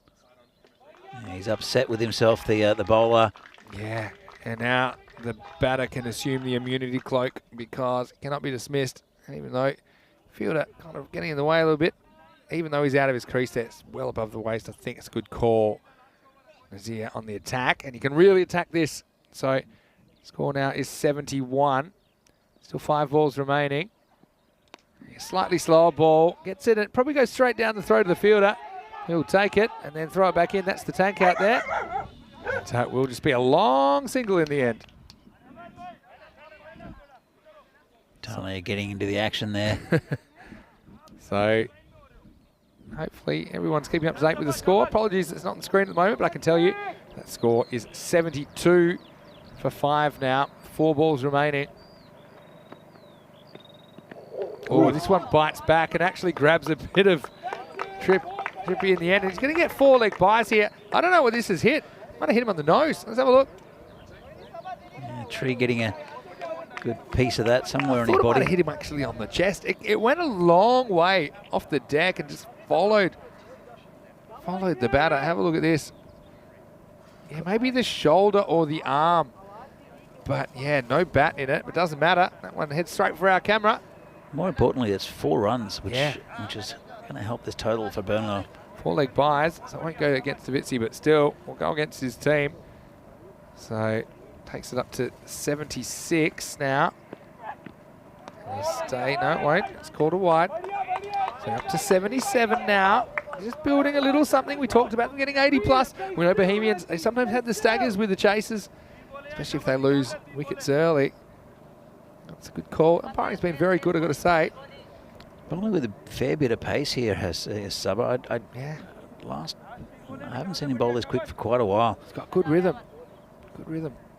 So score continues to grow. This one I think sneaks inside. Maybe not. Well, umpire's in the best position, not me. So I'm going to look at the replay with interest. That takes the score up to 78 now. Have a look at this on the replay. It's wide. I think it's spot on. I think some of the ball is over that line as it passes the popping crease, so I think it's a good decision. The thing is, he's been bowling well, and he's been very difficult to get away. So I'm not quite sure why he's trying to bowl that line. He's bowling a good bit of pace. Spot on with the wide side. Like the umpiring. Ooh. Oh no, there's the second one, and that's Yorked Grover, and it's almost broken his foot. Well, hazards of being a keeper, you don't expect this.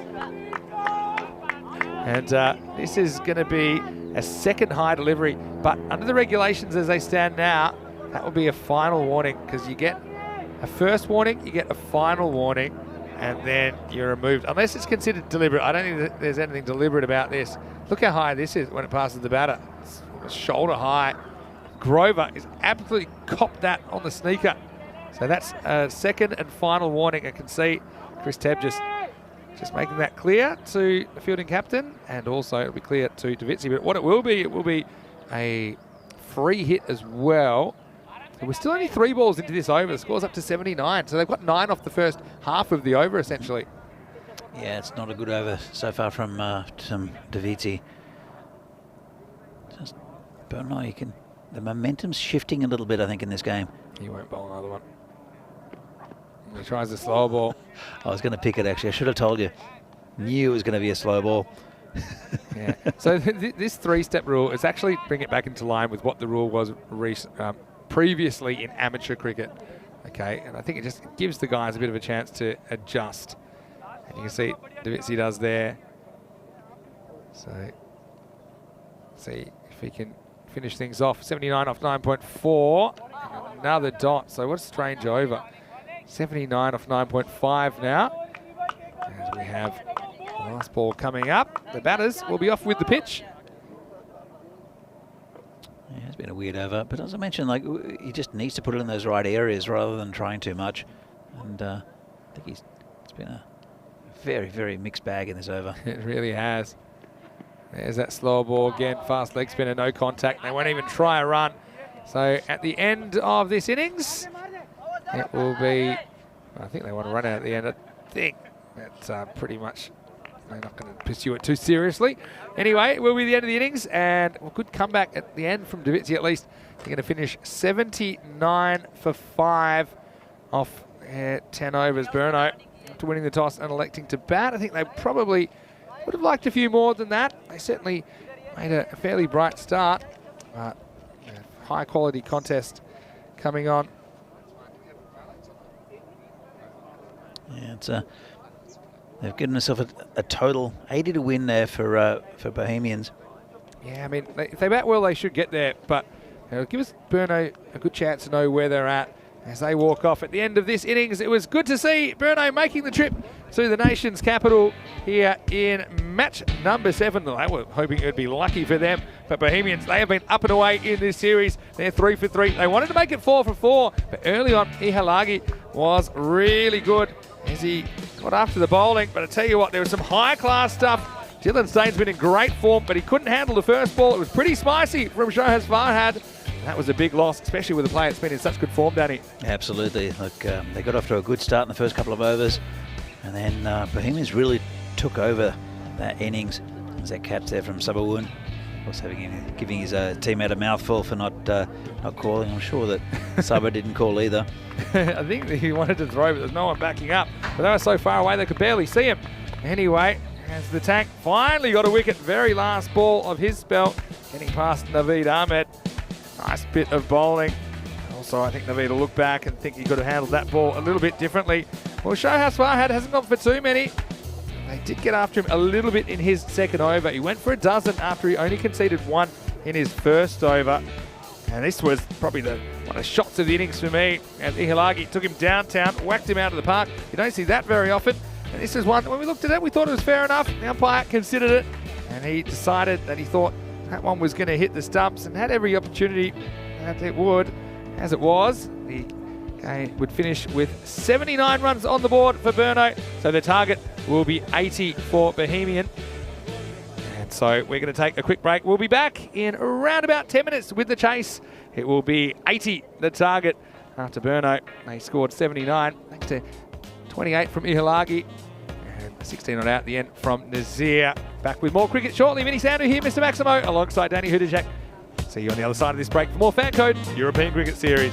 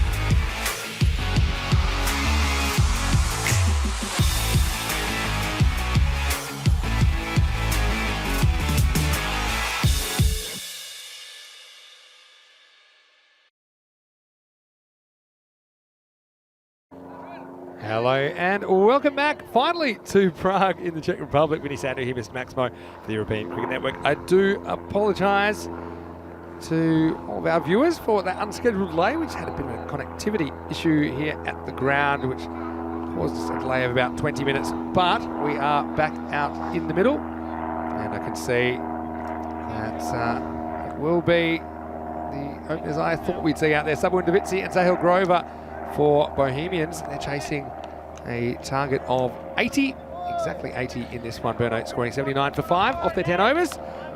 Frank Johnson in the chat saying he's seen sun, sheep, bees, a helicopter, deer, fire and snow stop plate. So internet connection issues seem a natural progression. And well, welcome to 2022. Well, it doesn't happen that often, but unfortunately it did hold us up a little bit, but plenty of sunlight, plenty of time. We still will get the 10 overs in here in match 7. Should be a really interesting second half to this one. Bohemians trying to keep their unbeaten record alive in ECS 22 Czech Republic. Vinny Sandu here with you, with me in the commentary. Ice Cube is Danny Hudacek. Danny, should be a really interesting chase, I think, here in match 7. Should be really good. And we've got a bit of a trump card here to Berno, a new player. Yes, Afridi hasn't been with him very long. The reports are that he's pretty quick, but I don't know if that's going to help Sabu and Davisi. I know he wanted a bit of pace. Here comes Afridi now. Whoa. It's got a bit on it. The wicket keeper's in another county, I think. It was a little bit high. Surprising that wasn't called a wide. Yeah, I mean, let's have a look at the height. It can't be above their head. You get a good sense of where the head is there. That's probably fair enough. Some of the ball was around the top of the scone. Well, Davitsi knows he's in a contest at least. That was worth waiting for. He's going to like this though, Saba. He's been waiting for a faster bowler to come on. He wants pace on the ball. He gets his wish here with Riaz Afridi. Comes in for the second ball. Again, shortish. Davitsi misses out. Dylan Stain doing the keeping for Bruno. He's a very handy cricketer, is Dylan Stain. Pardon me. I've got Suresh Kumar Nagaraj. I thought it was going to be staying behind the stumps, but it does look like Dylan Stain. I can't see him out in the field unless he's at. No, can't see him out there. I think it looks like Dylan Stain. He's very distinctive. Looks like he just woke up on a park bench. That's what I thought. I think it's him.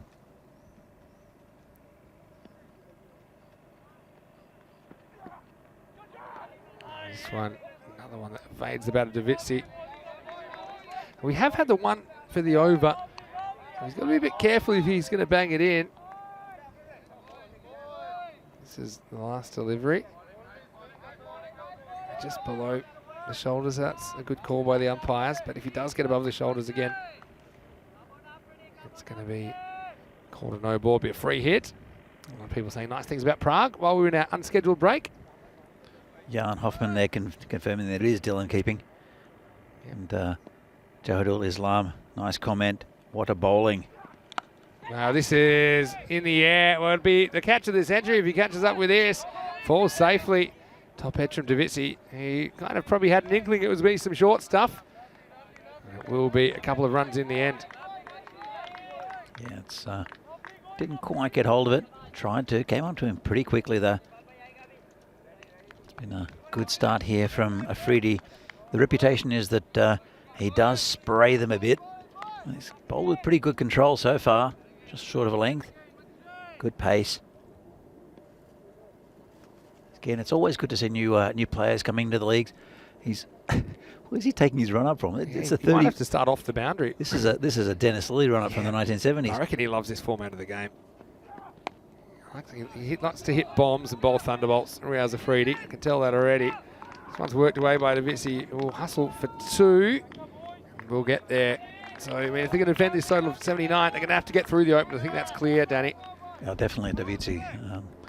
But Sahil Grover also can hit some good runs. They've got some good bowling though, and one thing we know about Brno is they work a lot on their fielding. They've got a lovely ground down in Brno, an ex-baseball ground, and it's been well manicured, and it's not far away from the centre of Brno. I've wanted to go visit that ground for some time. I think when I spend a bit more time here, I'm going to try and go down and have a look because I've only heard good things about it. Here's the last ball over from Afridi. Davitsi. Oh. Wow, this one is a laser beam, and I do think that Sandeep Tiwari had visions of catching it, but before he knew it, it was past him. That was a blast through the covers from Davitsi. Finishes the first over with a bang. 8 for no loss. Yeah, that was absolutely crunched off the bat. It's a very nice bat he has too, the Newbury. But that was a very nice finish to the over for Sabu, and good contest so far. It is. So they get what they need off the first in the end. 8 and over required throughout this innings. Yeah, Bruno, maybe a bit disadvantaged by the fact it's their first match in the tournament. So, having said that, I mean, a lot of players have played before. But, yeah, Bohemians, they're up and about, aren't they? 3 and 0. Want to make it 4 and 0. Yeah, Riaz certainly had a bit of pace about him. You can tell by the fact that Dylan Stain was probably about as far back from the stumps as the run-up, which he started with, the bowler's run-up was from the stumps at the other end. Anyway, we're going to get some spin, I think, in the second over. Naveed Ahmed, he's a pretty good performer, isn't he? He's going to come on and rock out some of his off-spin in the second over. Interesting to see where they've got the 2 men back on the leg side for Sahil. And he'll have a go at Naveed. Very cagey bowler though. Good start. Get out to the man at long on, just a single. There's a Freedy. Yeah, there's a bit about another type of Afridi, about this Afridi, Riaz Afridi. Of course, Shahid Afridi, very famous Pakistani cricketer, but also European cricket fans will know Shahid Afridi Jr. from MSC Frankfurt, big tall man, likes to whack sixes and bowl quick. Bit of the mini boom boom about Riaz Afridi as well. Okay, so left-hander on strike now. Should be a good contest between Naveed Ahmed and Davitsi, 2 very highly rated players in the Czech setup.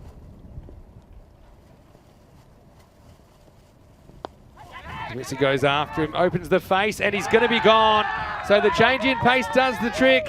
Sabo misses out. Well, he is so frustrated with himself. The catch was taken, and well, what a nice opportunity. And I actually think that might be our man. That's Yug Warrior, I think, that takes the catch, if I'm not mistaken. Just spotted it out of the corner of my eye. And here's Naveed. That comes up with the big wicket of Davitsi for 8, and it's 9 for 1. Man, one of the greatest names in world cricket, Yug Warrior. The nice catch. And I think it's good captaincy from Dylan Stain, putting one of his main bowlers and the #1 spin bowler, I think, in the Czech Republic, in Naveed Ahmed. It's a really good catch running back. I mean, Davitsi makes a concerted effort. Pardon me, that is Ansa Nazir, not Yug after all. I actually saw them all coming together. I couldn't work out which one had the ball, but it was Ansa Nazir that takes the catch. So apologies to Ansar, but yeah, we did get it right in the end. And he just moved too quick. We couldn't really see him at the time. There was all chaos out there in the middle. Burno, they knew how big a wicket that was. And so 9 for 1 brings the tank to the crease. Ritik Tomar. This will be interesting as well. I think Ritik, he's been in pretty good form, but Naveed Ahmed is a very cagey bowler. Just held that one back. I mean, we talked a lot about Davitsi wanting pace on the ball. I mean, Bruno, maybe they've been listening. They decided to go spin in the power play, something we haven't really seen so far in this series. There's a clever bit of bowling, just held it back slightly. Davitsi just never gets to the pitch of that. Has to drive on the up, and that carries inherent risks. Here's the tank. He drives, won't get a run here. So now you got a feeling you might be able to really put the squeeze on here in the power play. It won't be an easy defence. But Bohemian had a few issues with their chasing yesterday against United. Well, they did get there in the end. And the tank says enough's enough, and he goes aerial. This one's out of here. Maximo! Well, the tank was in for servicing this morning. We didn't see him on the park, but he has started with a huge 6 here in match number 7. Yeah, right in his hitting arc, and that was a lovely shot. Let's see if Naveed can come back from this. Pushes through the next one, Naveed. To be a dot. Charlie Hunt in the chat. Tank. So the next ball was a dot ball. And the next ball after that will be more runs. And I think this will be 4. Swept away. Stand-up sweep and a clever bit of batting. So the counter-attack is on from the tank. He's not taking no for an answer. And so this one will take us to the end of the over. The score is 19 for 1. So that over went 1 wicket dot 6.4. So it shows you the wicket not slowing things down. And No. I think with that start from Tomar, you've got to say Bohemian still ahead in the contest. I think so. It is a big wicket with the Subway Divisi, but there is a lot of good batting in this Bohemian side. They're a very well balanced team, and won't worry him too much. Let's have a look at the table. Burno, they'll be hoping to climb that table. United have a real opportunity. I think in the last match of the day, they'll be playing Burno. United have some games under their belt. They're 2-1.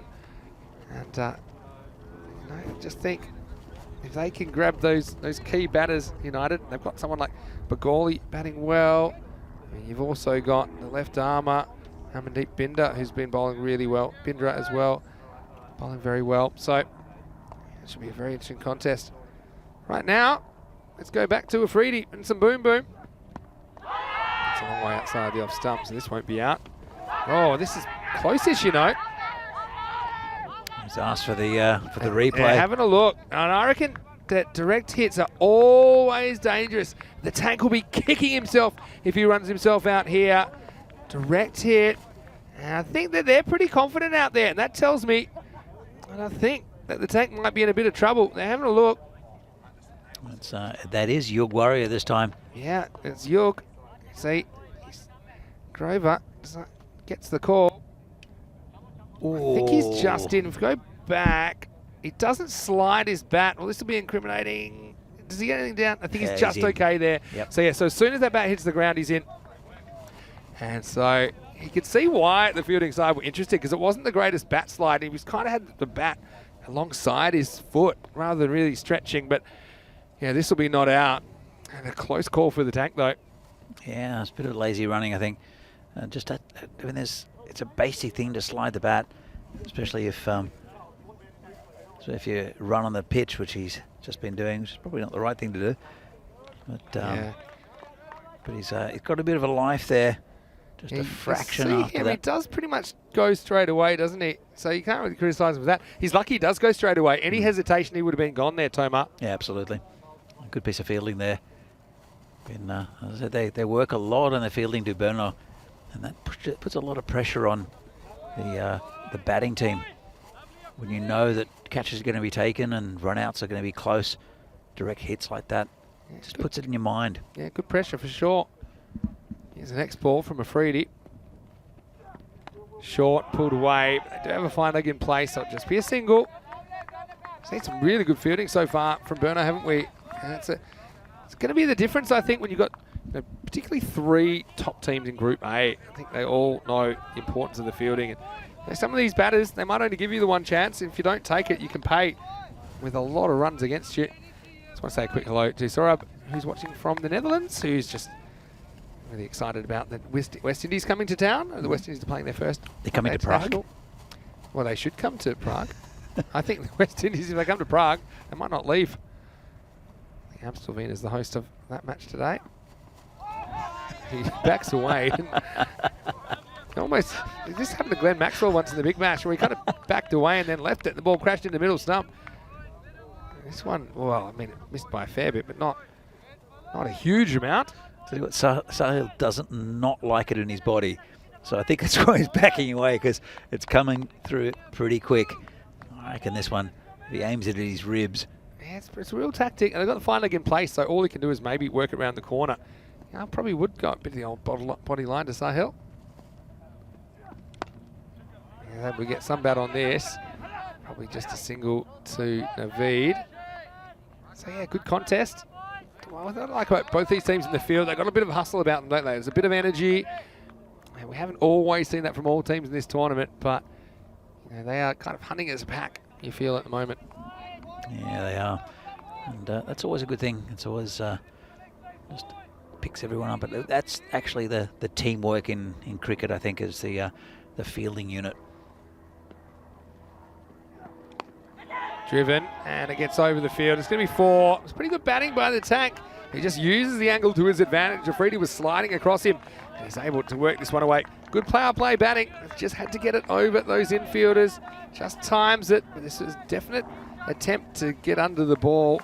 Does well and gets 4. Yeah, well played then. And the Freedy, not quite as venomous in the as in was he in the first over against Savonavisi. It'll be interesting to see if they stick with spin for the next over. I think they'll change it.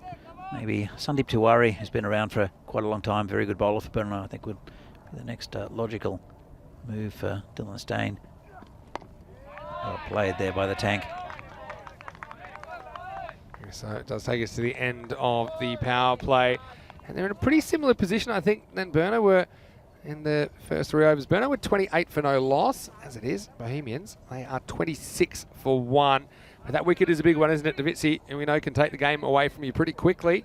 He departed, but that just sent the tank out. And the tank was in the mood.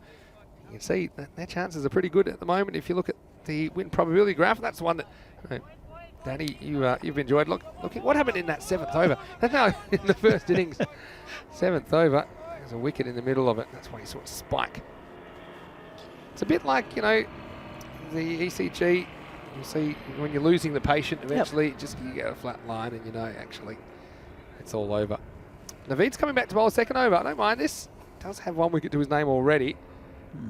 Interesting move. Yeah, Grover hasn't had too much of the strike at all. He's only faced 4 deliveries in the power play. Goes the leg side here, and this is dropped. It's going to be dropped for 4, I think. So, I mean, it's a tough one, but we talked about the importance of fielding, and that's Janaka Ihalage. He had the opportunity, not an easy one, but I think it's the kind of chance they'd want to take if they're going to defend this score. Yeah, he just never got really set. It was hit very well there. I think he was a bit conscious of the boundary and not really wanting to take a step around because he wasn't super sure where he was. Ends up trying to take it to his right-hand side. Next one just dabbed away, but no run. I think we're going to see some really good cricket out of Burno. There's a reverse. Well, he's in a muddle here. I think they're going to have a look at it, this one. And I felt he probably had something down, but it's the reverse looks easy on TV. It's not. And if you want any proof, and have a look at this. Keeper had the bails off in a flash. But let's just see. He switches the hands. Well, that back foot is out at the moment. Oh, I think he might be in trouble here. I think he might be gone. Okay, let's just try and get the exact moment here the bails come off, because I just got a feeling that he could be gone here. Okay, so, misses there. And that back foot is still out, I think, just a bit.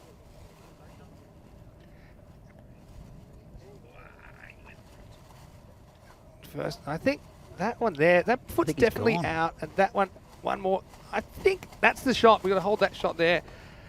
But I got a feeling that for no doubt that pivot foot is out. Yep. And if that pivot foot is out, then he is out, because the other foot is definitely in the air.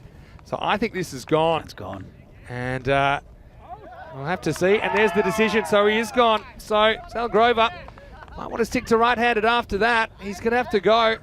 And so Naveed, a bit of a bonus. Called a wide as well. Yeah, well, yeah. Yeah, okay. Can't be called a wide if it was wide of the tram line. I didn't think it was that Didn't wide. think it was that wide either. But regardless, they'll take the trade-off. I think Naveed will get an extra ball to do some damage as well. Depends if they lose by 1 run, I think, Vinny. True, it's 31 for 2. High drama here in Vinoj. Yeah, I think I don't see the logic behind that shot at all. It's just he smashed him for a beautiful 4 on the leg side. Just needs a bit of patience, and that's not a wide for me. He reversed his, just because he reversed his stance. Well, here's the thing. If I mean, it's only a wide if it's outside the tram line. So, I mean, if you think it catches some of the tram line, it probably is a wide. Because it actually, he doesn't get any more benefit. It's still the tram line. It's actually, umpire's calling the wide for me, actually. Tell you what, though, just a terrible shot. It was a fantastic take from Dylan Steyn. Oh, yeah. Because it's so filling in. Yeah, and it's so distracting when you're behind the stumps when batter's shaped to play that kind of shot. But, yeah, well, they'll take it. 31 for 2. Here's the next ball from Naveed. He's bowling to the new batter, Sazi Bhuyan. Chance here. Wasn't really hustled back to the bowler, was it? Yeah. I actually think that Naveed won't be too worried about the wide call at all, because I feel he'll want as many deliveries as possible to try and grab a third wicket. Yeah, true. And he costs him one.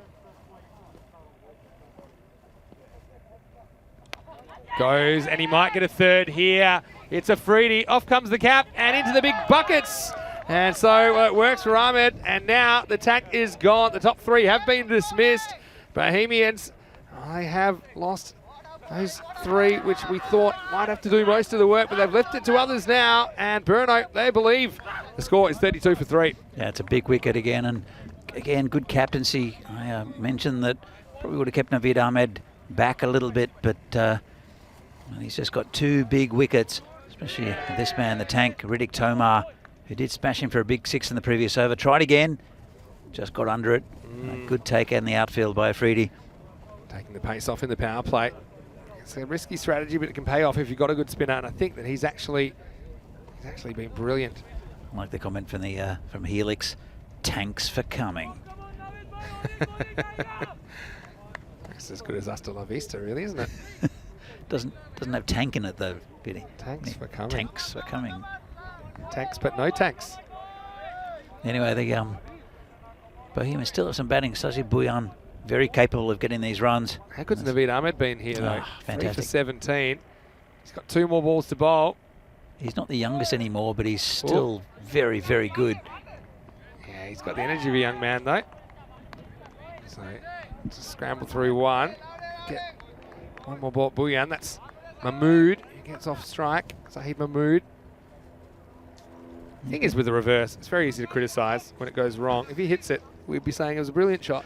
Now, this is the thing.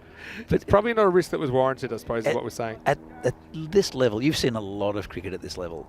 Yeah. Right? How many times have you actually seen the reverse sweep come off? Sometimes, but it depends on... sometimes, I know that I tried to play in a match without ever practicing it once, just because I thought it looked cool, but it's more difficult than you think. Anyway, it's the end of the 4th over, and the score now is 34 for 3. And what a good spell that was from Naveed Ahmed. He was brilliant there, wasn't he? And so we head into the middle overs, and they're going to have to do them with their middle order, I suppose, Danny. I mean, we knew that Bruno, they were going to come here, they were going to compete. I think they've got a lot of good cricketers. Right now, 79, they probably wanted a few more runs, but they're defending like their tournament depends on it, even though this is only the first game. Absolutely. Well, we knew Bruno were going to bring a good game, and they're showing it now. Probably not enough runs, well, not as many runs as what they'd expected to get, but they're showing how good they are. And yeah, Bohemians have still got 2 very good batsmen out there, and still quite a few more in the sheds. But another very tricky bowler here in Tree. Yeah, exactly. This is Tripuri Kanyalal, Tree, as we like to call him. Here is the start of the 5th over. He's a kind of Kumble type spinner. Let's get it through.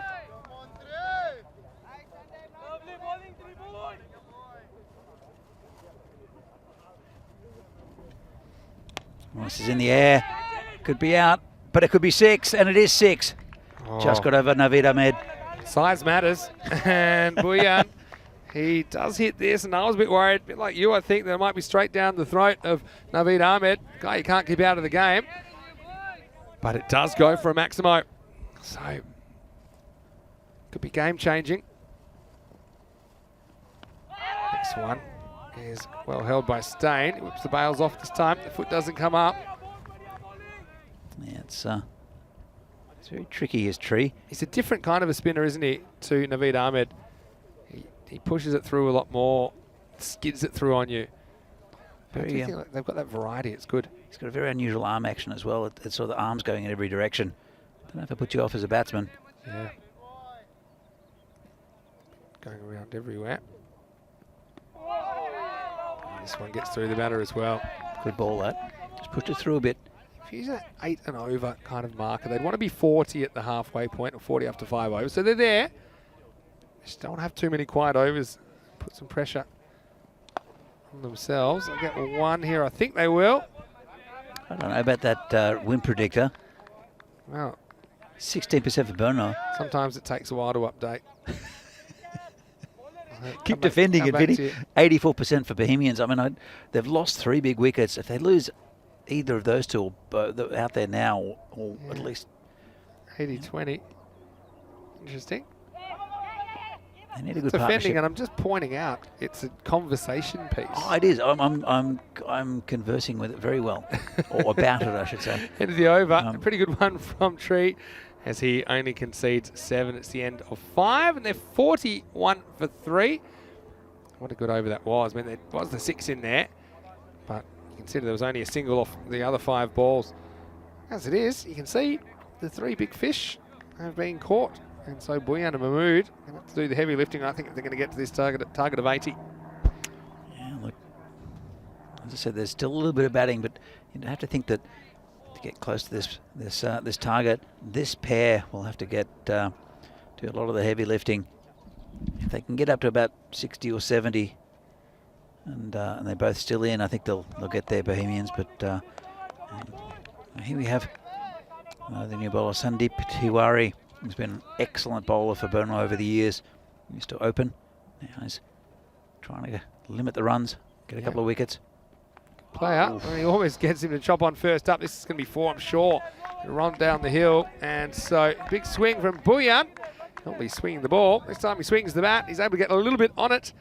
He gets 4 runs, 45 for 3 now as we head into the 6th over. Tell you what, this game, it was worth waiting for. We had a bit of an unscheduled stoppage of about 20 minutes.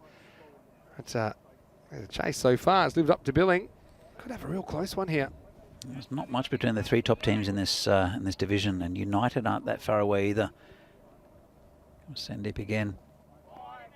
Will be called wide. They're going to sneak an extra one as well. So that's good running. Alert calling from Zahid Mahmood. Does the right thing at the non-striker's end. Say hello to Barry, who's in the chat. Hope you're well, Barry. Loved your work in Landskrona. Hope you're enjoying a bit of time off. I hope to see you again on the tour soon.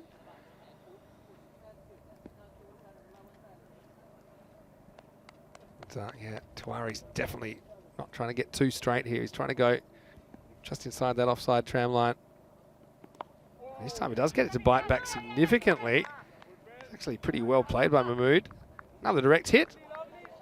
But yeah, this one seems back prodigiously. Worked away for a single. He cramped him up a bit.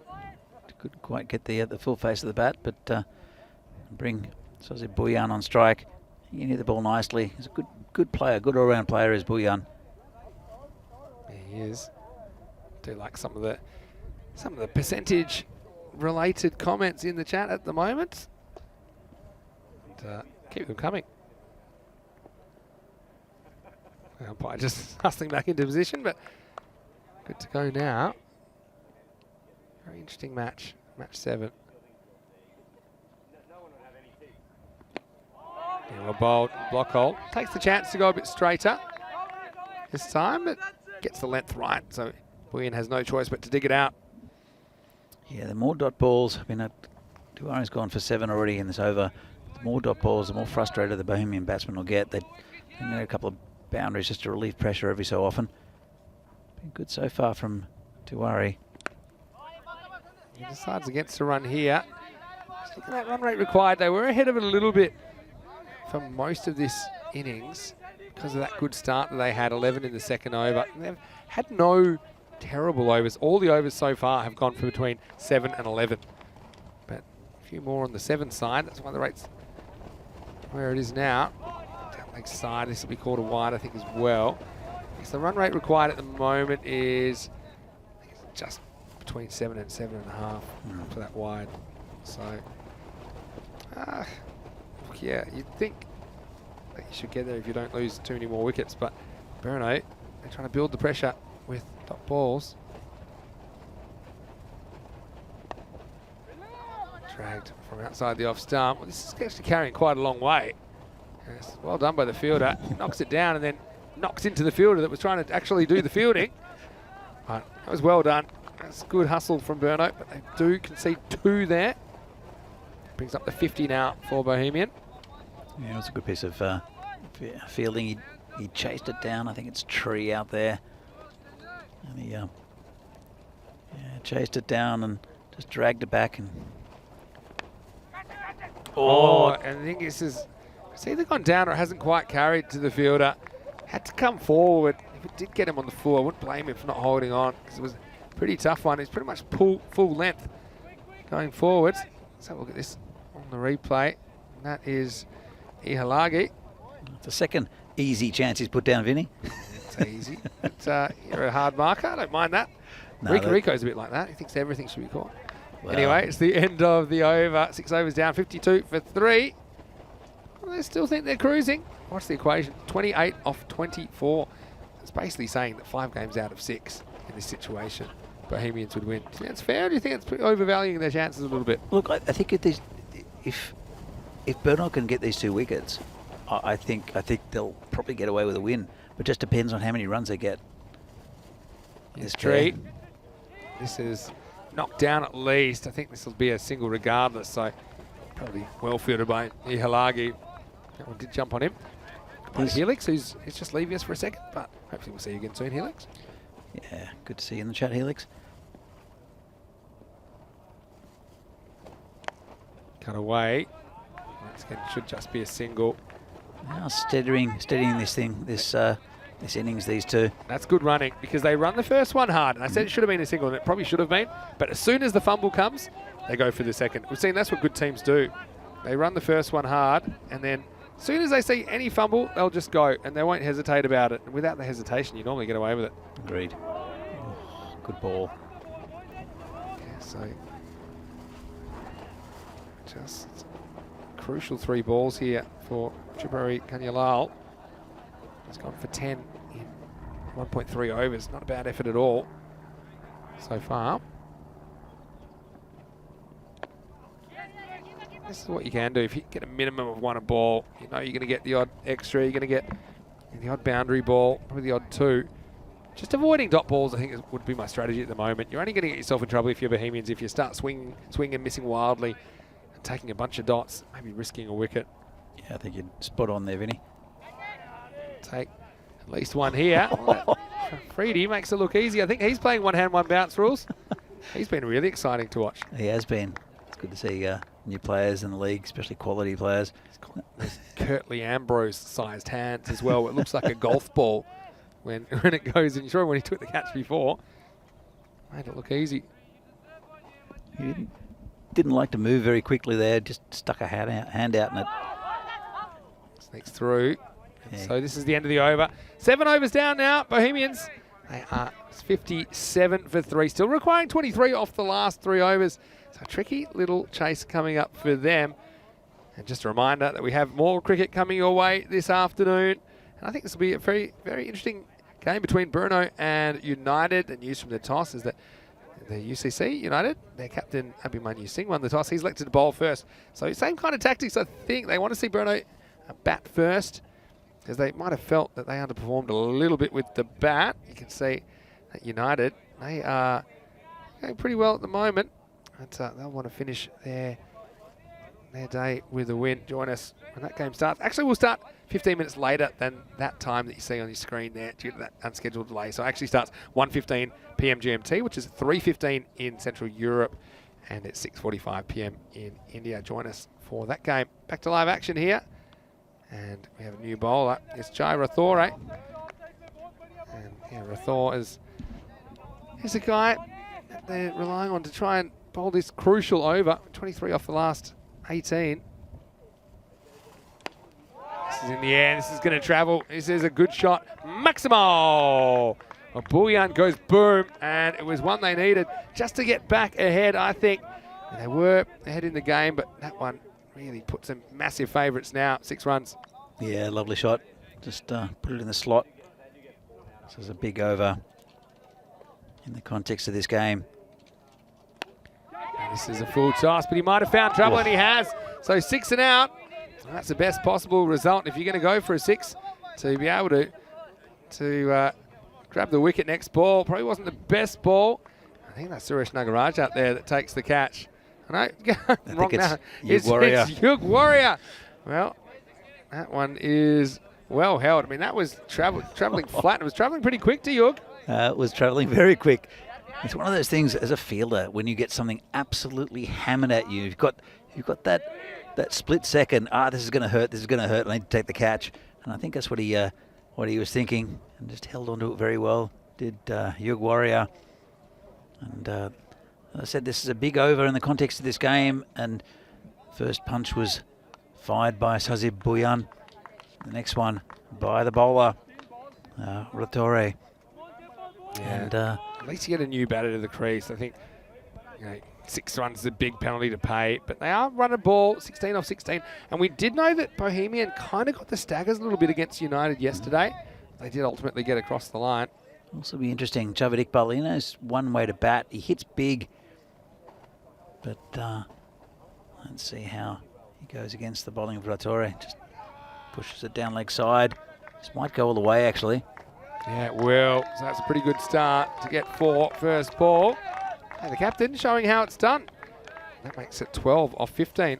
It's so quick in that part of the ground because it does run downhill. In fact, the ground itself's very fast. So I'm surprised there haven't been more technical batsmen just pushing and prodding and looking for the 4s. I think it's what we'll probably see as the week goes on when batsmen are getting into a bit of form and are really reading this pitch a bit better. But it was a good shot. There's no protection down there as well. There's man a deep square leg, but just got the wrong line, did the bowler. This one's been hit towards cow corner. Oh, good stop. Yeah, really good stop. Running out of runs to play with. And yeah, that's our man. We'll get it right that time. That's Yug Warrior, who does well to get his body behind that one. It's coming around the wicket now, the bowler. I think it's a good ploy. Down the More ground. work down the ground. This time it's a freedie. He'll keep it to 1. Nice tight bowling. Trying to hit. Another wicket here will be interesting.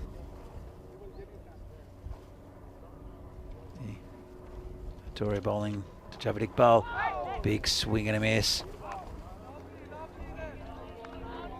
Yeah, so there was a big swing and a miss to finish that over. There's still some work to do. 10 required off the last 2 overs of this match. The score after 8 is 70 for 4.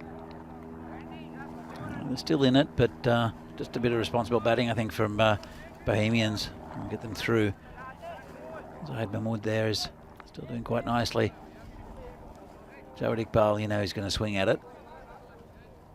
But Sandeep Tiwari will be the ball. Actually, it's not Sandeep, I don't think. It'll be a new bowler. Yeah, interesting. No, it's Sandeep. Started to go for Bassett even.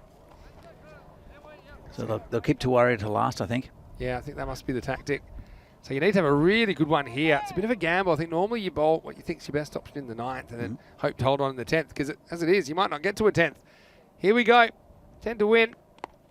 In the air. Should just be a single.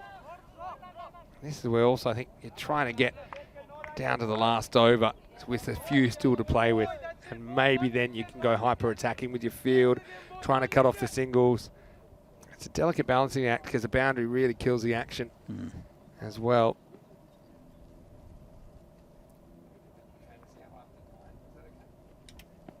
Gone, and a big moment in the game. Bassett even was brought in for a reason, and he's knocked over Javed Iqbal, who tried to get them 6 closer to the target. Instead, he loses his stumps, and Bohemians lose their skipper. It's 71 for 5. And so he plays with his batting. There's Javed. Sometimes it comes off, but then other times that happens. And just put a bit of pressure on Bohemians. I know there's not many to get. They'd want Zahid Mahmood on the striker's end. New batsman. Begin will be Mohammad Nabil. See what he can do. Again, they don't need to panic. They just need to push the ball around a little bit. Yeah, I suppose that's the way he plays, like you say, but I think the result wasn't brilliant, was it? Because they had it down to 9 off 11. If you score off every ball from there, you win, but kind of going for glory. Well bowled by Bassett even as well. He got it right on target. He's got an opportunity here because you've still got 4 balls at the new batter potentially. I'd be probably bringing a short mid wicket. Yep. I don't think you want to give away an easy one here. Well, that is an easy one because it's going to be a wide down leg side. Well, kept by Stain. Yeah, very nice take. That saved 4 runs. Not what they needed at this stage. Well, we thought we'd get a close contact. I thought we'd get a close contest out of these two teams, and I think we have. Yeah, we have. It's still not over. Exactly. 1. Still will be 1 despite the fumble. 7 off 9. Again, I just think you go for singles or dots off these last 3. You're going to the last over. I think you can afford to bring up 1 or 2 extra infielders at a minimum. I totally agree with you there, Vinny. Mahmood on strike. Again, geez, we've seen extras be a factor, haven't we, in this series so far? You don't have that many to play with. You don't want to give a wide away there, but he does. Yeah, it's a bit of poor bowling. Needs to get it on line. But you're right, I think that short mid-wicket will be a very good fielding position here. Just he's missing a trick. The batter's super happy just to take a 1 as a minimum. Just knock this too long on. Should just be a single. So 5 off 8. Things tightening up. You'd want to keep Nabil on strike. He's only faced 1 ball. Not that Zaid Mahmood's been fluent. But Nabil hasn't really seen much of the ball yet. Comes Vasu again. Nice ball, the over. 2 to come, actually. As this one is going to be a really good effort in the end, but it's going to be 4. That one surely gets them where they need to be, as it was a real top effort. I mean, we've seen some kind of lazy fielding at times in this series. There's nothing lazy about this, and it was a decent shot. Went and fetched it. He was really trying hard to keep this in the field of play, but unfortunately he couldn't. That one takes it down to just the 1 run required. So they've got 7 chances to win the game, starting with this last ball of the 9th over. Field's coming in now. Let's see what he can do, Vasu. He's going to hit and not run. So we will go to the last. They'll need a maiden for a golden ball. 6 perfect deliveries required for Bruno. As we just have a look ahead, and I've just made that adjustment.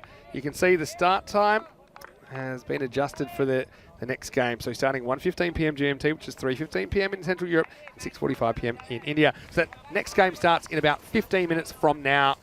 That's just been pushed back because of the unscheduled delay we had with regards to the technical issue at the ground. It was United CC skipper Abhimanyu Singh at the toss for match 8 that won the toss, and he sent in Bruno. He probably identified that they didn't do a great job batting first. All right, here we go. Any score wins it now for Bohemians. There's 1 dot. Just have to do that 5 more times. I've never seen a maiden to force a golden ball. I'll tell you what though, out of all the bowlers in this Bruno team to bowl a consistent over, to bowl dot balls, this is the man, Sandeep Tiwari. Well, field is in. Another dot. Nice on the umpire. Underground Bodega saying Bohemian playing with their food. I think they'd be pretty keen to get this over and done with. That's umpire's call, I suppose. A lot of pressure on Zahid Mahmood here. He talked about the stumped off a wide earlier. That 1 run that they got.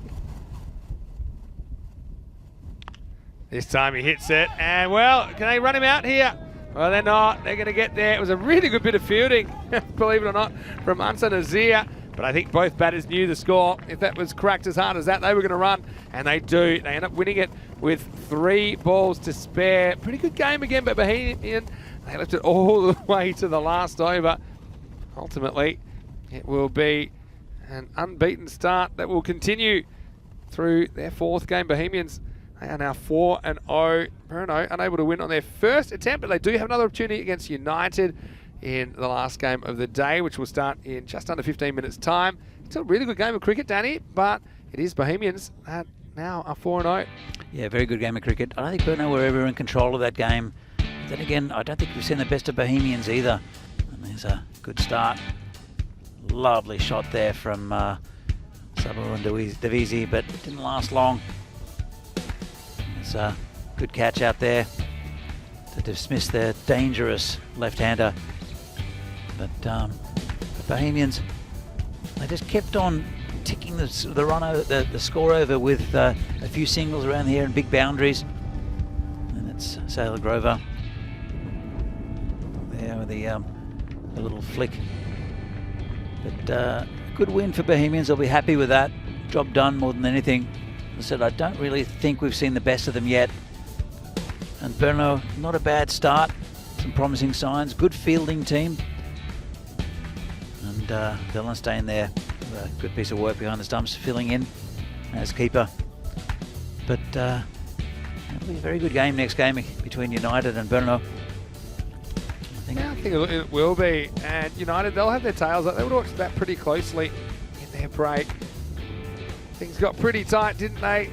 As we got towards the end, I mean, every run counted. I did like the effort from Brno in the field for the most part. You see, that was a good stop. But then became a bit of a speed hump for the second fielder that was coming in.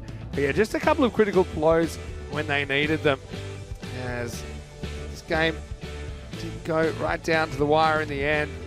This is one, well, that could have been different. Imagine if he was able to pull that in, maybe save a run or two there, because every run did seem to matter in the end. But congratulations to Bohemian Cricket Club, because they are now top of the table and the clear at the top of the table 4-0. As we just have a look at the next part of what we're doing, which is the scorecard, and Buyan 24 off 16. He was really important when he came in, because they did lose 3 wickets in the first 4 overs.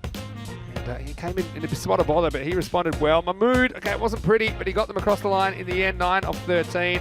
And Nabil helped out towards the end. Also, Tomar with a pretty important 15 when you look back at it, got it pretty quickly. Just a couple of wides in the end, kind of when they didn't need them. 7 of them in total in the innings, as Bohemians, they chased this down with 3 balls to spare. As far as the bowling went, well, I would say that there were some good performers for Brno. In particular, the off-spinner Naveed Ahmed, very experienced, 3 for 19, best of the bowlers, head and shoulders, I think. But I like the energy of Afridi and the pace that he brought to the table.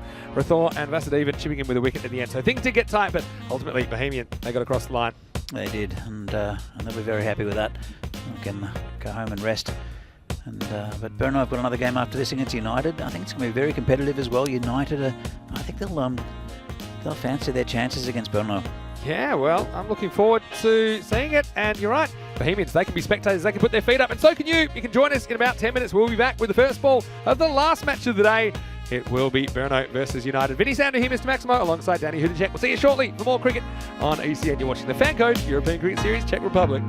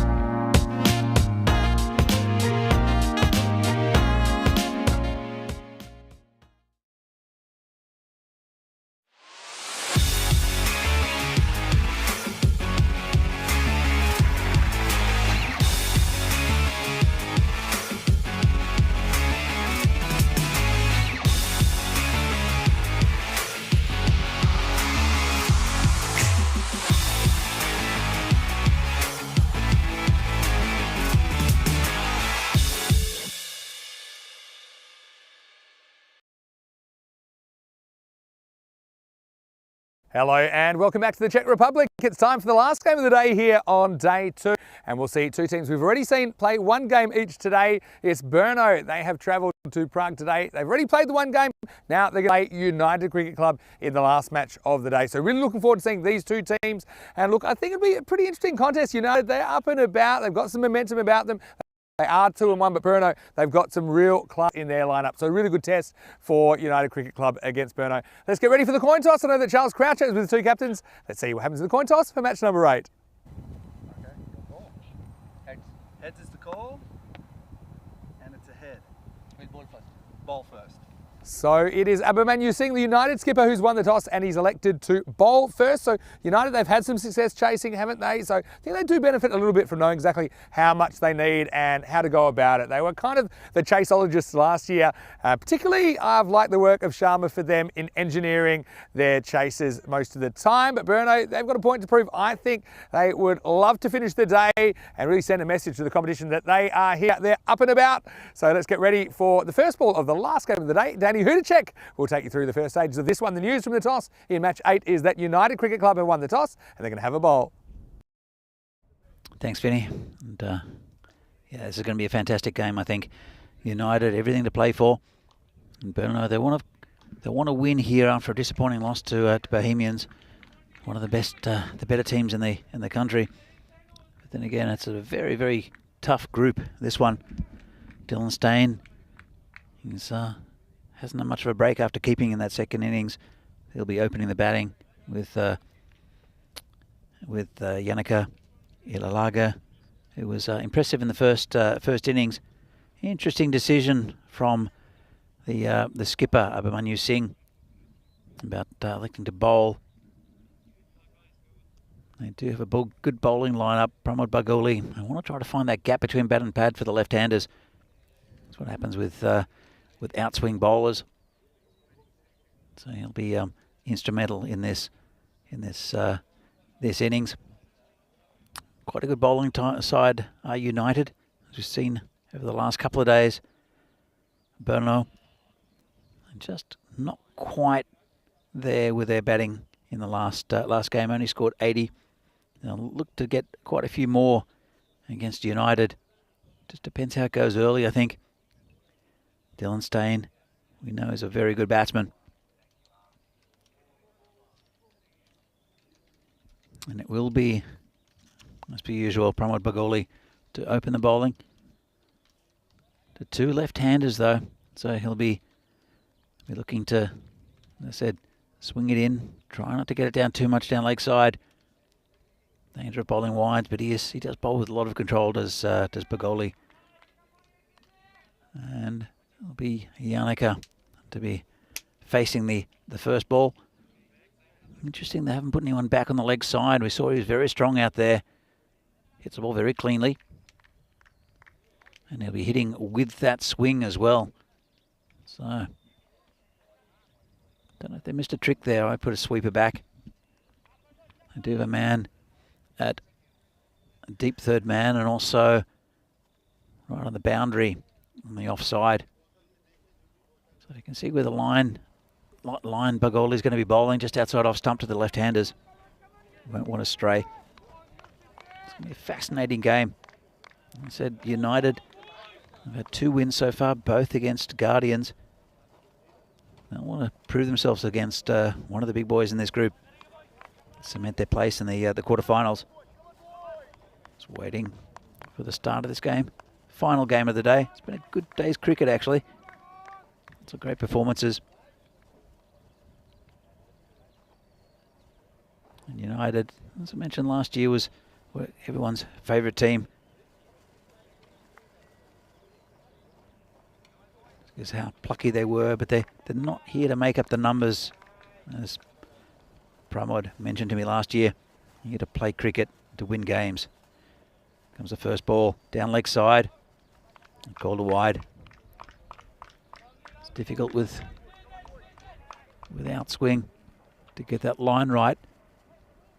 The other thing was with outswing bowlers, if you start it on off stump, it'll swing out.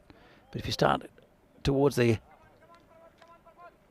just outside the left-hander's off stump, it tends not to swing as much because of the angle. That cuts out a bit of that natural swing. Comes again down leg side and wide again. Not the start he'd want.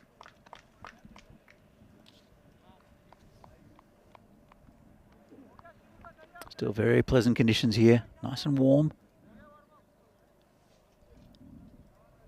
A little bit of cloud. See if Baguli can get this right. Comes in again to Yannicka and it's down leg side again. I think he got a flick on that. That's 4 runs. The first boundary of the innings. Just helped it along the way. Nice shot. Saying before to Vinny that don't think that these fast boundaries have been exploited as much as what they could have been. Still players trying to go over the top. I think 4 runs. That's quite a good result when you look at the safety of shots rather than trying to go over the top.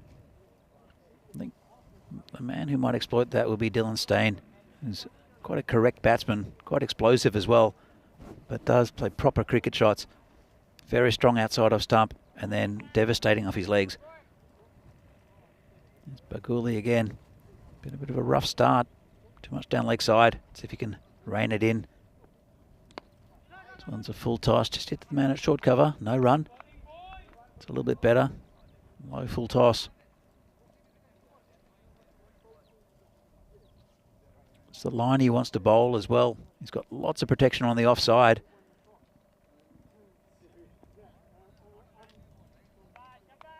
I want to get these too early.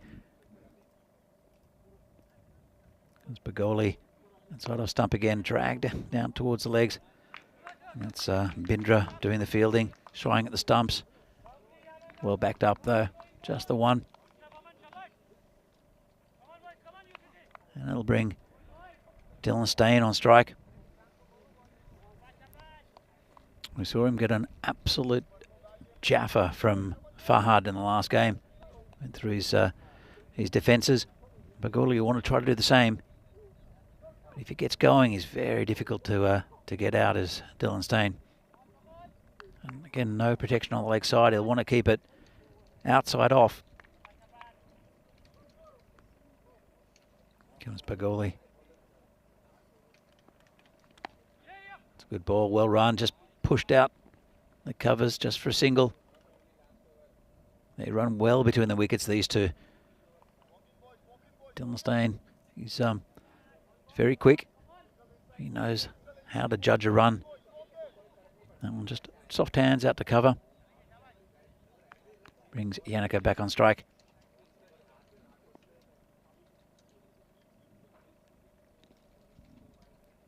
That's Baguli. Good ball, and he's got him. That's that gap I mentioned. As an outswing bowler, that's what you would have looked for a left-hander, and he's got a big wicket there in Yannicka. That's the first wicket down. Not been the most convincing over from Bagoli, but got it perfect that time. And that's big wicket for United. So, I said quite a few runs, a few wides, got his radar right then. Does bring out the big man, Riaz Afridi. Number 3. Dylan Stain still out there. I'll have a chat to Afridi as well. I probably know that Bagoli is the quality bowler in this United lineup. Him and Amandeep Bindra. They'll take probably the first 4 overs. Then after that, there's some decent bowling, but not quite the quality of the first 2. They are a second division team too, actually, United. So this will be a big scalp if they can win this game. Brno, they have 3 teams down in Brno, 3 different divisions. A well-established club. United, just been around for 3 years, but improving every year. So it'll be Pramod Bagoli will be bowling to the new batsman, Riaz Afridi. Vinny, what do you make of the start? Oh, I think it's was good if you can get one of the openers out the first over. Bagoli, he's having a good series. I think he's a very good bowler. Love to get the new ball swinging around. We'll swing a bit too much. We'll get another crack at Riaz Afridi, who's coming at number 3. You mentioned Brno having 3 teams. Okay, I'm going to have a go in order. Going to go Rangers, Raiders, Raptors. I think that's right. Yeah. Yeah, I think that's right. Remember, when they all played the Czech Super Series back in 2020, then it caused huge problems with abbreviations because they're all very similar letters. Well, I had to commentate that series. I was down in Brno with Terry. It's another wide, and I could never get them right. they could have called them something completely different, but no, they had to rhyme. Not rhyme. It's like when parents call their kids all by the same first letter with a first name. So it makes it a nightmare to sort and mail. Anyway, here's Begoli as he's still trying to get out of this first over. That's a nice shot. Just cut away, just burst through the field. Just get one. Bring Stain back on strike. Actually, it won't because it's the end of the over. And a successful one there for Begoli. Bit of a mixed bag, lots of wides, but a vital wicket there of Janica. I've got to say that I like the move to bring Afridi up to number 3. I think he's the sort of guy that can boss an innings. We saw him batting at 5 last time. Okay, he hit 1-6 and he faced 5 balls, scored 7, but I think it's an attacking move. Brno probably just feel they should have scored a few more in that last game. If they did, maybe they would have gotten the points. You can see that in this game, it'll be Nagaraj that will be behind the stumps for Brno. Here's the second over, and Amdeep Bindra is going to bowl it. There's a good bowler and a good start, just squeezed out there by Afridi. And yeah, I've been very impressed with Amdeep Bindra. Very consistent, and there's that one ball and over that he'll get to get through the gate, and he'll be looking to do that with these two batsmen, especially Dylan Stain. I think that Binder is more dangerous because he doesn't swing the ball consistently. He just swings the occasional one down the line. And so it's difficult. Unpredictability is your real weapon when you're bowling, no matter what you're bowling, whether it's pace or spin. Being a left armour as well. You don't see many left armours. Yeah. So those we have seen have had a lot of success this year on ECN. I think, Corey, when I was commentating with him, talks a lot about variety in attacks and to have a left armour, have a right armour, and potentially have a leg spinner, an off spinner, and a left arm spinner as well. If you can tick all these boxes, just gives you a lot of options. All right, here we go. It's just pushed out. Oh, it's beaten the man. That'll be 4. Shukla, I think. He hasn't had the best day in the field this time. I think he just gets diddled by the side spin. Ends up having to pick that one out of the longer grass. 4 to Stain. A late cut, and he just threw a leg out. He was expecting to come down one line, and then it came down another. That was the basic story of that. I don't think, even if it was straight at him, he didn't really get down to it. It probably went through his legs. Yeah, potentially. So. Anyway, Stain, a big confidence booster for him. He'll want to make some big runs here. It's a nice shot, just to that short cover. Timed it pretty well. There is cover there as well. There's plenty of fielders on the offside. Playing a very good line for this so far is Bindra. This one's gone over the top, and I don't think the fielder will cut it off. Oh, he does very well there. And that's Ayush Sharma. He's a very good fielder, isn't he? Ayush does well. Yeah, made really good round. Did bounce quite at a good height for him, a bit like for goalkeepers in football. They don't want it rolling along the ground. Just when it bounced up, he could pat it down.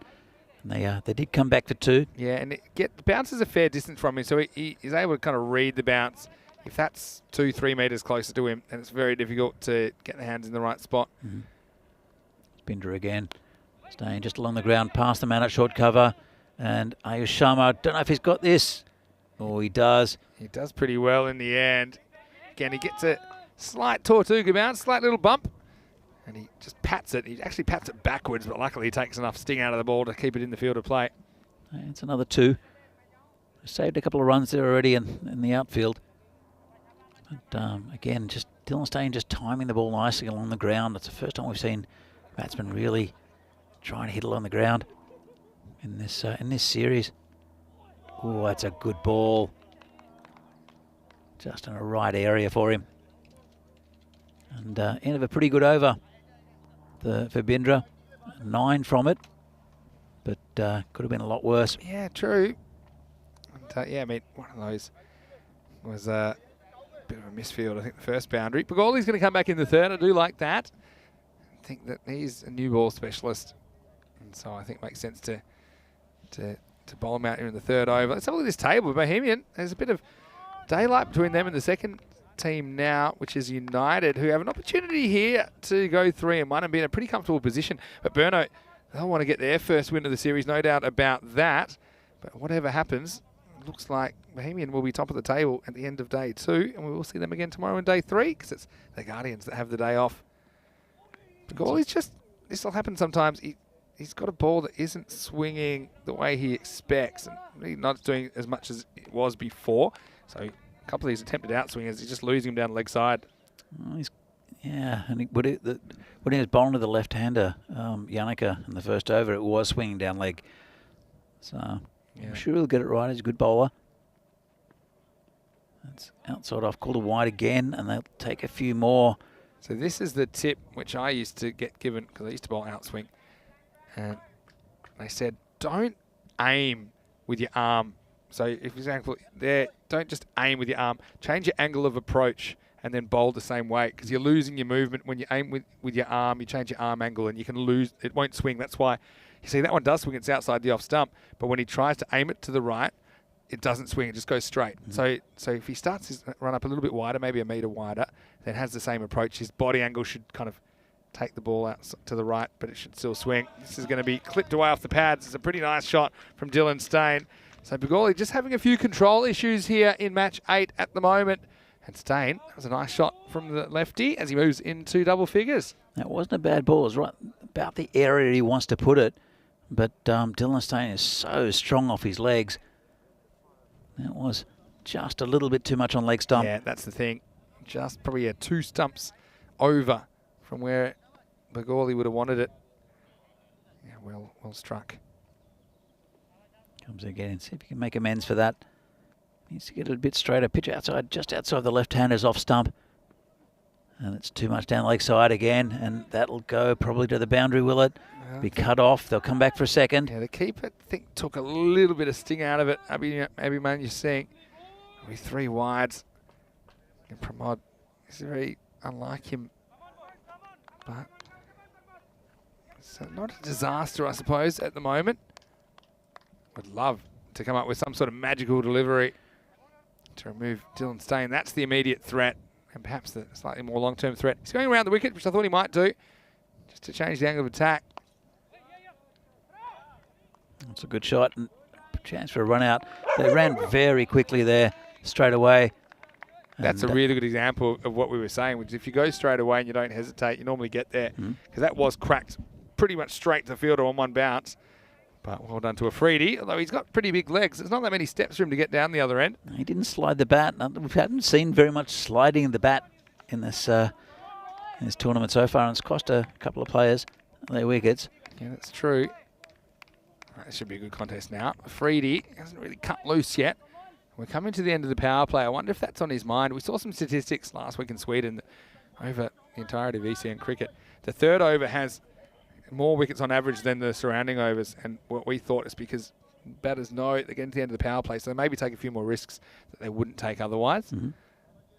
Well, he's got that first big wicket, has Pagoli, but that's probably the only real penetrating delivery he's had. Yeah. The rest have been very loose, lots of wides, and to be honest, they rely so much on him in the first few overs to get a bit of swing and a couple of wickets. He has got that wicket, but it's just been very, very loose from him, which is maybe just getting late in the day. They've been here for a while, have United.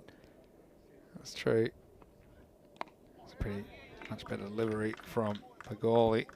Freddie just blocks it back to him. It's still that was only the third ball of the over, Vinny. Yeah. It seems like he's been bowling for a while. It does seem like that at the moment. Yeah, this over has had 3 separate wides in it. So that was actually the 6th ball of the over then. But we'll have a 7th, 8th and a 9th, and hopefully no more than that. Comes in again, bowling to Afridi. This one's miss-hit. I don't think it'll be out. Just take a single. Bit of a shy at the stumps. Pretty good keeping by Abhimanyu Singh. Pagoli decides to throw despite not really facing where he's throwing. It will be a single. Afridi not able to time up the full toss that he got served up. Tell you what, if that would have been a Dylan Stein, that would have been on the golf course. Yeah, well, you'd think so. Ivan B. Tell me if I'm saying that right now. Ivan. It's got to be Ivan. I think he said it's Ivan. Ivan? Yeah, but I'm still just want confirmation. Right around the wicket to Stain. It's going to be another wide. Yeah, so now we've got a 10 ball over on the cards. This isn't helping the over rate either, and we haven't seen a time penalty yet, but I feel like it's probably a matter of time because we'll see more boundaries, which generally slows things down as well. Mm. But the umpires will take that into consideration. Yeah, they won't within with wides. reason. Oh, Yeah. So he gets this one right. Still one ball to go. Yeah, they will take that into consideration. But what I'm saying is that if you have lots of dot balls that aren't boundaries, then you're going quicker anyway. Mm. So we saw a really quick innings yesterday. Pulls and Guardians last innings of the day. One of the quickest we ever had. It's just because they really struggled to get bat on ball for a lot of it. Last ball of the power play coming up. yeah. I was wondering why we finished so early, and that was the issue. I think part of the issue. Never look a gift horse in the mouth, as they say in the classics. That's the end of the power play. It's 34 for 1 after 3 overs. It's Ivan. Ivan. Okay. Well, because he'd had capital VAN before. So now I know, so I'll remember forever. So actually, we're saying it right the whole time. So it's Ivan. If he was in the Czech Republic, it'd be Ivan. Yeah.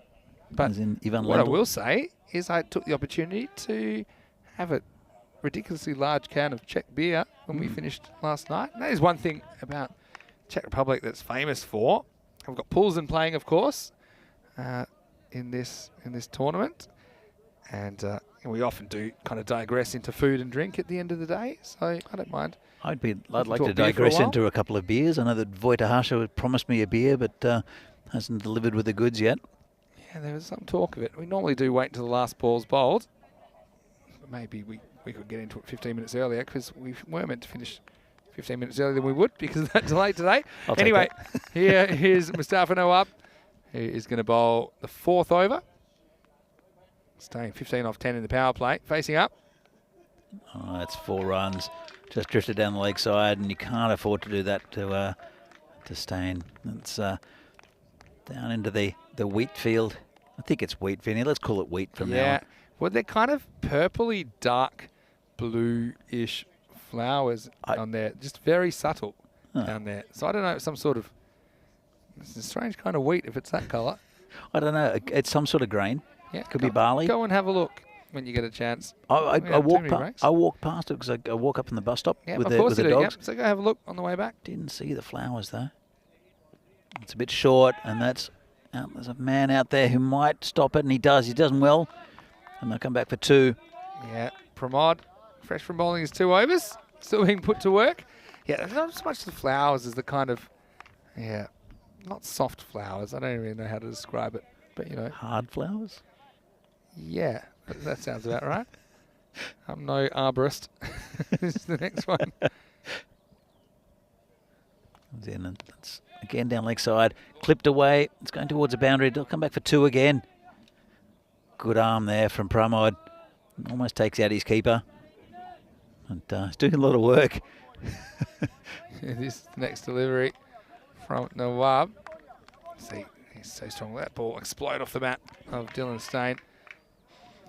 They do come back for 2 in the end. He times it very well, does Dylan. But if you're wide outside off stump, he'll crack you through that area as well.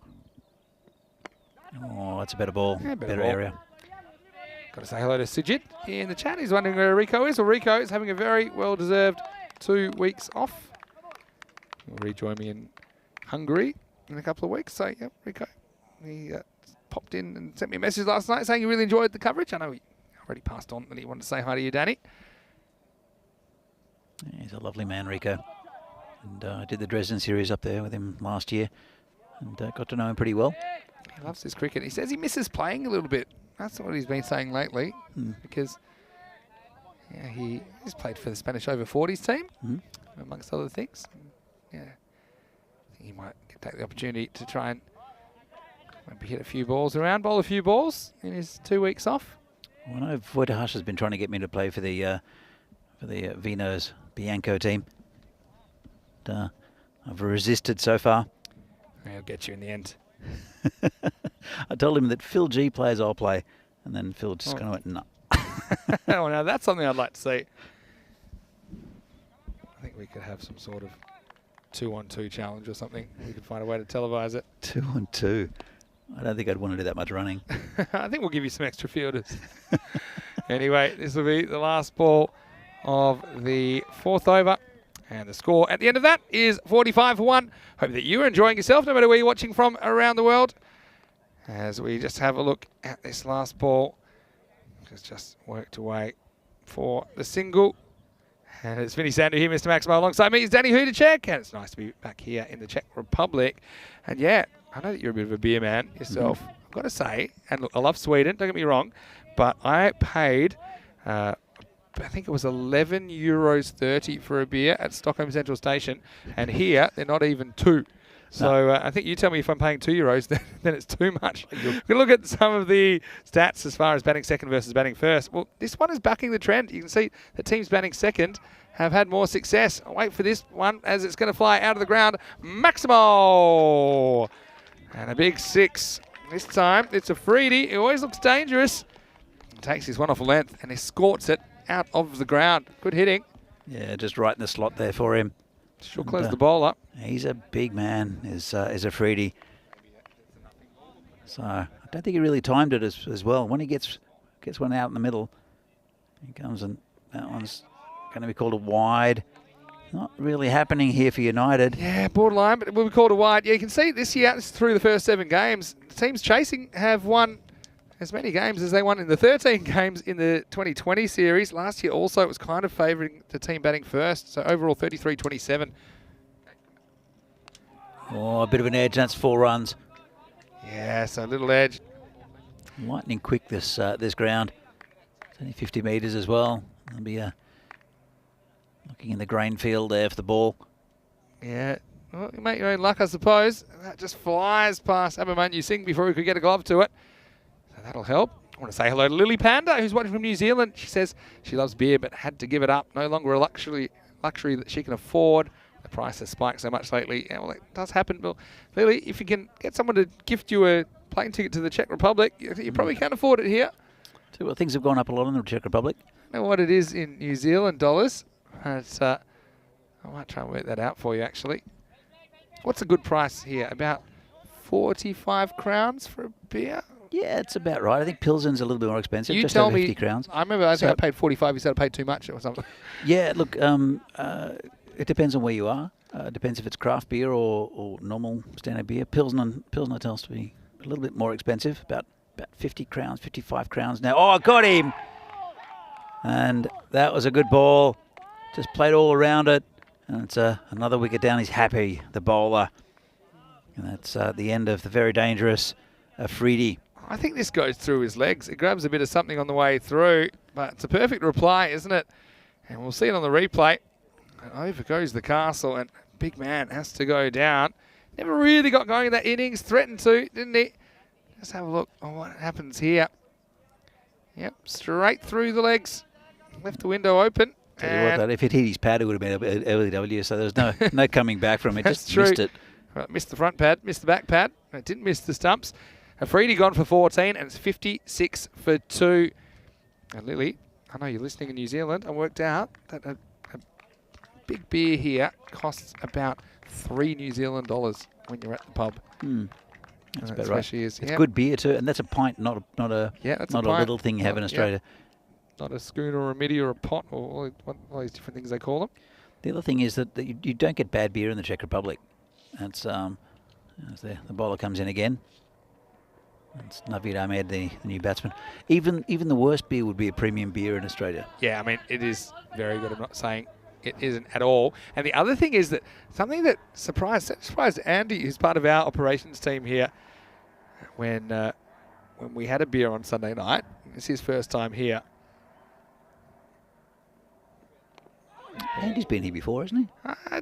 Andy was here a couple of years ago. Sorry, first time I've been here with him. As we get to the end of the 5th over, the score is 57 for 2.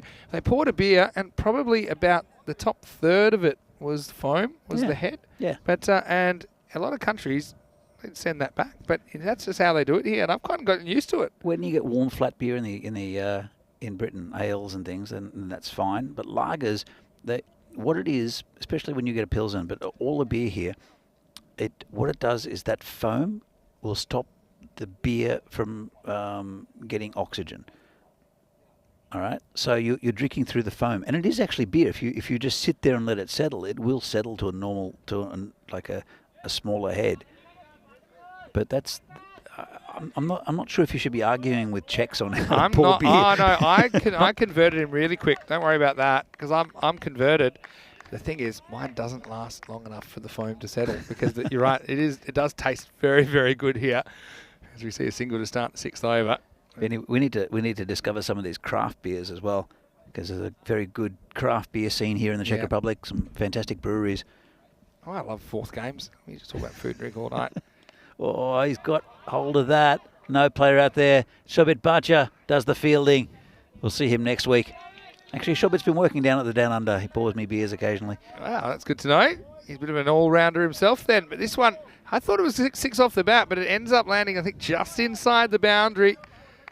Staying up and away for 4 runs. Luke's mentioning he loves the technique of Stain. I actually think he's one player that can benefit from the boundaries being brought in a little bit. I think the more technical players, they will feel like they don't have to change their game at all. I think last year sometimes someone like Dylan felt, to really hit sixes, he had to lose some of that technical prowess. And this is just a classic pull shot, and it's lasered to the boundary. He's loving that angle at the moment. Gets his feet in a perfect position and cracks it to mid-wicket for 4. Stain moves into the 30s. Good batting. The difference with last year is that we had a lot of rain. It was late April, early May, and it had been raining for weeks before and even during the tournament. So the ground wasn't quite cut as low either. So you needed to hit the ball harder, which didn't suit more technical players. This one's outside off. It's been cut away. Should just be a single. Oh, good pickup. Yeah, nicely fielded. Looking for 2 was Dylan, but it's a very good pickup out there. So now with this field playing very, very quickly, technical players playing good cricket shots get value for runs. And this one is hit over the top. And I think it'll be 6 from Naveed Ahmed. Or is it 4? It's 4. He's very strong on his leg side, is Naveed. Yeah, Burma have just kind of pulled away of late, haven't they? I mean, they've never had any bad overs. Again, it's just kind of into the power zone, isn't it? Bit too short. Yeah, just bouncing inside the field of play. Good camera work there from our folks at Spring Productions. And we certainly thank them for their expertise and bringing you all the action. As it is, it's the end of the 6th over right here. Burno, healthy score on the cards. 71 for 2 after 6 overs. We seem to think that something like 120 might be par. Hasn't really panned out that way over the first couple of days. I do think, Bruno, they'll be hunting something around the 120 mark as a minimum here, and maybe even more if Stain gets going. And this is another one that he gets to the boundary and just gets away from Bagoli, who's out at deep square leg. Another 4, another boundary. Dylan Stain is heating up. Yeah, he is. He's just, I think if you get him early, then it's a bonus. As they did in the last game when Farhad bowled him a beauty for Bohemians. But now he's starting to get away. There's a bowler again. And he's hit that one, and that'll be 4 again. Picked a gap. Low full toss. You say he loves 4s. I think he's hit 17 of them in that innings. 17 on 55 balls in Malta. Well, he hasn't hit a 6 yet this innings, but he does have 7 4s to his name. He moves to 41 off 21. And what I like about it is he's targeting areas with no outfielder. If you look at that one, that was perfectly placed between the long on and the deep square leg. That's another nice shot. That one's going to be 6.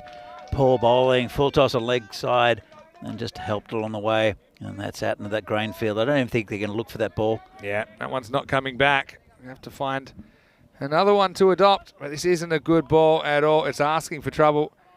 Probably just swings in a little bit. This is Bindra, who normally bowls up front. Did bowl the second, went for 9. That didn't bring him back straight away. Ball's in a slightly different condition now. It's a better ball.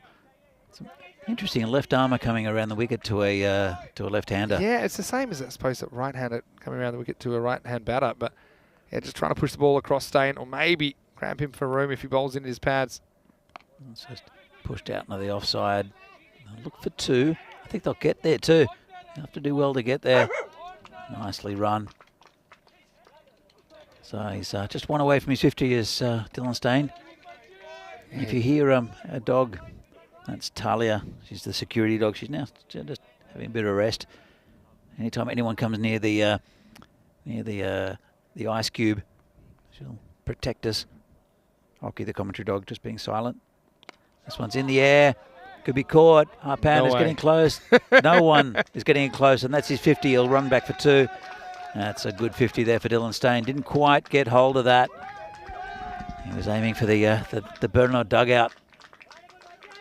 So it's been a really good innings. 7 fours and a Maximo for Stain, who missed out in the last game, and his teammates, well, they're pretty happy with his work as well. This one is a bit risky, though. I thought he was going to be 49 and out. It went so high, but I could just tell that was falling into the pocket of space. It was over the infield, but didn't make it all the way to the outfield. Good effort by Gorhate. But, yeah, congratulations to Stain. 89 for 2, 7 overs down. It's the first 50 of the tournament as well. Yeah, it is. So we had to wait till the second afternoon. Coming up tomorrow, we've got more cricket coming your way, and I know that a lot of you will be keen to see Prague CC. They'll be on the rack in the morning against United first up. And then they'll take on Brno. Yeah, that'll be a good game tomorrow, second game. Yeah, I mean, that will be for sure. As we see the first ball just dragged down for 1. It's Shukla who's come back in the 8th. And just the 1 run scored. Getting away with it. It's going to be I think the highest score in the tournament so far. Shukla again bowling to Stain. And this one's on the leg side as well. This should be 4. It will be. Not much Promo could do with that one. Yeah, they've just been a bit too close. Yeah, we're going to have a quick look. The umpire. Yeah, I mean, umpire wants to have a look to see if it's 4 or 6. We'll try and work out where this ball bounces. You had to follow it. It's really good camera work there. I think that is 4. That's really, really nice work. And so, yeah, confirmation it will be 4. And so, again, Shukla paying the penalty. I think, Stain, you've got to get him reaching. I think he's had too many balls in his body and at the leg stump so far. Let's drag that one from outside off stump. There'll be another 4. Yeah, and this is the thing. Now he's so far in. That is a better directed delivery, but he doesn't really care. He's targeting that area. He knows there's only 4 fielders on the leg. And, yeah, I don't really know where you meant to bowl to him at the moment. Another boundary for the Brno captain. Well, they've finally stopped this offside theory with him. He's just smashed quite a few down leg side, except the man at short mid wicket, they're putting it short cover. So he doesn't know where he's going. Looks like he needs to stop and ask for directions. Poor Ravi. Anyway, here's the next delivery. Another full toss towards that man out there. It's Sharma. That's what he's been put there for. Come back for a second. Good throw. Have him worried. Yeah, so 2 runs there. Yes. Very well run. Such a good runner. Yeah, so we'll see Brno tomorrow against Prague CC in the morning, but also against Bohemian in the afternoon. So 2 really tough games for Brno tomorrow. I don't know where they're at. Also, we'll see Bohemian United in match 3, match 11 of the tournament, all starting tomorrow at 7 a.m. GMT, as we finally see a wicket. And, well, obviously, they knew exactly where they wanted to put Ravi Gorhate because they moved him to that exact position. That's where the catch went. It's the end of Stain, but not before. A sparkling 61 off 28 balls, 9 fours and a 6 in there. The 100 comes up for Brno, but they do lose their skipper. It's 100 for 3. That was a full toss as well, and he's just picked him out. One man there. Picked him out beautifully. Again, I don't know if that was a tactic to bowl full tosses to him. Well, he basically makes it into more of a full toss than it was because he does charge down the pitch, but still Stain. That's a nice little innings to get his tournament moving as he struck at 210 during that inning, 61 off 29. Aaron Vasudevan is the new batter. And yeah, you were talking about the highest scores in the tournament so far. But don't forget, yesterday we did see PCC scoring 144 against Pulsen. That'll take some beating. Oh, I did forget about that one. That's a good ball. First up, just squeezed out the third man. And they'll come back. No, they won't come back for a second. It's a good ball first up. Yeah, not a bad ball. And it closed out the over. So 101 for 3 after 8. Shukla does end up with a wicket. Although he was, I suppose, a little bit expensive. He's in some company, though. His first over went for 12. Second over also went for 12. So have a look at his figures. 2 for 24. So it does pick up a couple of wickets. Bagoli was the one that got the first one, but then had some control issues, didn't he? You can see all the bowlers kind of similar economy rates between 11 and 14. Shows you no one's really been able to keep things too tight. Now going back to Mustafa Nawab now in over number 9. And let's see if Breno can put the foot down with 2 overs to go. It's just hit out to the covers just for a single. Nice and tight bowling. Brings Naveed Ahmed back on strike. With Dylan Stain hitting so freely. We haven't really seen much of Naveed Ahmed. So they wouldn't want to stray down the leg side to him. He's very strong out there.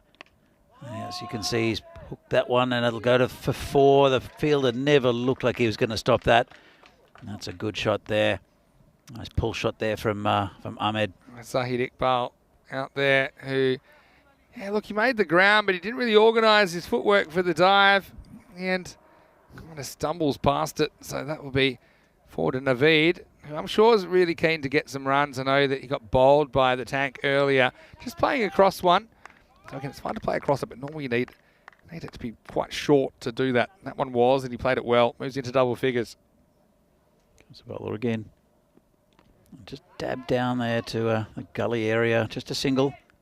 Good bowling. Kept it nice and tight. I want to say a quick hello to Nad K in the chat as well. Appreciate that you've been enjoying the series all day.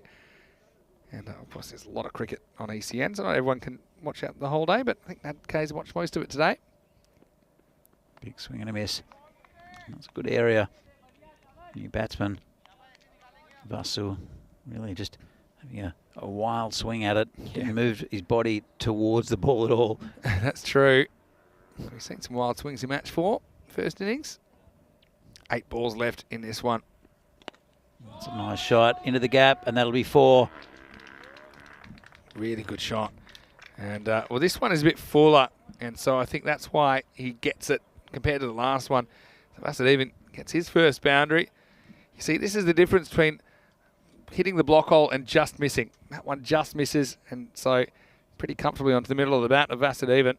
But if you can get it to pitch around the popping crease, that's really difficult. You end up having to chop down on it. So it's a little bit wide as well. I think just gave him enough room to free his arms.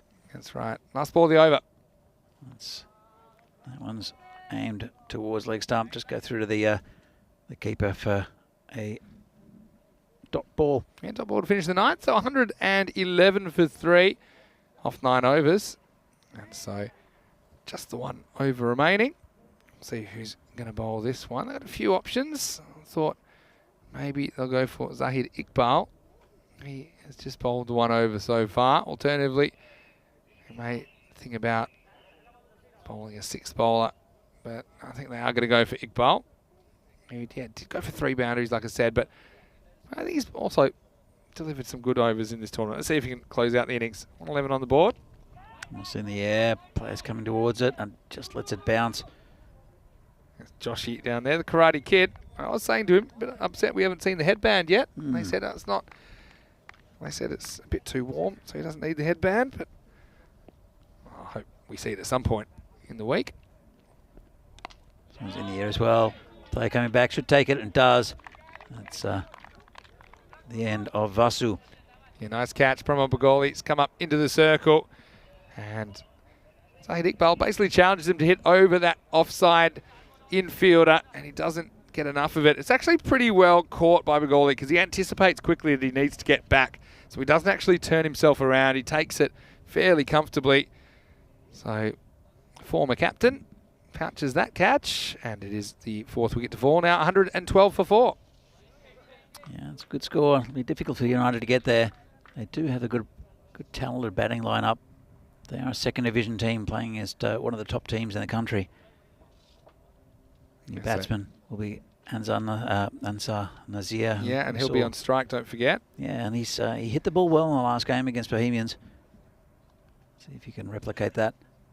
Just to push the total, the Burno total up a bit. It's funny because you feel Burno well on top, but remember at the start of the week we seemed to think 120 would be the par score. Right now they're 112. Yep. And there's only 4 balls to go, so slightly less.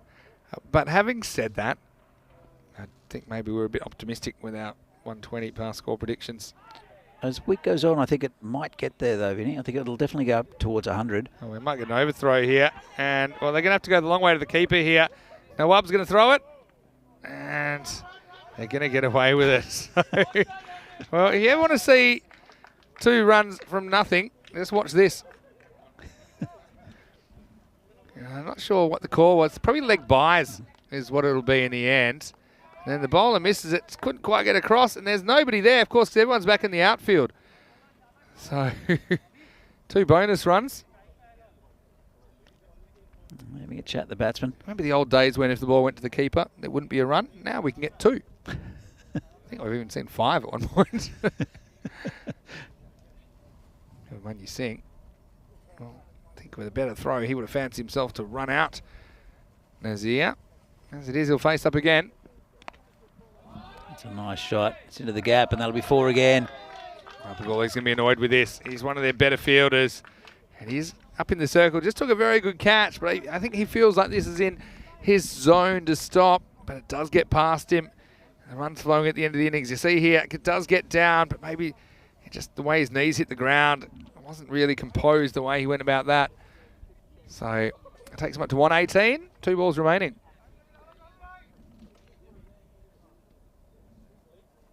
It's bowler in again. Big swings, just gone past him and no timing at all on it. They'll look for 2, they'll come back for 2. It's going to go to the keeper, could be a run out, should be a run out, and he's gone. Well, I think had to go for it. Only 2 balls left, not much to lose. Yeah, for sure. They've got the resources, don't they? So I don't mind that. It's unselfish cricket as well. It was a good throw back to the keeper's end, though. You can see here. Never mind, you sing. He's able to gather it, and yeah, it's just out. It's a pretty good call on the field. Again, a little bit of sliding with the bat. But the right decision from the umpire. I think a pretty easy one. Yeah, I think so. Let's see how much he's actually out by when he first. There you go. And yeah, just not much, but a nice call on the field. Yeah, very good decision there. So 119 for 5. Let's see if I can hit the 120. New batter will come out and face the last ball. This one's just been dabbed down towards point. They'll look for a single. They'll get it comfortably.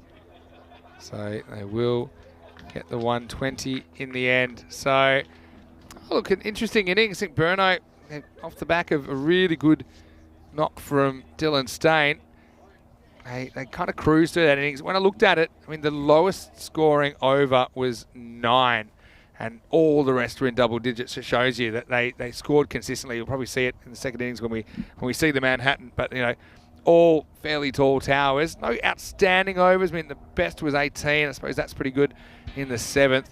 And ultimately, it's Burno with the runs on the board. Well, they have made the trip, but they haven't gotten any points as yet, as they were ready for action. Stain, in particular, wanted some runs. He lost his opening partner early. Ihalagi wasn't able to replicate some of his form of the last game. Got a good one that cleaned him up from Begoli. But then it was the Dylan Stain show that took over. He ended up scoring 61 off 29 balls and some really beautiful shots in amongst there as well. Yeah, absolutely. Look, he's a very, very difficult batsman to bowl to, especially if you put it on his leg stump. But he's very strong outside off stump as well. I think this man, Pramod Begoli, didn't have the best of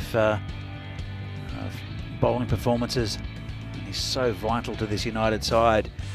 He did get a vital wicket, but unfortunately didn't quite pay off with the rest of his overs. Bit of luck there for some of the batsmen. But Burno, I think they'll be happy with his total. After do very, very well here, the United side to get there. They lost 5 wickets along the way. 2 in the last over though, so you never felt they were in trouble of getting bowled out or anything like that, or even going deep in the order. But yeah, Stain, I've got to say, he batted really well, but I do think he was assisted, particularly early in his innings, with a few too many gifts. And once he was in, didn't matter where you bowled to him, he was going to take you down. Eventually, he would fall, that catch from Gorhay, for 61, but then it was over to the rest, and they did scramble a few after he was dismissed as well. Another 20 they were able to gather after the departure of the captain. And yeah, some nice moments at the end. That was a good catch by Begoli late on. A wicket for Zahid Iqbal. But then he wasn't too happy that this one got through him. And then, if you want to see runs for nothing, we'll show you a couple in a second. This is one that just got back. And yeah, it did result in a run out, but it was pretty unselfish stuff, I think. You got to go for those. He only missed it by about 6 inches in the end. 120 on the board.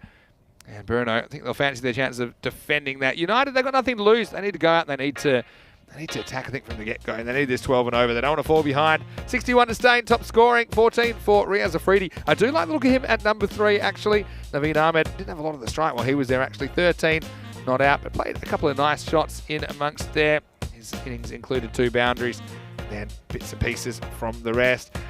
15 extras, including 13 wides. Still a bit of a concern for a lot of these teams, Danny, but that 120 does look like it should stand up. But anything can happen in the ECM, we know that. And United, sometimes they like a chase. I mean, particularly if someone like Anayush Sharma gets going, he might be able to engineer something. They'll probably have Begoli and Bagel at the top of the order. They'll be attacking. 2 for 24 for Shukla, as well as wickets for Begoli and Iqbal. But you can see that from the economy rates, Danny, that all the bowlers had a similar fate here in match 8. Yeah, look, Begoli, as I said, so important for them at the top of the innings. Also, Amandeep Bindra has been bowling very well in this tournament. Took a bit of a hammering, went for 13.5 and over. So, not really.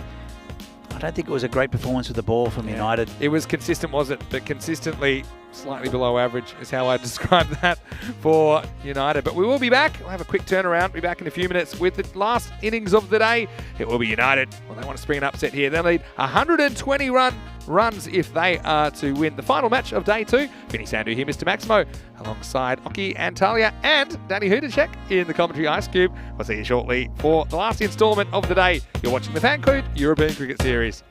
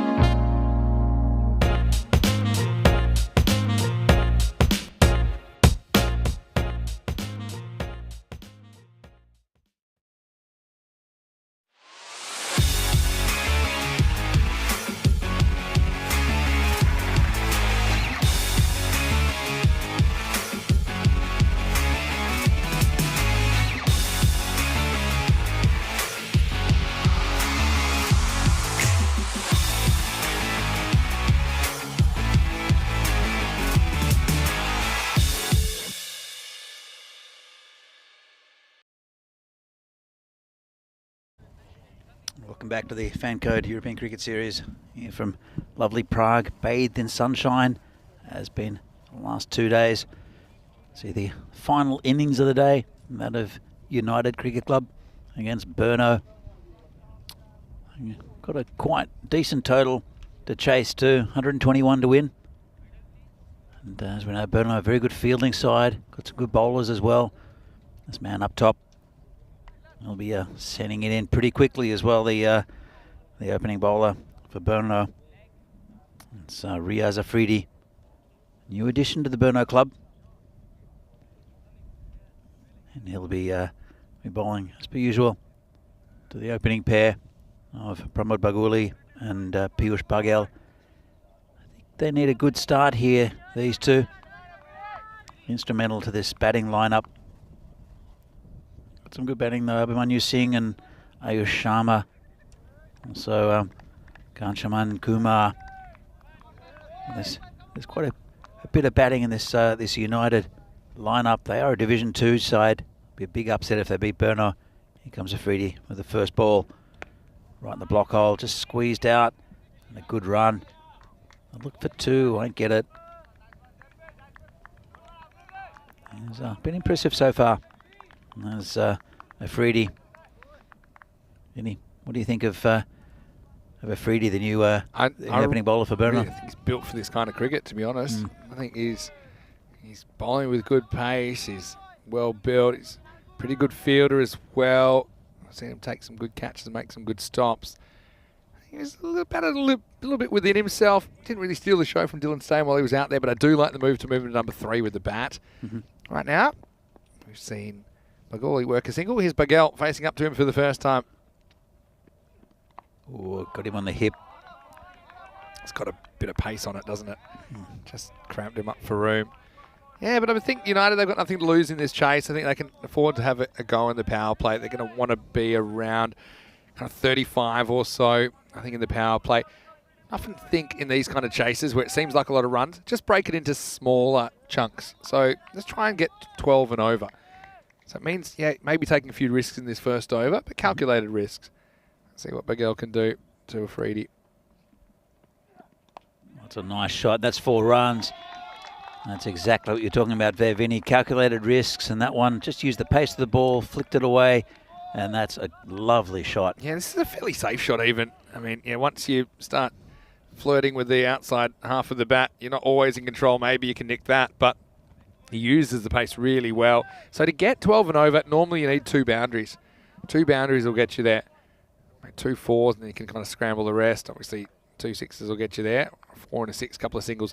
These are the kind of overs they're going to need, and they're going to need consistently if they're going to knock these runs off United. Good start from Paghel. Oh, good reply from Afridi. This has got past the keeper, though. He's got him on the second bounce. It's going to be 4 byes. Well, there's the second boundary, and this one isn't hit. And it's Suresh Kumar Nagaraj who's behind the stumps now. Couldn't quite deal with that on the second bounce. I think sometimes keepers aren't quite sure where to stand, especially if they're not super experienced with a bowler. I feel, even though he's getting some good pace, Afridi, they've been a little bit too far back, staying earlier on, and now Nagaraj, as he cops that or a tough second bounce, it bounces off him and goes to the boundary. Yeah, it's easier to take one around your face or just above rather than bounce in front of you. Yeah, if you're not sure, you'd rather be too close and then pushed back, I think, than getting on the second bounce. Just been pushed out towards mid-on for a single. Bowling with good pace, Afridi. He is. We saw that in the last game when he was bowling to Sabawun Divisi. The first 3 balls were bounces, bowling with a lot of venom. Haven't seen one since. That's a good observation. I wonder if that was a strategy they thought of with Davitsi. But right now, it's back to Baguli. I want to get amongst the runs. Pulled away. Might go, actually. This field is lightning. Didn't time it at all. And that's another 4 runs. Once again, it's the pace on the ball. It means the pace off the bat's going to be higher. So even though he doesn't get a lot of this, Baguli did find an area that was pretty unprotected in the infield and the outfield. So 3 boundaries, if you like, in the first over.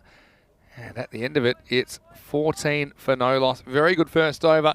And this is essentially, this would be my strategy for United, okay? This partnership has the ability to get them a long way towards the total, but don't fall behind that rate. Hopefully, on the second over, I'd be aiming to be 24 or above. So, essentially, I'd be looking for 12 off this over from Naveed Ahmed. But he has bowled very well, Naveed, 3 wickets in the previous game. And it will be a change of pace with some off-spin in the second over. He's a very tricky bowler, and Dylan Stain, who's one of the best fielders in the country, is out at cow corner. So he makes good round to it, got a good safe pair of hands. So maybe they're looking for to buy a wicket early. They've got 2 of their main fielders out in the boundary that way. It's just cut away down to backward point. So I think a single. Especially with this over, it's going to be a spin over in the power play. You have to back yourselves in certain areas to try and hit A6. And I think maybe straight down the ground or the offside, if that's where Naveed Ahmed puts it, that's where you need to go. They've got 2 fielders protecting the leg side of the boundary. Oof. Tried to angle that behind square, missed it. Just missed the leg stump. Yeah, I think any ball that's outside the line of the leg stump will be caught a wide. That is the current interpretation. So even though this bounces here, I mean, it depends if the umpire thinks it's gone over the stump or not. I'm not sure how that's a wide, Vinny. Yeah, well, it might have gone over the stumps, but this has gone over the boundary, so it'll be Maximo time. Bagoli, well, I said they needed a 6. He decided to take on the fielder. That's one of the tallest men on the ground in Riaz Afridi, but he wins and gets the Maximo. 6 valuable runs for United. Yeah, nice shot that. Just tossed it up a bit. It was way outside off stump, but he dragged it just over, on the leg side. Yeah, that previous one, it was kind of inconclusive even from the replay, but if at the stumps it's outside the leg stump, it'll be called a wide. If it's over the stumps, it shouldn't be a wide. This next one's not going anywhere. But, I mean, I like what I'm seeing from United so far. They haven't been reckless, I'd say, with their batting, but they're still scoring at a good rate. They're being selectively aggressive. That's what I'd call it. It's been good so far. Absolutely. Oh, it's good ball there. Didn't quite know what to do with that one. They've got that 6 off the over. They're going at the right rate. Yeah, 14 off the first.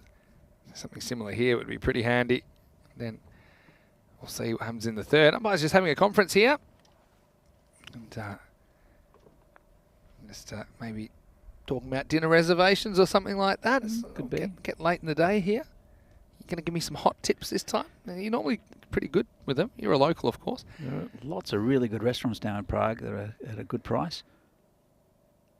I know that you spent a lot of time at Manifesto last year. This is another 4. And that's a lovely shot. Got away from Naveed Ahmed. In fact, Talia getting a bit edgy as the ball came towards the tent. Just a bit of a growl. Yeah, that was a really good shot. Good selection of shot as well. As he went down the ground. That was Tree. Who's that? Mid-off. I wasn't able to get across and stop it. He's pretty wide there. So, again, this has been a pretty good over for United.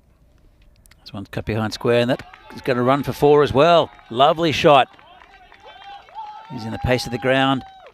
It's a late cut, and this is a very, very good start for United. It really is. I don't want to waste it because it is the end of the second over. It's 31 without loss. And yeah, I'd have the same strategy. I'd still be trying to get 12 off the next over. Again, but now you've got a few that you're ahead of the rate, kind of 7 ahead of the rate of where they needed to be. But it's just been smart batting, again, using the gaps. And they probably had a sense that Naveed would probably push that one through and just knew if he could late cut that away from the close-in fielder, it would run away for 4, and it did. So, at the table, there's an interesting one, isn't it, with Bohemian. They haven't had it all their own way. You can see the net run rate's not as good as United's, for example, but they have won 4 out of 4. And Burno searching for their first points of this tournament. They would have thought 120 is plenty at the moment. It feels like they might need all of them if they're going to get on the board here in match 8. Still a long way to go, but I think Staines made the right choice in his bowling lineup here with Tiwari. Very experienced, very good bowler, and just to settle things a bit. Of course, they have to go at still at 11 and over. Just 1 over under that, and it just affects the run rate. Good start from Tiwari. Cut away, and it's gone through the field. And that'll be 4 again. Well, he's got plenty of protection out there, but that was a bit poor from the fielder. Yeah, I think one fielder almost gets in the peripheral vision of the other here. They end up messing it up. And United, well, they believe they are a real excitement machine. They always seem to service close games. This one, whatever the batter put on it, seemed to work. It confused the fielders and got to the boundary. It's Tiwari again. This one down leg side. He'd be annoyed not to get something on that because there's absolutely no one at fine leg. If that gets past the keeper, and it's going to be 4 as it is just clunks into his pad for a leg by. And Ed Kate has told us that he's watching from England. We've got Pial Piswas in the chat saying, come on, Bruno. And also, we've got viewers from all around the world. I know that Michaela Adams is watching from New York City. That's a beautiful place to watch from. Never been to New York, lot to get there. There's another 4. Lovely shot, just clipped over the top. Didn't hit it too hard. Simple game, this. Yeah, I mean, here's the thing. When you've got the power play to play with, you know, you don't have to slog things. I mean, they're playing the correct shots, and every time the ball gets away from the infield, it's running away for 4. So I talked about them needing a 35-ish power play. Well, they're 40 now. There's still half an over to go. Very, very good to hear from United. Seems to worry again. That's a good ball. Just trying to cut down on it. A little dab, but it was very fine. I know that NTM is also watching from Sri Lanka. Well, you mentioned New York City is a place that you really want to visit. That's one place I've never been, except for the airport, that I would love to go to. Sri Lanka's another one, though. I think all my friends that have played in Sri Lanka have said it's amazing. 2 to come in this over from Tiwari in this over. Yeah, so many places around the world I'd love to go to. Mentioned India yesterday. Yeah. That'll be a fascinating place to And visit. the other ones that pop up to the top of your head. Oh, everywhere. Yeah. I'd love to see all these places. I mean, the Czech Republic, I still haven't. I've been here for quite a while. I still haven't seen everything. It's difficult on a short holiday to see what you want to see. That's down leg side. Going to be called a wide, and I'll take another one as well. Yeah. Bit loose there from Tiwari. Yeah, so 2 bonus runs.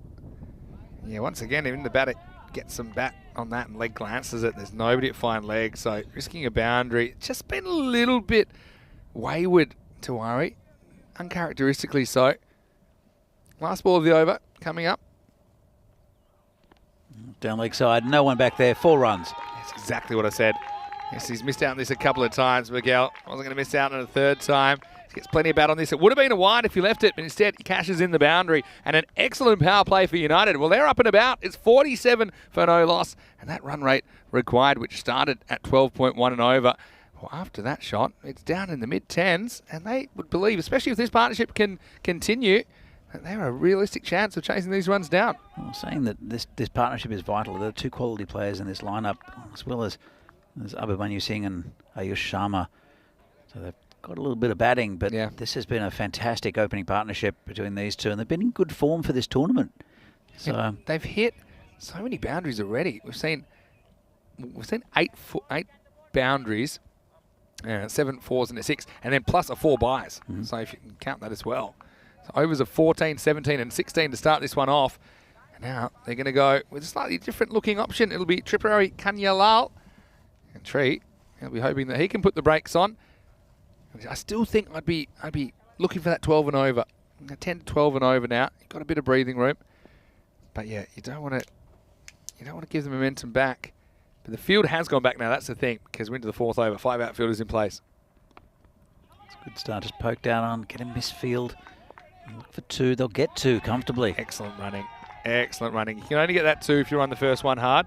If you just jog it thinking it's going to the fielder, then you're never getting the 2. But it was fumbled, and it fell into a pretty friendly place for the batting team, and they do get back for a couple. Got to say hello to Ramesh Satheesan, who's watching from Romania. Says, looks like Dylan Stain has carried on his form from the Vleda Cup. This one crashed into the pad, and they get 1. Hello to you, Ramesh, and congratulations to you and your team for winning it. But yeah, he batted very well for 61, didn't he, Danny? Very well. And he was given a lot of presence, though, for a lot of full tosses on leg side. But he didn't play too many risky shots. Yeah. And with this outfield, I think it's the first real contribution we've seen from Dylan Stain. I don't think it'll be the last in this tournament. I mentioned technically correct players like Stain. They benefit, I think, from the smaller boundaries. It means they can play those orthodox shots, but get more value for them all around the ground. Oh, that's unlucky. It was a good ball by Tree.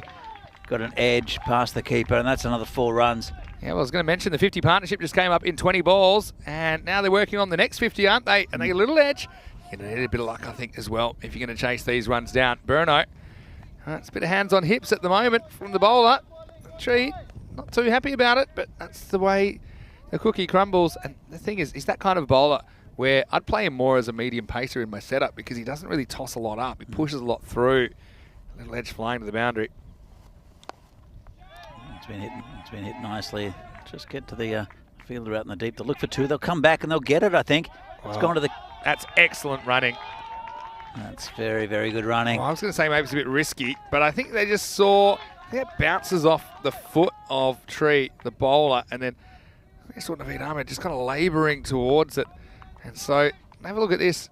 Really sprints here, Begoli. He's looking for it, and then he says, okay, I've run the first one hard. I think I'm going to get away with it. He went straight away. He just turned and ran, and that was brilliant running.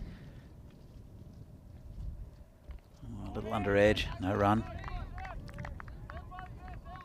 Yeah, so Shrug asking, why did Burno change wicketkeeper from the first match? Well, I think even Dylan Stain was a bit of a stand-in option. I don't think they have an out-and-out specialist in their lineup. Well, there are a couple of keepers in Burno that are very good. Jan Hoffman's one. Yep. And, of course, the man who would be their keeper, Ushan, has moved up to Prague, so he's now playing for PCC. Yeah, and I think we may see him at some point in this series. As it is, this is the end of the fourth over. And the score is 57 without loss, so a really good start this now for United. And I'm enjoying the sunshine here with Danny Hudacek. And yeah, I mean, this is what we know in the European cricket T10 format. Anything can happen. And United, a lot of people thought we might have kind of 10 overs where things are going to dawdle along. Well, they certainly have thrown the challenge down to Burno. Absolutely. Look, Burno, one of the top clubs in the country. Some very good players here, including national team players in Naveed Ahmed and Dylan Stain. And they're a second division team, and they're really taking it to them. I think my lesson about this is you can be fearless. Don't worry about names. Don't worry about reputations. When you go out there, bat versus ball, okay, you know, you're in a one-on-one contest with a bowler if you're batting, or vice versa. So, I mean, really interesting. Last 6 overs of the day coming up. 64 required off the last 6. This next ball is going to be driven down to long off. This time they won't get a couple. And yeah, so now they've got that rate down at between 10 and 11 over, 10.5 and 11. They got 10 off the 4th. So again, the thing is, they're still in this because they haven't had any bad overs yet. They've gone 14, 17, 16, 10. And well, again, they'll want to make sure they can get something double digits here off Vasudevan, who's into the attack. It's a nice shot. Well fielded. Just get a single. It's really well picked up, but he decides not to throw. I think maybe thought keeper wasn't going to be in position yet and didn't want to give away an overthrow. There wasn't much backup either. Yeah, that's exactly why I think he holds on to it. I thought maybe it's worth it to try and break this partnership. It's only 3 on the leg side, so if he has a shy, I know the man from deep fine leg came up and backed it up, but apart from that, if it got away from him, that would have been another 4 overthrows. Comes Basu. Nice ball. That's a nice delivery. Yeah, so this is an interesting field because they have only the 3 fielders of the 9 available on the leg side, and I think you have to be pretty disciplined if you're bowling to stay offside. And what you're trying to do is essentially maybe force the batter to look to the leg side for a ball that he shouldn't. Yeah, well, that's the thing. Piyush Baghel does tend to drag the ball from outside off onto the onside. So they've got some men deep, but if he slightly mishits it or gets it square, then he's got some runs. And I think you can see now also Bagoli looking out there. Don't know if he's going to move across, try to hit it down the leg side. It's Fasu. And that's a bit of rubbish, and it's been hooked for 6. Well, too short, too straight, not much pace on the ball. And Bagoli, nice shot. Amazing batting, really. He's in a good position, gets inside this. That's the key to a good hook shot. And he can really just go for it, and he does. So Maximo time. Bagoli missed out with the bat in the last appearance, not missing out at the moment. And look, credit to these 2 batters. They've been very intelligent and, like I said, selective so far in this chase. I want to say a quick hello to Tarek in the chat. Hope you're well. Nice to see you there. Also to Awoken Nightmare, who's watching from the US. He said he's been lurking today, but he's really enjoyed today's action. Very nice chase so far. Well, let's see if it continues. 66 without loss, with 1 ball to go in the 5th. Here's Promod on strike again. Ooh, it's going to be out. Has to be out, and it's gone. Hit him on the full. Hitting the stumps, and that's the end of a very good innings there from Promod. Yeah, he couldn't deal with the last ball of the over in the end, and Vasudevan will take the wicket. I mean, it was hooping. That was my only concern. We'll have a look at it.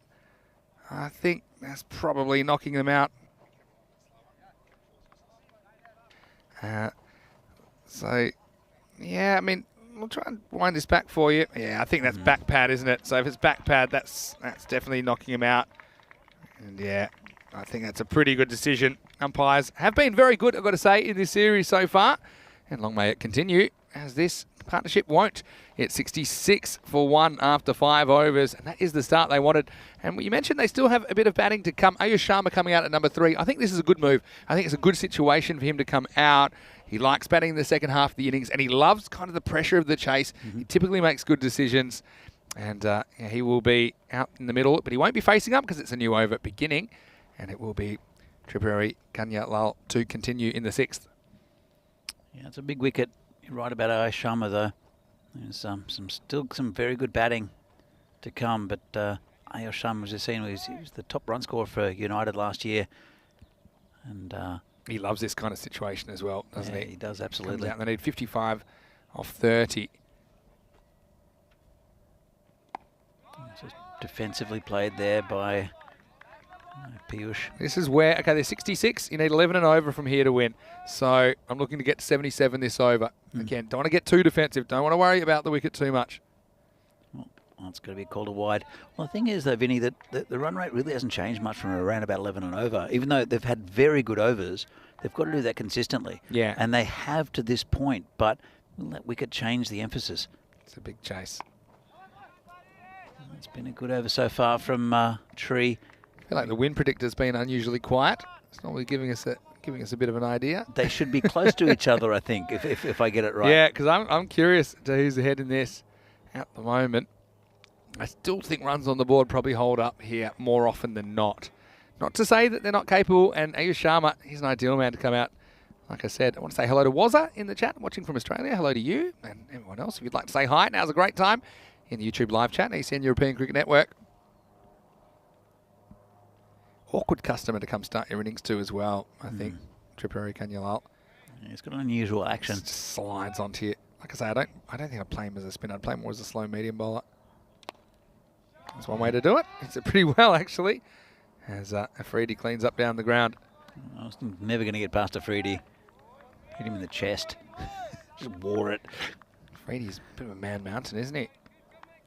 He's a good player for Burnlow. He's still got an over left as well. Tree again.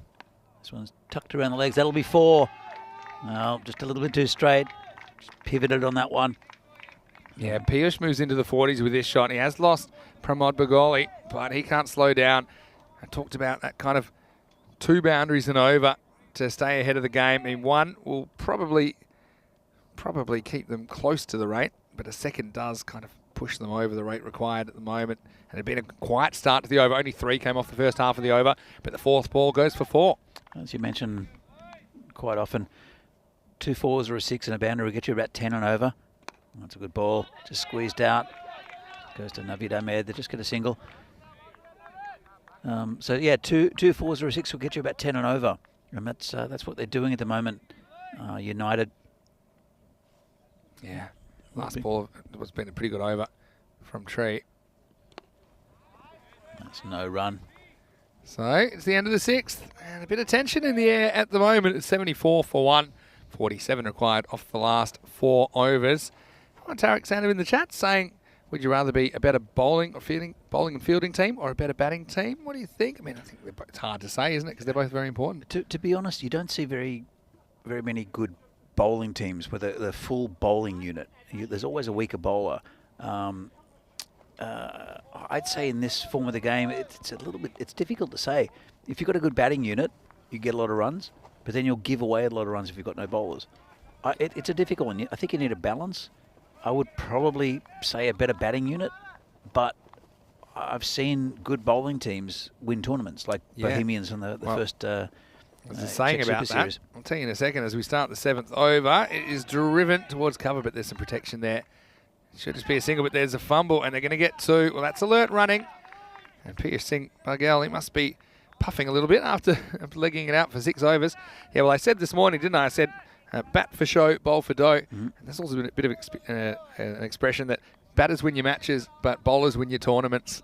And I think that often does ring true. Oh, got an edge. That's 4 again. And United edging closer to the this total, literally. Yeah, handy runs, and they've had a couple of these. And it's going to happen. It's very hard to protect against. And Piyush will get 4 runs there.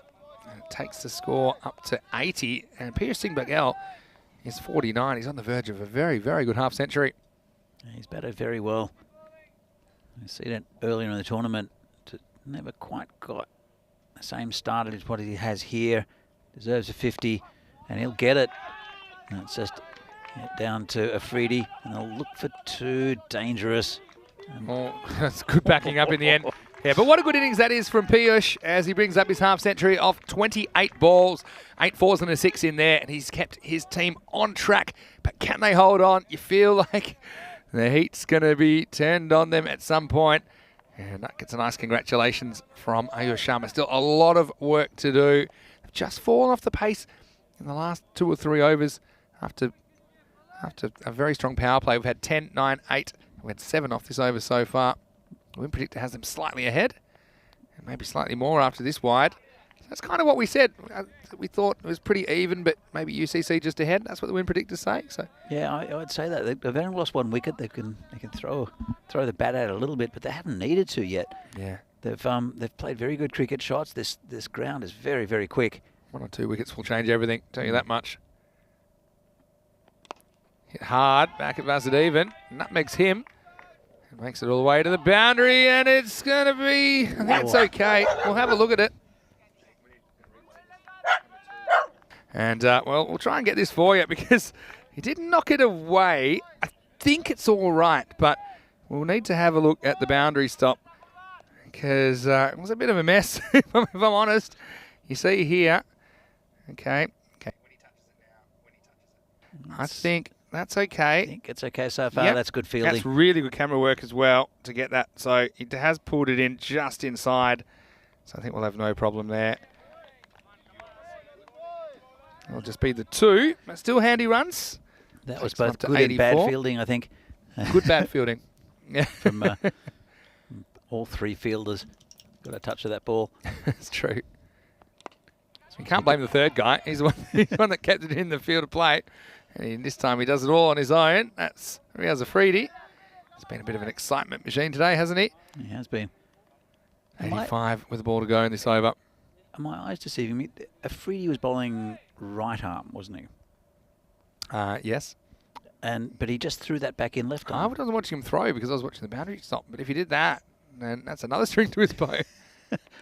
This one's hit down the ground. Naveed Ahmed, he's not got there, but he's cut off the 4. Just bounced in front of him. He's done well, and I think he makes the right decisions here as a fielder. I think you're trying to turn this into a catch, and but then he ends up not quite getting there, but he at least makes the block. He's just a bit unlucky it gets away from him and turns into 2 runs. You see here, he knows the value of a wicket here, and maybe he does get it on the 4, but it wasn't an easy one. It was never really balanced. Gets on it quickly, but can't prevent the 2. It's the end of the 7th over. 87 for 1. Coming up tomorrow, more cricket action.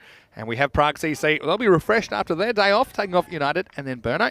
And then Bohemian at top of the table. We'll see if their unbeaten streak can last. Again, they have the same opponents, United, in match 11 and Brno in match 12. So we all are going to start again 7 a.m. GMT, which is 9 o'clock in Central Europe and 12:30 p.m. in India. Join us for another exciting day of cricket here from the Czech Republic in the FanCode European Cricket Series. Right, here's Naveed Ahmed coming back to bowl over number 8. It's in the air. Player under it. He hasn't moved a muscle. And that's Afridi, and he's got him. And that's a good catch. Very good catch. And I think he does stay in. He's very quick to get the hat off, isn't he? And, well, he's been very impressive in the field today. Talked about his his bowling and his batting, but also I think at long on, you need to have a good fielder. So it's Sharma who does hit this shot well, and he almost gets there, doesn't he? But he can't get over the man mountain. He takes it with a bit of room to spare. So Ayush goes for just 4. The score now is 87 for 2. Naveed Ahmed once again in the wickets. Vinny, he threw that one in left-handed as well. What's going on? Does he bowl left-handed as well as right-handed? There are some people that do that. Yeah, I mean, I haven't seen a lot of Riaz Afridi, neither of you, obviously. And, yeah, I have known some players to throw and bowl with different hands, or some can even do it with both. So, yeah, interesting.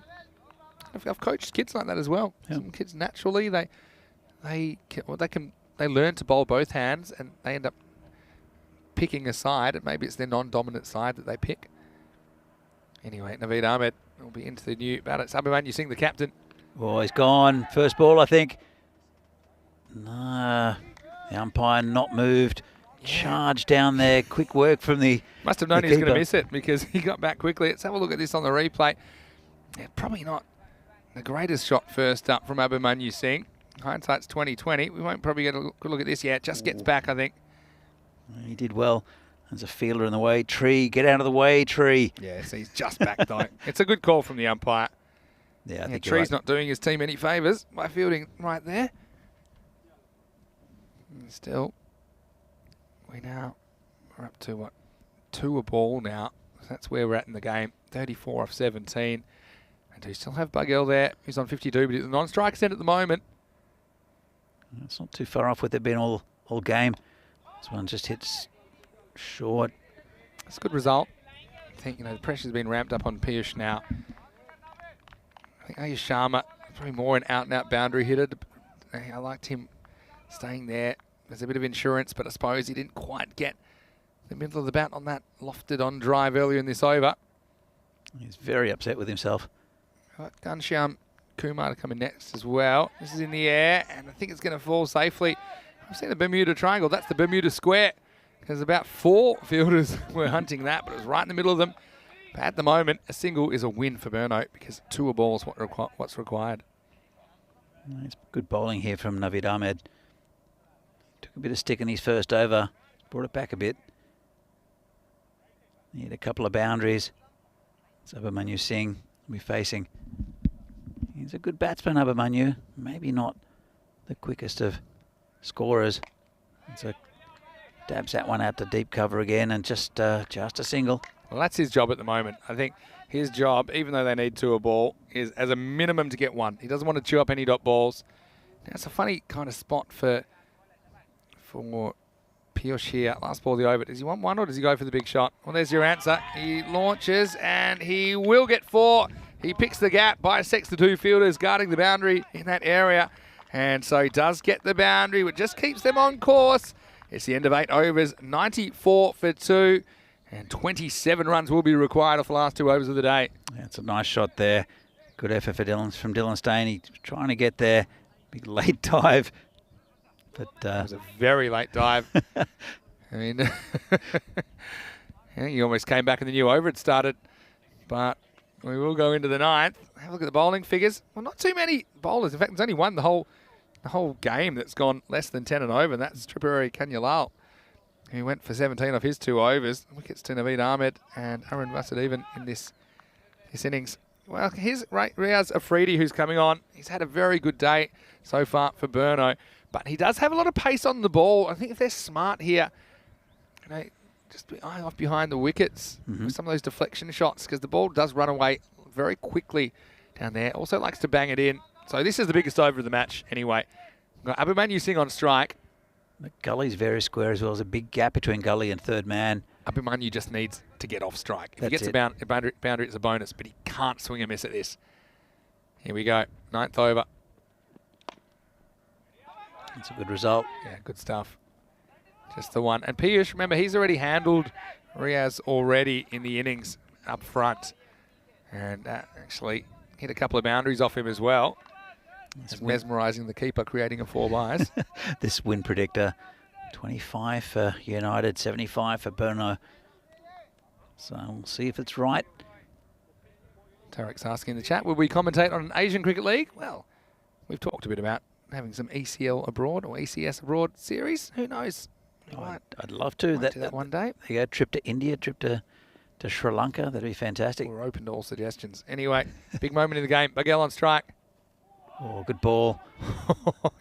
Tell you what, Nagaraj is super lucky here. This hits him in the foot. Otherwise, it's going to be another 4 byes. As it is, it's 1 bye. And it actually has the effect of getting Bagel off strike as well. Yeah, it's they need every run, but that was a little unfortunate. Have a look at this. This isn't the coaching manual. It's just out of the shot there, but misses the gloves and hits the foot of the keeper. Nagaraj. Well, I suppose they do say get your foot to the pitch of the ball. That's exactly what he does there. I've got to say also good keeping. Safe 3 runs. Well, good keeping, results-wise, yes. Don't know how a bye can be good keeping, though. Oh, it's been a hit straight. Dylan Stain gets down well. Just a single. Yeah. Now you're starting to think, how many can you take off the last over? And also, who's going to bowl the last over? I think we'll probably see Tiwari bowling it. And he would normally be my pick, although he was just a little bit off earlier in this innings. But the question is, how many will they need off that last over? At the moment, they need 24 off 9. So they need a boundary or 2 to get it into something reasonable. Nice. Put that towards the leg side. It'll just be... Oh, he's got past him. Is that still going to go or not? It's gone. I think that's 4 runs. Oh, wow. Oh, wow. He had it covered, and then it took a right turn at Albuquerque. Oh, this is the confusion raise. Up to no good. Deep mid wicket. Tiwari, who I think is going to bowl the last over. What kind of a headspace is he in? This, you're right, that one does take a bit of a side hopper. And I thought still it might pull up inside the boundary, but it does get past the flags. And, well, unfortunately for Bruno, it's going to cost him a boundary. 2 to come. They're up over 100 now, United. Well, he's got this one, and that'll be 4. In fact, it might have gone all the way. Well, don't know if we caught this. 6. Gone for 6. Well, there you go. Maximo time. It's a backwards Maximo. It's a Baximo. It's an accidental Maximo. It's an Axie Baximo. And can you believe it? United, they're going to grab 6 from nowhere. Riaz, I said it was a bit of a risk, but it's paying off at the moment for the batting team. Talia getting excited as well. She's cheering for United. Yeah, and I'm not sure we'll be able to get another look at this one. So I think it'll go as 6. So wow, interesting stuff to say the least. Now suddenly it's down to 14 off 7. Oh, I think. Are you feeling the tingle there, Vinny? Yeah. With United, I did say to the United guys to give me a golden ball or 2. They the golden in this one with 120 on the board. Ah. So why stick around all the way to the end of the day on ECN. We did say yesterday that 120 was past score. Well, maybe we're pretty good. Geniuses. All right, last ball for a freedie. Oh, it's 4 runs again. Well, hold on a second. Oh. It's a great stop is what it is. And I think they just want 1. Oh, Bugger was almost going to run himself out. But then he doesn't run himself out. He just wanted 1 to be on strike. But have a look at this. So he will get 2. But it was an unwanted second. It's a second that they wanted to put up for adoption. Have a look at this. Yeah, I thought it was 4 as well off the bat. But that fine third man cuts it off. And then Pierce Singh says yes. And Abby's saying, what are you doing? You don't want to be at this end. You want to be at the other end. Tell you what, that was a lovely shot. Great fielding as well. I mean, Absolutely. we talked a lot about the fielding in this game. That was spot on. And let's give credit to Jaira Thor for that stop. It will be the end of the over. 109 for 9. 109 for 2 off 9 overs. 12 runs will be required. I often do say 12 or 13. That is the most likely amount of runs off the last over to create a golden ball. So, well, let's see what happens here. At the moment, we've got a cliffhanger on our hands. Definitely here. Abhimanyu want to get something on it. I think he'll run anyway, will Piyush, even if it goes to the keeper. If it goes back to the bowler or to that man short, I think they'll struggle, but they'll just run straight away. They want to get Piyush Paghel on strike. Wow. How about the pressure? And I wonder if Tiwari's still thinking about that fielding last over. 12 off the last over of the day in Prague. Here we go. It's Tiwari. It's a good ball. That's going to be 4. And it is a lovely shot there from Abhimanyu Singh.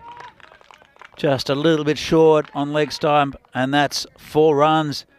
I'd like to see what this win predictor says now, Vinny, because I think it's favouring. I think it's blown up.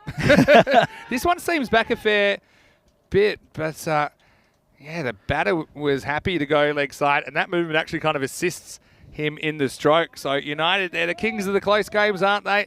8 off 5 now. Not many teams, I don't think there's any that have had 3 golden balls.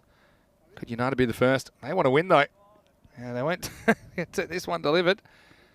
At the last minute, I think someone just yelling out, maybe one of the fielders, just to double check they had the correct amount of outfielders. Oh, the nerves. It was very late in the piece. He does come very wide on the crease just to worry. He's angling it down towards Abhimanyu. This one, they'll just get a single. I mean, that's well played. It's a great result, isn't it? Because Abhimanyu backed himself to come back for the second. It meant that he'd be on strike. Well, I say he wasn't backed himself. Let's just say Piyush backed his captain to face the first ball. But then he sends it for 4 and then gets 1. So we're down to 7 off 4. Yeah, I think 7 off 4 is very achievable.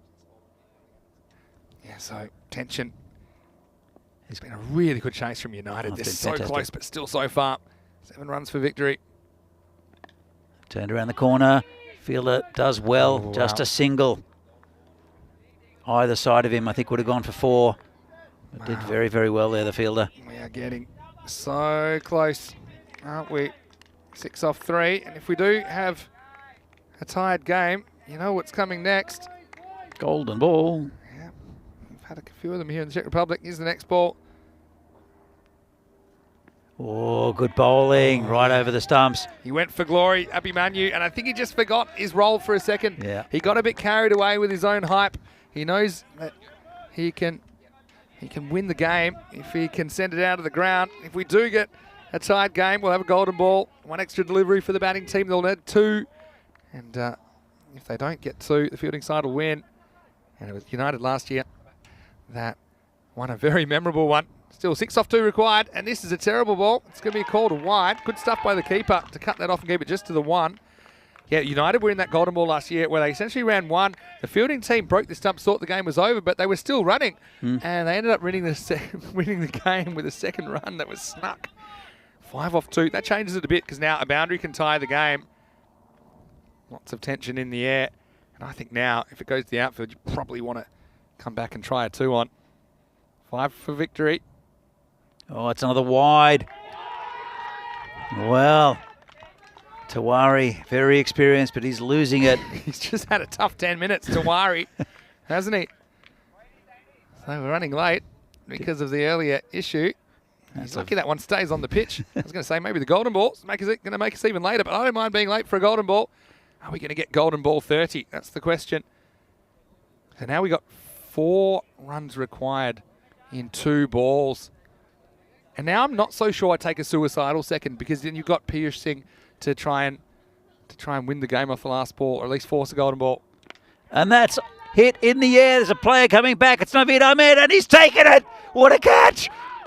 Naveed Ahmed takes an absolutely lovely catch out on the boundary. Got very, very low on him, and that's Abhimanyu Singh out of there. Oh, and catches win matches, Danny, and they don't get much more pressure-packed than that. And that was the area that Tawari was patrolling last over, where he actually missed one that went for the boundary. This one I thought off the bat, it might be the end of the game. I thought it might be 6, and I think so did Naveed.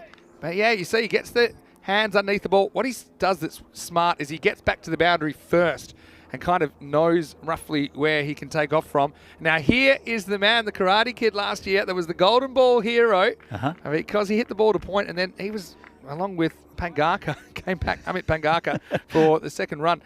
Now right here, right now, he's going to need to hit a boundary. I don't see him running a 3. I think he needs a 4 or obviously a 6 to win the game, assuming it's a legal delivery. And this is where that rule is so important because he takes the catch, and although they do cross, the batters, they don't get to stay crossed. And so Joshi is going to have to come out and try and win the game off the very last ball. United, it's been such a brave chase, but they're so far from victory despite being just 3 runs away from the total. They'll need 3 to tie it, 4 to win off the last ball. Tiwari coming in to Joshi. Joshy gets a little bit of contact. They get one. And they're never going to get more. I don't know if they'll try, and they're just going to run it back. So, well, look, credit to United. They played so well, but, you know, Burno, they deserve the plaudits as well because they did get the runs on the board in the end, and they will be winners by just 2 runs. 120 to 118, a real heart stopper. Last game of the day. Danny, it was worth waiting around for. Absolutely. What a fantastic way to end the day. It's been a good day's cricket, but this game, very, very good chase from United.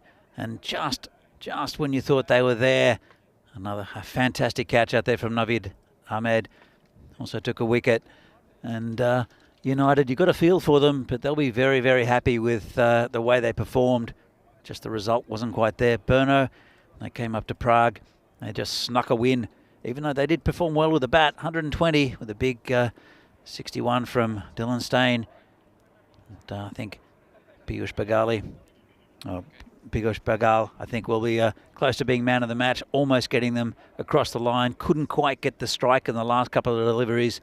But that catch from Navid Ahmed, that's what clinched the game in the end for Brno. We talked about fielding being so important, and yeah, there's no doubt that catch, I think, well, I don't say wins them the match, but essentially it does, because it stops them losing the match. If that gets past him, if that gets over him, then it would have been all over. And this is the catch we're talking about. He goes all the way back to the boundary, comes in, takes it so low down. I thought if he doesn't hold on, it's going to be 2. And I think it would have been, but Naveed, well, he knew exactly what he was doing.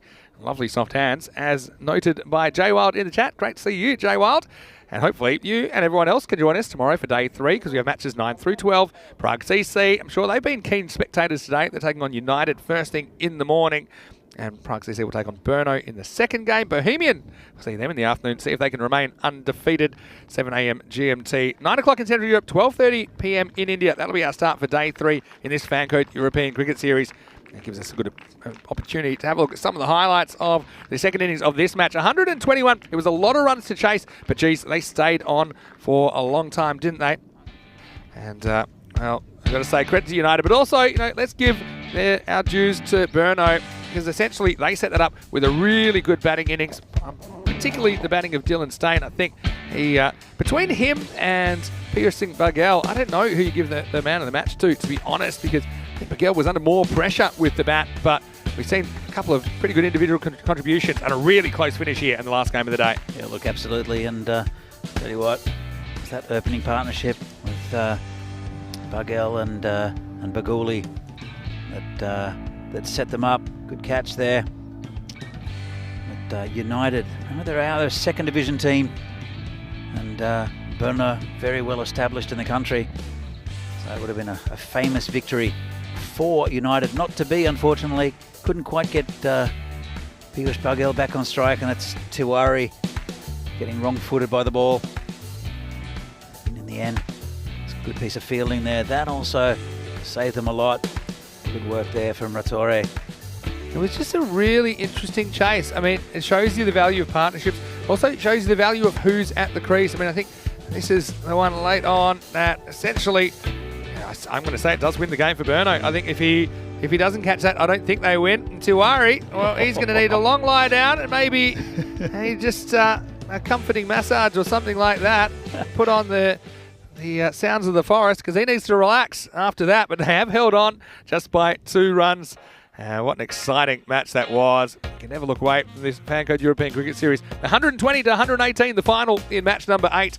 And it was Piyush Bagal. I've got to say, for me, I almost would have had him as my man of the match, I think, even in a losing cause, because he scored 70 out of their 118. I know Dylan Steyn did bat very well, but I just think there was so much pressure on Bagal because he had to go at a certain pace, whereas Dylan Steyn kind of had the freedom of batting first, but nothing against that innings, of course. Bagoli, he got them off to a bit of a flyer as well, 18 off 9. Ayush Sharma, just a shame he couldn't stick around longer. I think they would have got there, but he unfortunately couldn't clear Riaz Afridi at long on off the bowling with Naveed Ahmed. And Abhimanyu Singh, he was the one that almost won the game for United, but did come up with a handy boundary at the start of the 10th. And Joshi, I feel bad for him because he came out and had to try and hit his only ball of this game out of the ground or to the boundary. They couldn't do it. 16 extras with the 8 wides and 5 byes, probably a few too many, I think, for Brno. They'll have a look at that. And as we go to the bowling figures, you'll see, a bit like the first innings, that no one really escaped punishment, except I will say that Tripuri Kanyalal, he was the only bowler to not go for 10 and over or more. Shows it was a bit of a batter's game here in match 8. Yeah, absolutely. Look, Riaz Afridi, we saw him before early in the day, bowled very quickly, and they used the pace of Afridi to get some runs off him. Went for 12 and over. Navid Ahmed picked up a vital wicket, 12 off his overs, but it was Sandeep Tiwari who got that vital wicket with the wicket there of Abhimanyu Singh. Yeah, and if you didn't get that, then I think the result could have gone a different way. Well, once again, I want to give a big thank you to everyone for your company today on the European Cricket Network. We've had a great time bringing you the action. Big thank you to everyone from Czech Cricket for their assistance, everyone around the ground, making things run so smoothly. Thanks to the Down Under for the lunches as well. And big thank you to all of our viewers, of course. We are really appreciative that you spend some or all of your day with us, and you certainly have had plenty of entertainment today. Blue Crew as well, the ECN crew, pretty long day for them out there, but they've made things run very smoothly. And finally, but not least, a big thank you to you, Danny. A really entertaining day's cricket, and I think it got the finish it deserved in the end. Absolutely. A big thank you to you, Vinny. Thanks for coming down to Prague again. I know you love it here. So I do love it. But fantastic end of the day, and I'm sure we'll see more tomorrow. Yeah, we will. So make sure you join us, because day 3 is on the way, 7 a.m. GMT, which is 9 o'clock in Central Europe, and 12:30 p.m. in India. We are going to leave you with some of the best bits of the day, and there's plenty of them. Hopefully, if you like cricket action, you will be with us again tomorrow. Right now, from the European Cricket Network, everyone here at the European Cricket family, we hope that you enjoy being a part of it. We'd love to have your company again for day 3. See you tomorrow for more FanCode European Cricket Series. Good night, everybody. Yeah.